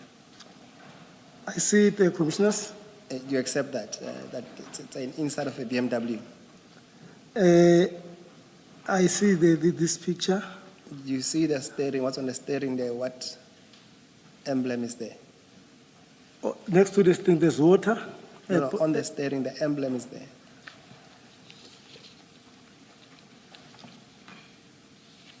It's the BMW. Thank you. And then if you go to the next page, you will see that on photo 23 and 24, it's the same inside of the BMW, but in particular on photo 24, you will see that in orange, there is what looks like amount of money. I see that, Commissioners. And then if you go on page 33, the top picture, there is it's quite clear there that there is an amount of money there. Do you know anything about that money? Not at all. I don't have any idea. Okay, what we are told is that that's Mr. Nku's car, and he had with him, that amount was a total of 60,000 rand.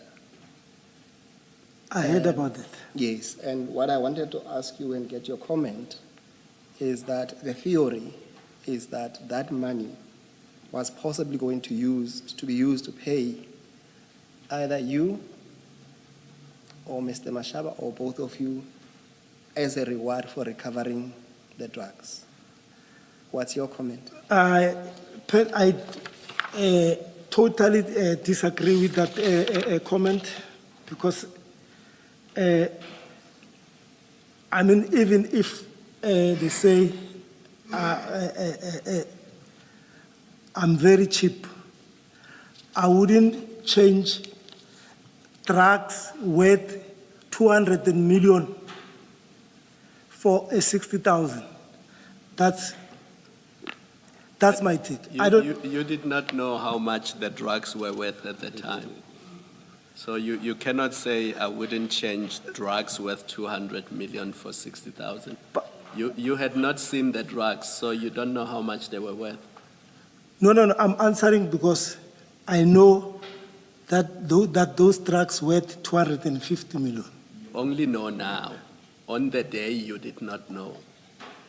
But to be quite honest with you, commissioners, I wouldn't do that. Is it not unusual for an informant to walk around with 60,000 rands in cash?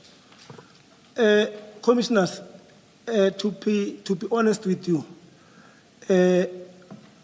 Mr. Nku, when he was introduced to me, because I wanted to have a background, but even though we didn't engage much because of time and everything, I was told he's a businessman who was in a distribution sector. He had some distribution companies in Limpopo. Distribution of what? Coke and Cocaine? No. Coca-Cola. Not Coke as in a cocaine. No, just clarifying. No, not that one. And because it was for the first time, he looked presentable and smart and everything. And driving a new 7 Series BMW. That's correct. You said you were told he's an informer. No. He's an informer.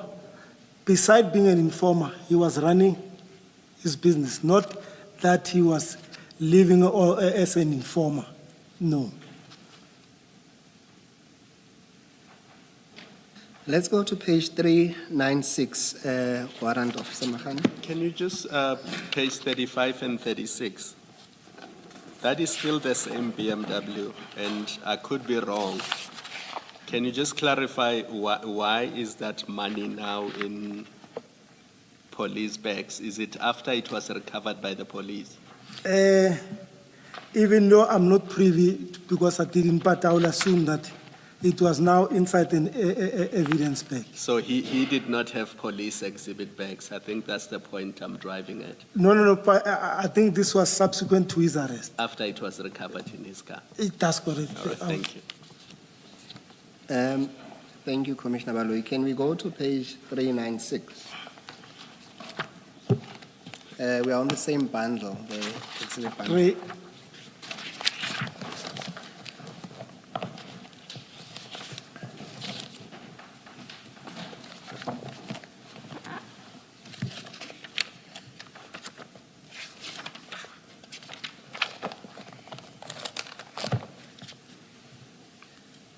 Now, during your exchange with Commissioner Baloyi, you were quite adamant that while your black bakkie was loaded, you were nowhere in position or of intention to leave the premises. That's correct. Can you then please, for the record, read in what is stated there at paragraph 6, just to assist you in terms of, this is a statement by one Jolene Wenzel or Kukamur, as it seems to be a maiden surname, of Scania. As we opened the container, black bags fell out of the container and the police officer said it was drugs. The police then instructed us to load them inside the Nissan bakkie, and after loading them, the tall officer came with cable ties and said he is arresting us. You are arresting me for receiving the goods. The driver was transporting the goods from Devon, and Cornelius because the goods belonged to him. He said they will be taking us to nearest police station, and I called my director informing him about the arrest and that we must meet at the police station. And then go to paragraph 7. I told them that I won't go with them, but I will drive my car. I then came to my office to collect my belongings and went back. When I got back to the container, police from Poisons arrived. After some time, the police officer who was in the red vehicle also arrived and obtained my statement. While we were still busy writing my statement, police from Flying Squad and the Hawks also arrived. They dealt with the situation. At about 1700 hours, the police officers who arrived first and the warehouse were arrested by the police police officers who allege they were from Hawks. Then, no, that's fine.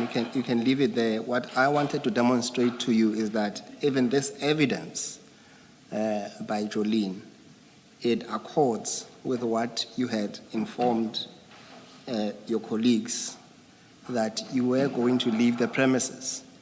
And as Commissioner Baloyi, in fact, suggested to you that it is the presence or the arrival of the Boysons that stopped your move, as it's quite clear here that Ms. Jolene was informed that she will be taken to the police station, and the only thing she asked is that I told him that I won't go with them, but I will drive my car. And then he went to the office to collect belongings and went back. What is your comment? I differ with this statement from Jolene. I differ completely so. You differ in respect of what? That we were intending to leave before the scene was processed. I still stand by my words. That So then your testimony is that she is incorrect to say that, and then Warrant Officer Pakula has to be also incorrect, and also because the same information was relayed to Captain Midupi, that is also incorrect. So you have three people, according to you, that are lying about your intentions to leave. And the only person who's telling the truth is you, that you never intended to leave, despite your bike being in a position to go. I'm the one who was at the scene. Like I'm saying, it was still early for us to leave the scene. The scene was still going to be processed.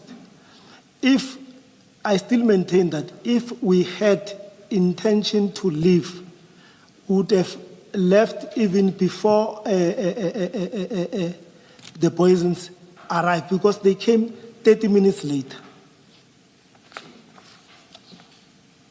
We'll come back to that, because it was what we know is that at least you were distracted by the falling of the bag. One of the bags was stuck. That's why you couldn't leave as quickly as you wanted to. What do you say to that? I also say that's not correct. Talking about the intention to leave, and there are allegations or hearsays that my buggy was blocked while leaving the scene, and I can challenge this commission that if that is the case, if a footage can be brought that will suggest that my car was leaving, then I must go straight to jail. No, the evidence, it's quite clear, and we've seen from the photos, is that your bike was loaded. You yourself testify that you told the officers from Boysons that you were going to take those, so you were leaving, you were going to take those bags with you to Alberton. The same message is contained in more than at least in more than two statements.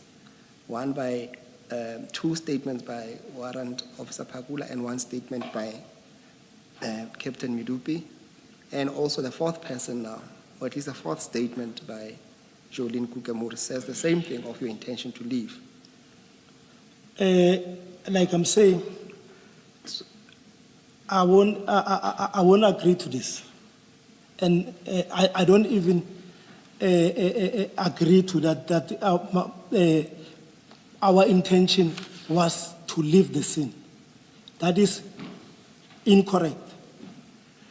I won't take it higher than that, except to say to you, your version, given what I have told you, and these are versions that were given under oath as well, it's highly improbable, given the overwhelming evidence in front of the commission, that you had every intention to leave. If that's the I would say if that's the opinion, I'm blatantly saying no. That's not correct, and I'll stand by my words. Yes, no, that I understand to be your final answer despite the overwhelming evidence. And you say that the only time you lied is that you lied to the Boyson's officials about your intention to leave and take those to Alberton. Can I answer to that? Yes, you can answer. Commissioners, in our conversation, there's nowhere in our conversation between myself, Chief Mashaba, and the Poisons, there was nowhere I said or we said we're leaving. The only thing that we said, we were talking about the detention of the suspect and the booking of the exhibit. I won't belabor the point. Let's go to, there's a file, it should say on the spine, it should say Francois Stein file. Because? Yes, they will assist you to get to that file. I want you to get to page 137 of that file.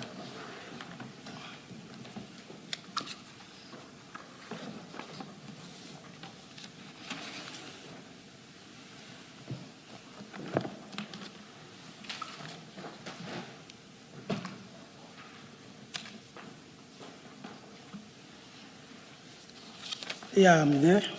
Yes, this is a National Instruction 1 of 2025, and it provides different phases that must be followed when handling exhibits in situations like this. But I want us to focus on,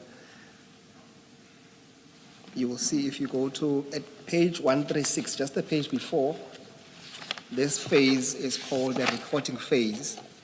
And then I want you to go to the next page on 137 and read into the record what it says there under 4. I'm lost. Where must I go to? 137. 137. Then there's let's go 4 up. Record of all action on the computerized system. No.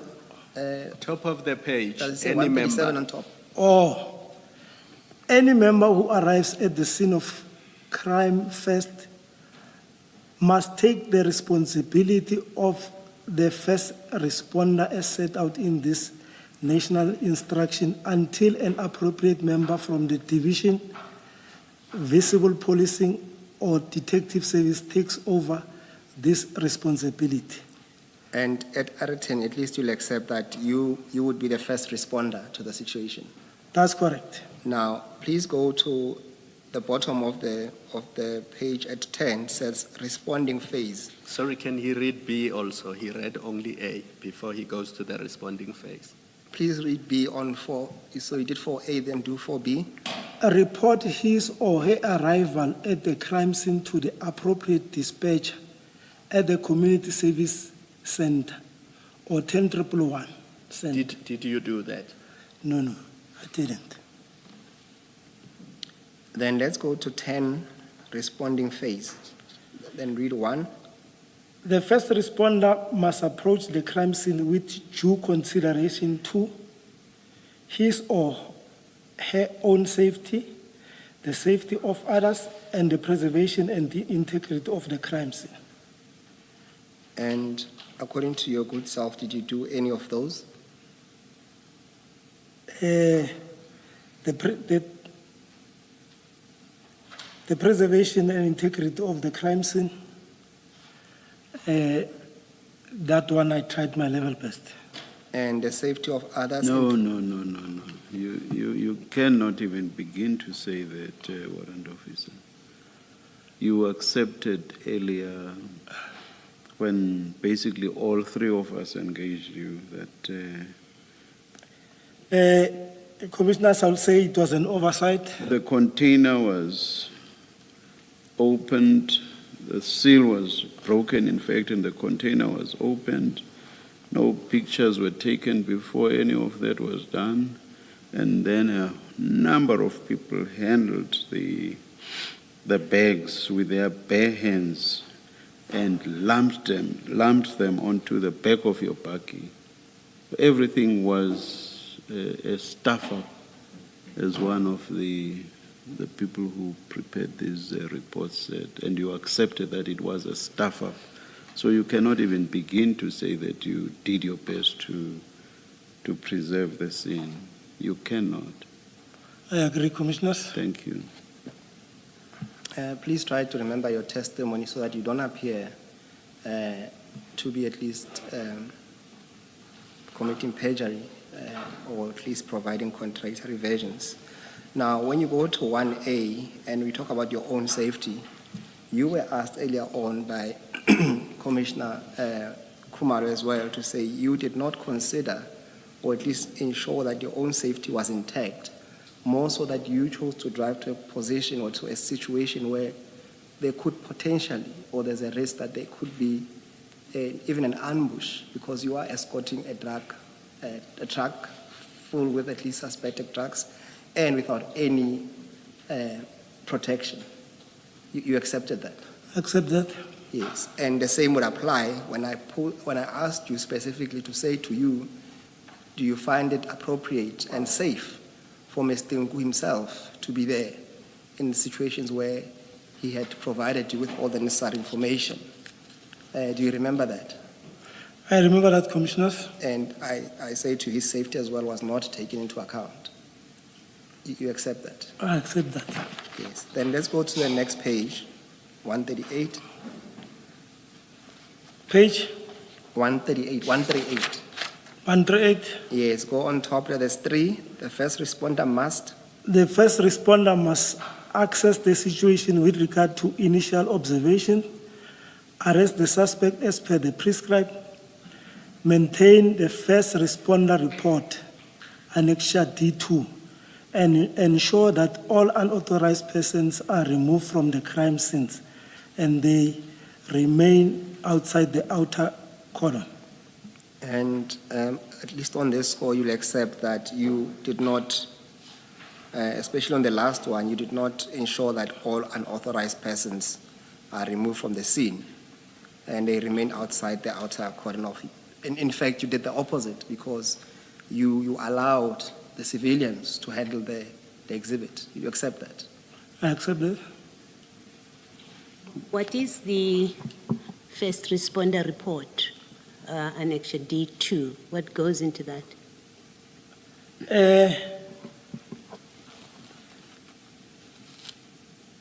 The first responder report, I'm not too sure about this. Okay, so you didn't complete it. That's what it means. I mean, you're not sure what it is. We must take it. You didn't complete it. No, I didn't complete it. Okay. I think in this case, Commissioners, they are talking about, let's say, a murder scene whereby maybe this was dispatched from 10-1. Why do you say that?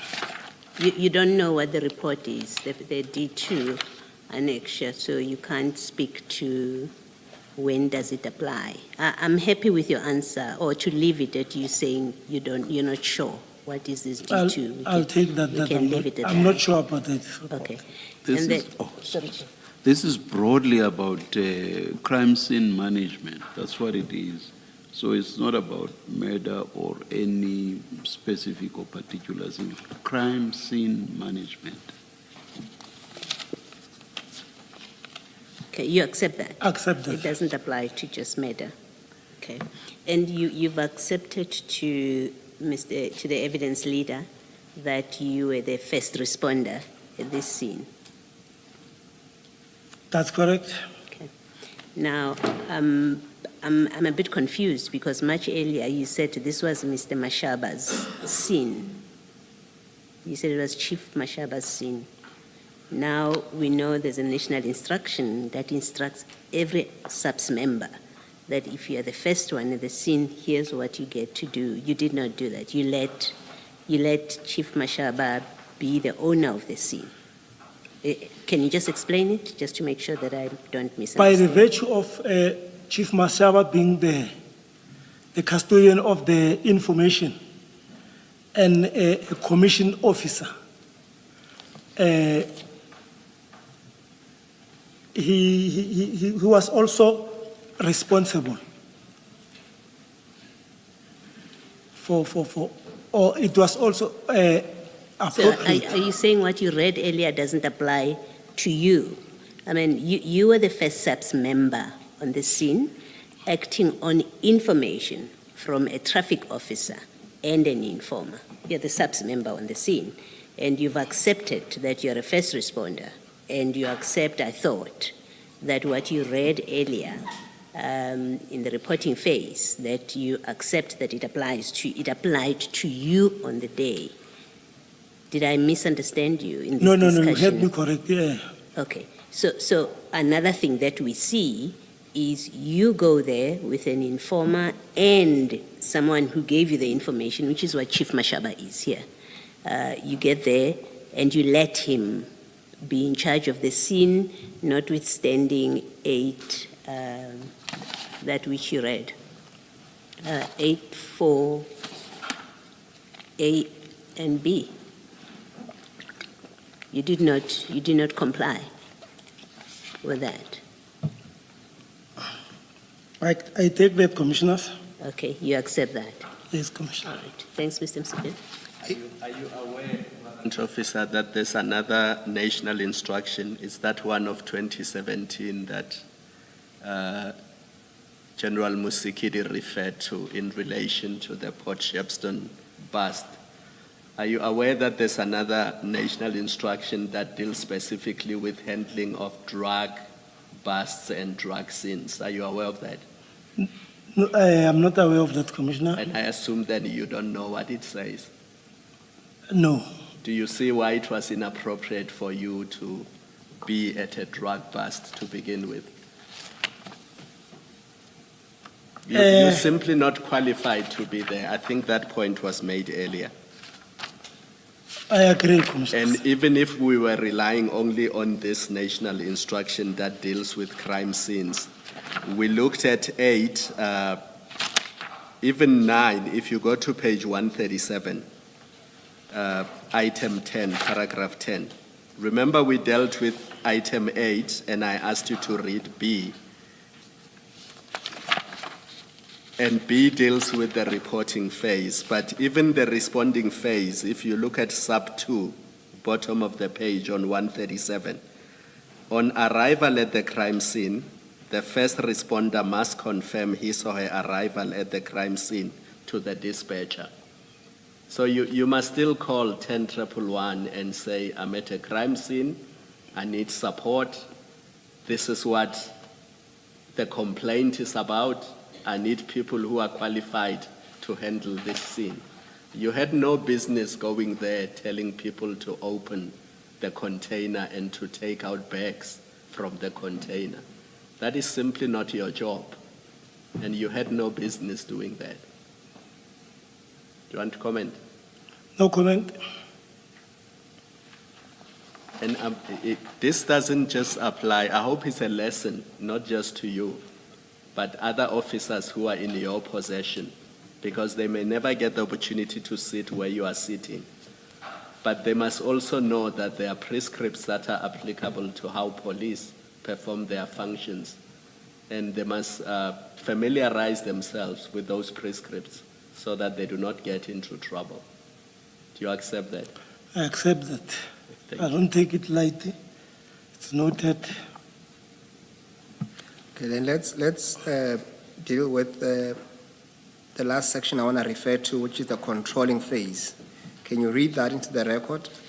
So 11.1, the first responder must execute. The first responder must execute all the duties of a crime scene commander until the handover to the scene crime management, crime scene commander has been completed. Taking control and evaluation of the crime scene, the first responder upon arrival at the scene must, after taking all the necessary steps to prevent the contamination and disturbance of the crime scene, assume control of the crime scene from the relevant party by accepting the handover of the crime scene from such party, identify the nature of the incident, give SITRAP to the dispatcher, arrange for the suspect to be removed from the crime scene as soon as possible if an arrest has been made. With due consideration of the integrity of physical evidence, assist the injured person if the member is competent and certified, or contact relevant authorities as the matter of priority.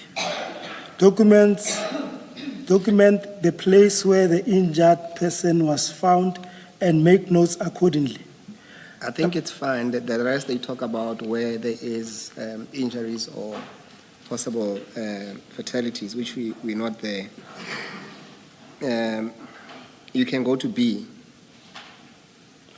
After taking control of the crime scene, the first responder must evaluate the safety status of the crime scene and request assistance of a safety official as identified and in accordance with the contingency plan if required. The first responder must direct the emergency services and other official role players at the scene to prevent evidence from being disturbed or contaminated. Let's go to 3. I just want you to read into the record 3B. The first responder must secure and protect the crime scene by establishing an inner cordon around the perimeter of the crime scene, as well as an outer cordon around the inner cordon to enable members to perform their task within the inner cordon. Protecting obvious and evident exhibit from contamination and element of destruction. Completing the exhibit log. If the exhibit have to be moved at a crime scene, this information needs to be given the crime scene examiner upon his or her arrival to indicate the original position of the exhibit as found at the crime scene and to capture it on the drawing plan. Dealing with... No, that's fine. Yeah. You don't have to go. 3A says you must establish an inner cordon around the perimeter of the crime scene. That was not done here. The inner cordon was... You didn't create, as the first responder, you did not create a cordon of the crime scene, did you? With the assistance of the poisons. Yes, before they arrived. We know you started doing things before the boys and people arrived. And I'm asking you about before the boys and people arrived. No, that was you not done. You had not created any cordon at all. That was not done. Yes, thank you. Did you complete Annexure D5, the exhibits log? Because this had to be completed before you moved them from the container to your vehicle. Commissioners, I don't know, but this is what is this? It is because actually, I would say nothing was done because we were waiting for other role players to arrive. But you've already removed the exhibits from the primary scene, which is the container, and you have put them in the back of your bakkie. And it says here in C, you must complete the exhibit log if the exhibits have to be moved at the crime scene. Do you see that it says that? In C. The exhibit was not yet moved and No, but you moved them from the container to your to vehicle. the bakkie, Yes. but we were still at the scene. So what then is the primary scene according to you? So the scene is the Scania complex. It's not the container. According to you, as long as they are in the Scania campus, for lack of a better word, they are still on the scene. They were not moved from the primary scene. I would say I will agree. So even if they were in the back of the 7 Series BMW, according to you, that would still be at the scene. There was no way that they would be. No, I qualified it with an if. I didn't suggest that they were there. I said if they were taken out of the container and put in the back of the 7 Series BMW, they would still not have moved from the primary scene, according to you. I'm having a problem with the 7 Series because it's not a state vehicle. I have a problem that it was there in the first place. So what I'm putting to you is a proposition. Because you are saying the scene is the entire Scania campus. Now, since the BMW was in the campus, within the campus, on your logic, even if these exhibits were put inside the BMW, they still would not have been moved from the primary scene because that whole place is the scene. Commissioner, you know, I don't want to associate or take the exhibit into the BMW because it's not a state vehicle. I will leave it there. Okay, let me try and help complete this. 3C says the information needs to be given to the crime scene examiner upon his arrival to indicate and underline this.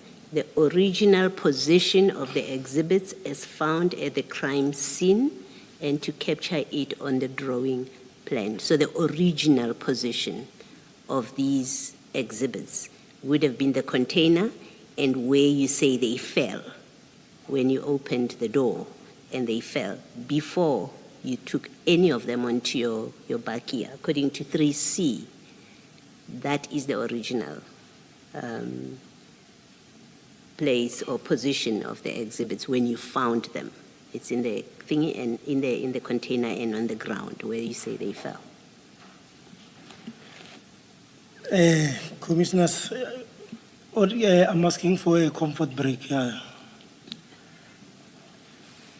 Chair, it's almost 4 o'clock. I think we can end it here, Chair, unless there are further questions. I had 1 or 2 questions. Let's take a quick break. We'll come back just now. Thank you, Chair. Let's adjourn.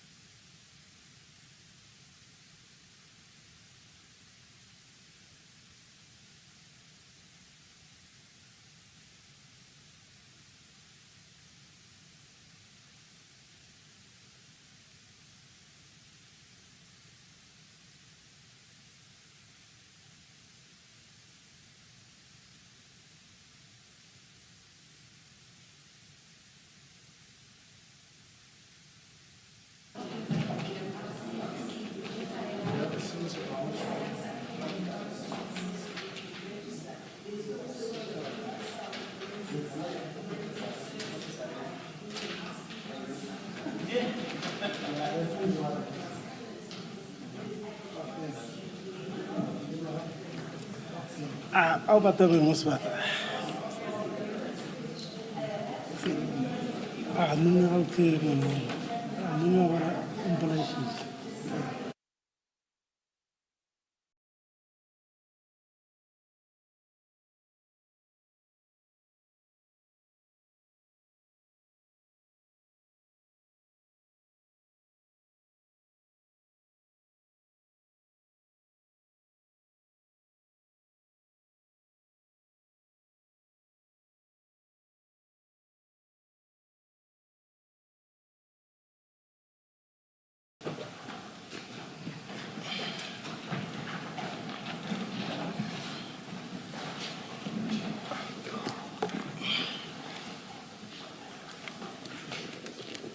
Thank you, Chair. Warrant Officer Mahane, is it fair to say to you that in this whole incident at Ayrton, you did not fully appreciate the magnitude and probably the seriousness of the situation that you were dealing with at the end of the day? That is why you committed so many errors or oversights, as you call them.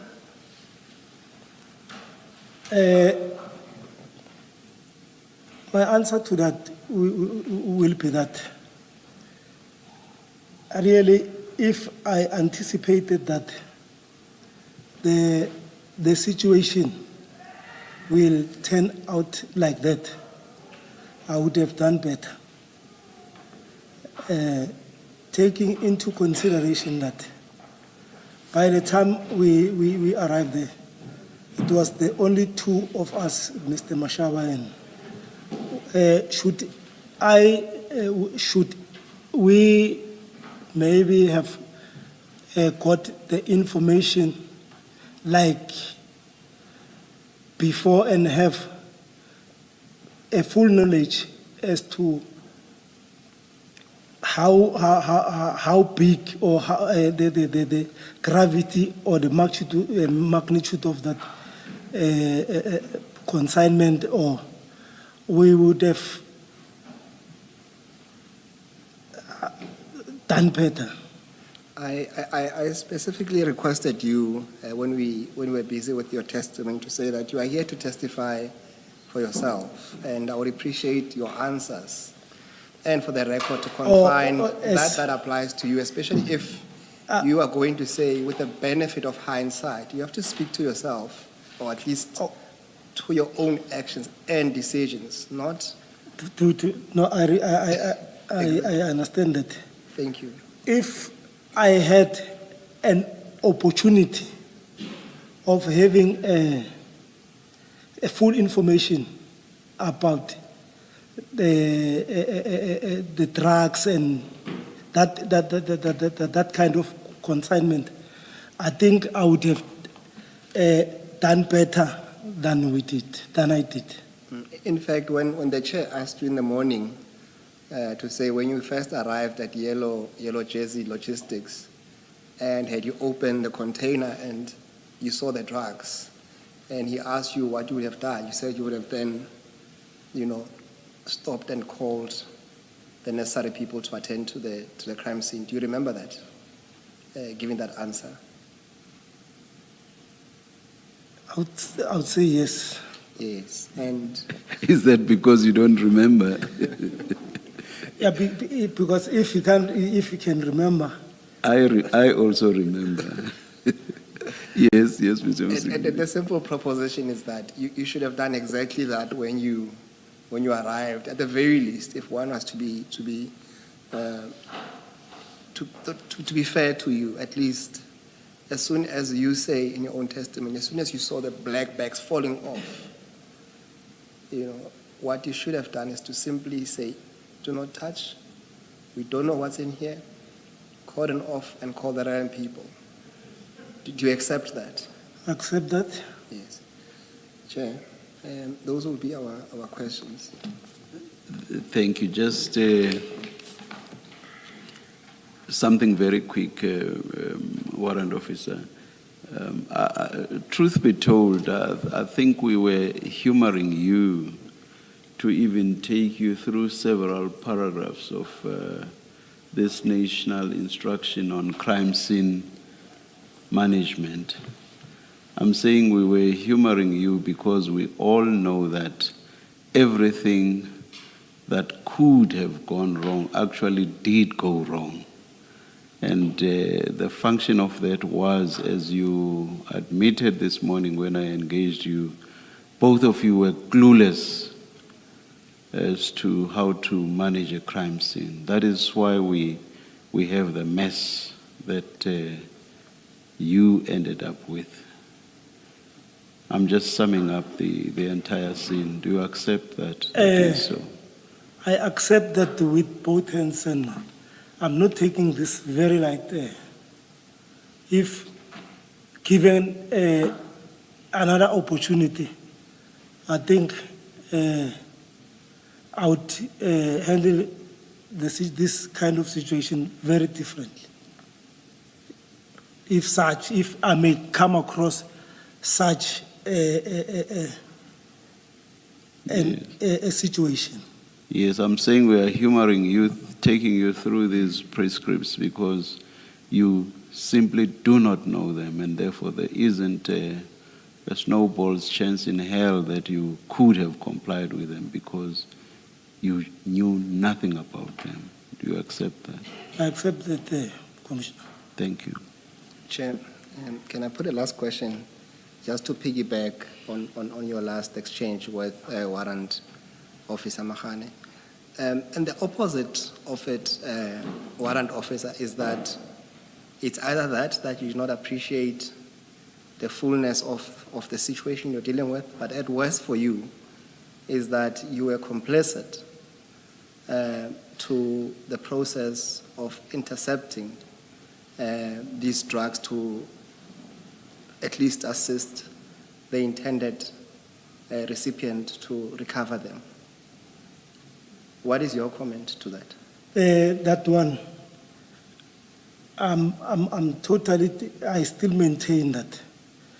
Besides me not handling the situation in the correct manner, but for the version that I was intending to take those drugs to the recipient, I totally differ with that. Taking into account, I mean, if you can go through, I mean, our phones were taken to check if there was any link between us prior to that. I had no conversation with, it was just a coincidence that the information came through me. Okay, no, lastly, throughout this, Warrant Officer, have you ever asked Chief Mashaba as to why he did not call his own colleagues in the traffic department and instead called people from at least your direction, being Pukungwane, and you ultimately? Have you ever asked him why he never called his own people? Yes, and the reason was that because this thing, the information was about Rodicop, which happened to be in Alberton. That is when he thought about Warrant Officer Pukungwane. And that Warrant Officer Pukungwane referred him to me. And you were the right person in terms of the jurisdiction? No. When Mr. Mashaba phoned me, he said, can you please assist with getting someone? Or he said, can you please assist me? I've got information. It was just an open invitation, not that I had something or I was special in something. But he needed someone? Yes. Like I said, after he called me, I called some sergeant from Dog Unit. as I was busy. So there was no intention that specifically he want me to handle the situation. In all of this, do you think, or do you believe, or it come across your mind to think that perhaps you were used in all of this while you're not being aware? Definitely, I won't say that. I won't have an answer because I was just doing this innocently. Innocently, not thinking of something behind. Yes, hence I'm saying you were used. Remember, we have the drugs. They are high-value drugs. Someone has to retrieve them, and they need someone who's a police to assist that process. It was, I would say, for me, it was just an unfortunate position. If I may say that I fell into that trap, but I had no intention, or I had no clue that something behind might be happening. Much as I say, I innocently went there, not even having an idea who the informer is and how was this information gathered, that maybe, if I can say, I might have fell into a trap, if there's a better way of saying that. But innocently, I attended the scene, and out of the little knowledge that I had, I thought I was doing the right thing. But to this commission, I can safely say I had no intention of taking the drugs or of running away from that one. I'll still repeat it. If there's something that maybe the commission will think that I was involved in another way, God knows that I'm innocent. Yes, now you accept that being used does not require you to have the intention, because you, as you correctly put that, you might be innocently thinking that you are doing your job, but ultimately you were deceived into assisting someone to intercept a Like cargo. I'm saying, and I'll still repeat this over and over, to prove that indeed I knew nothing about the interception of these drugs. Like you are saying, I can say I was in a blind spot. I was in the blind spot. I was just doing this, offering an assistance to another member. Were you blind spotted by Mr. Mashaba? Yes or no? No, to be a part of this operation. Chair, I can't take it further than that. Thank you. Warrant Officer Makhane, lastly from me. You, earlier in your testimony, you said that you informed your superior, your station commander, That's correct. that you are going on to this operation. What was the reason for that? Why did you find it necessary to inform your station commander? Because when you, it's just for control purposes, Yes. so that it cannot later emerge that he doesn't know about your whereabouts. Okay. And it's always fair and safe to inform your superior unless you've got some ulterior motives. Okay. Do you know, or did you come to know, that Chief Mashaba did not inform his superior about this operation? Unfortunately, Commissioner, I wouldn't be in a better position to say he informed his supervisor, but fair enough. Yes. For me, I did the right thing. Okay. Yes. His supervisor, Dumisani Pompi, filed a statement at the time and said that, and I'll just pick extra parts of it that make the point.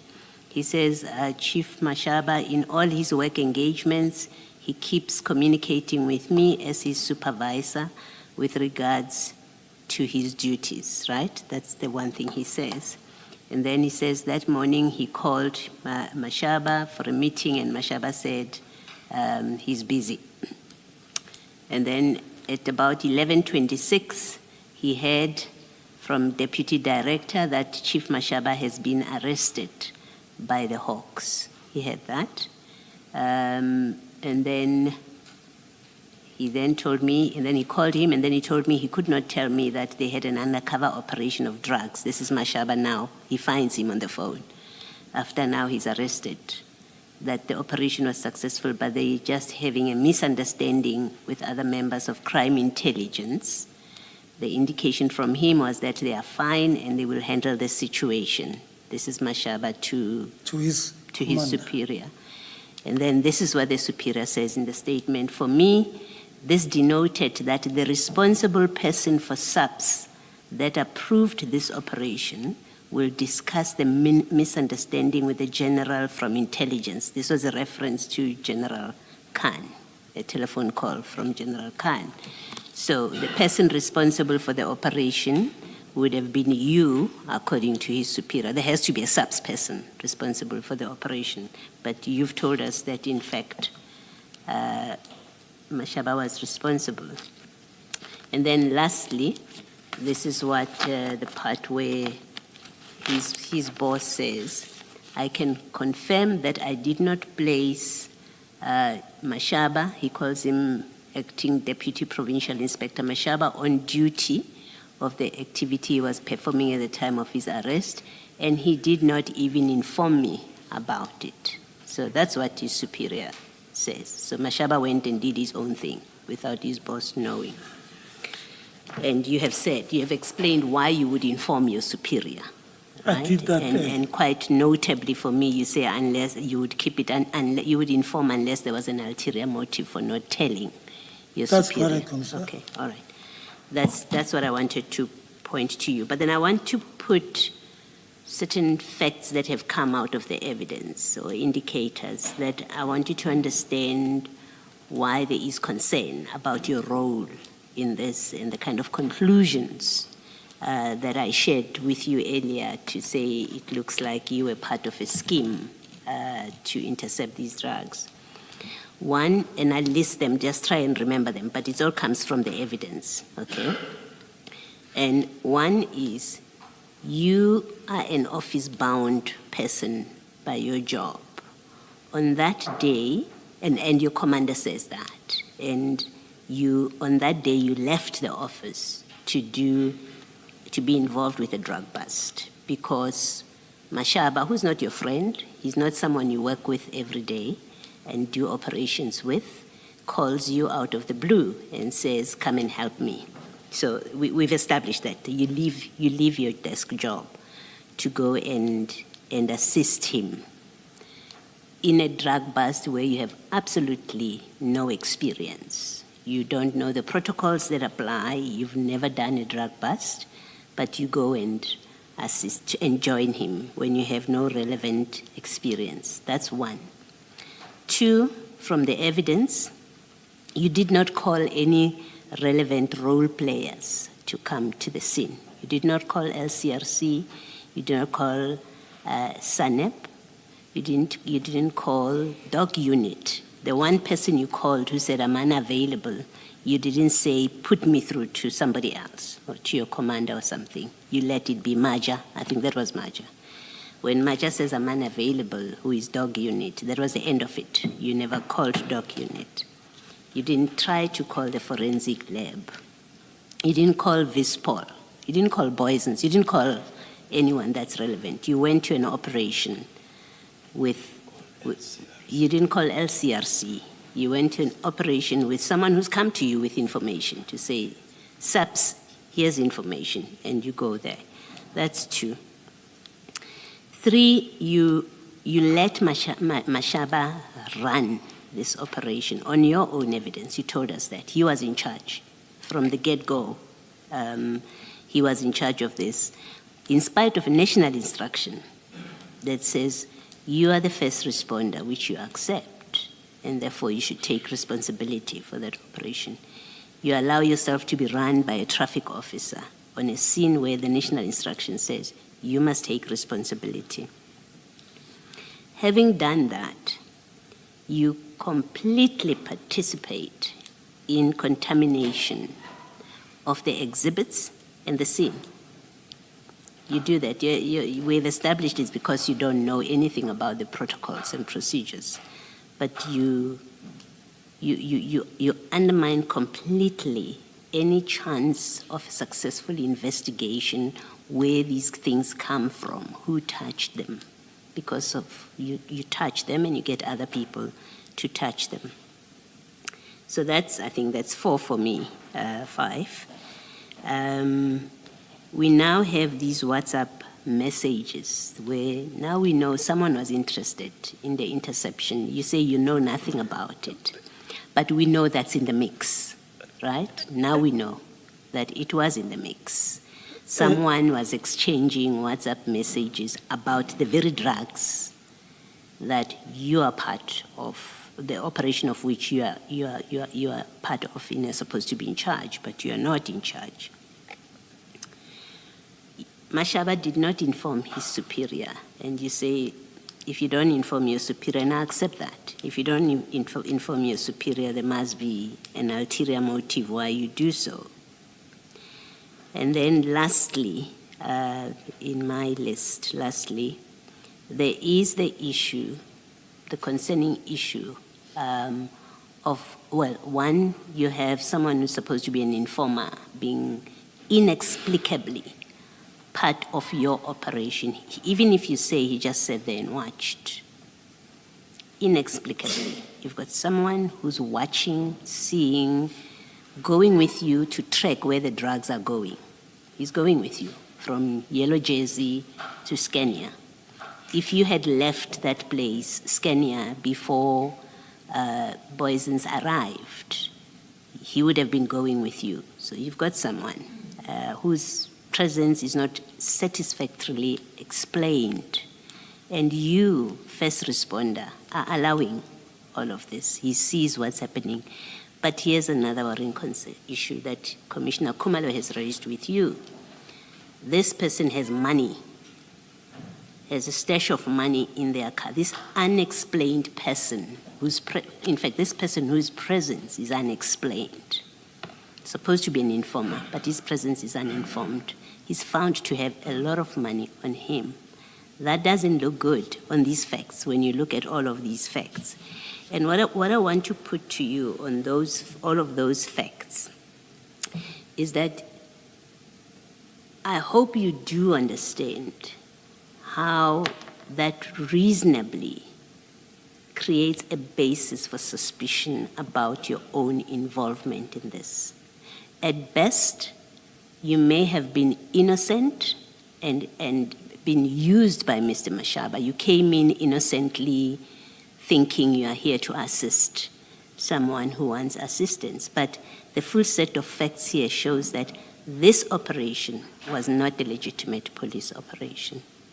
And the suspicion that these drugs were not intended, at least not all of them, but according to the WhatsApp messages, all of them, in fact, are supposed to be delivered elsewhere other than police station, does not look good on you.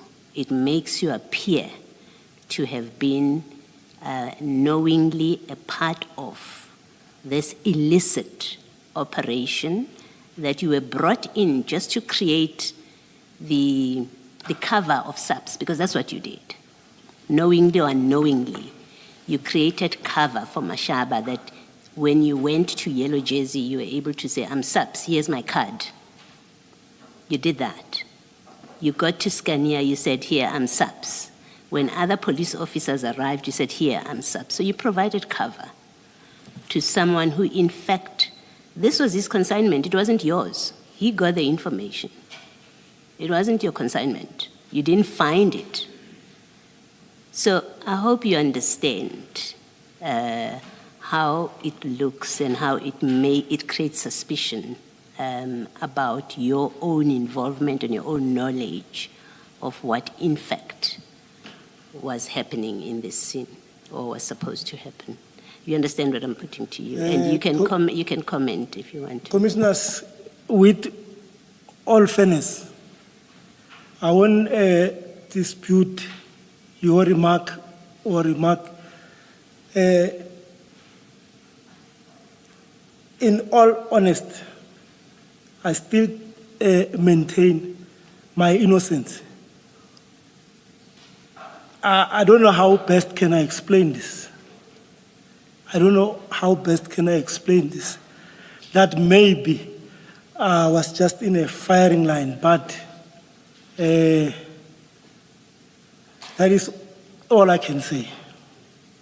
Thank you, Warrant Officer Mahane. Thank you, Commissioners. Can I just say one thing and then clarify? It's a remarkable coincidence that the one police officer they called had a bakkie which was large enough to fit all these bags and they could sit comfortably in that bag.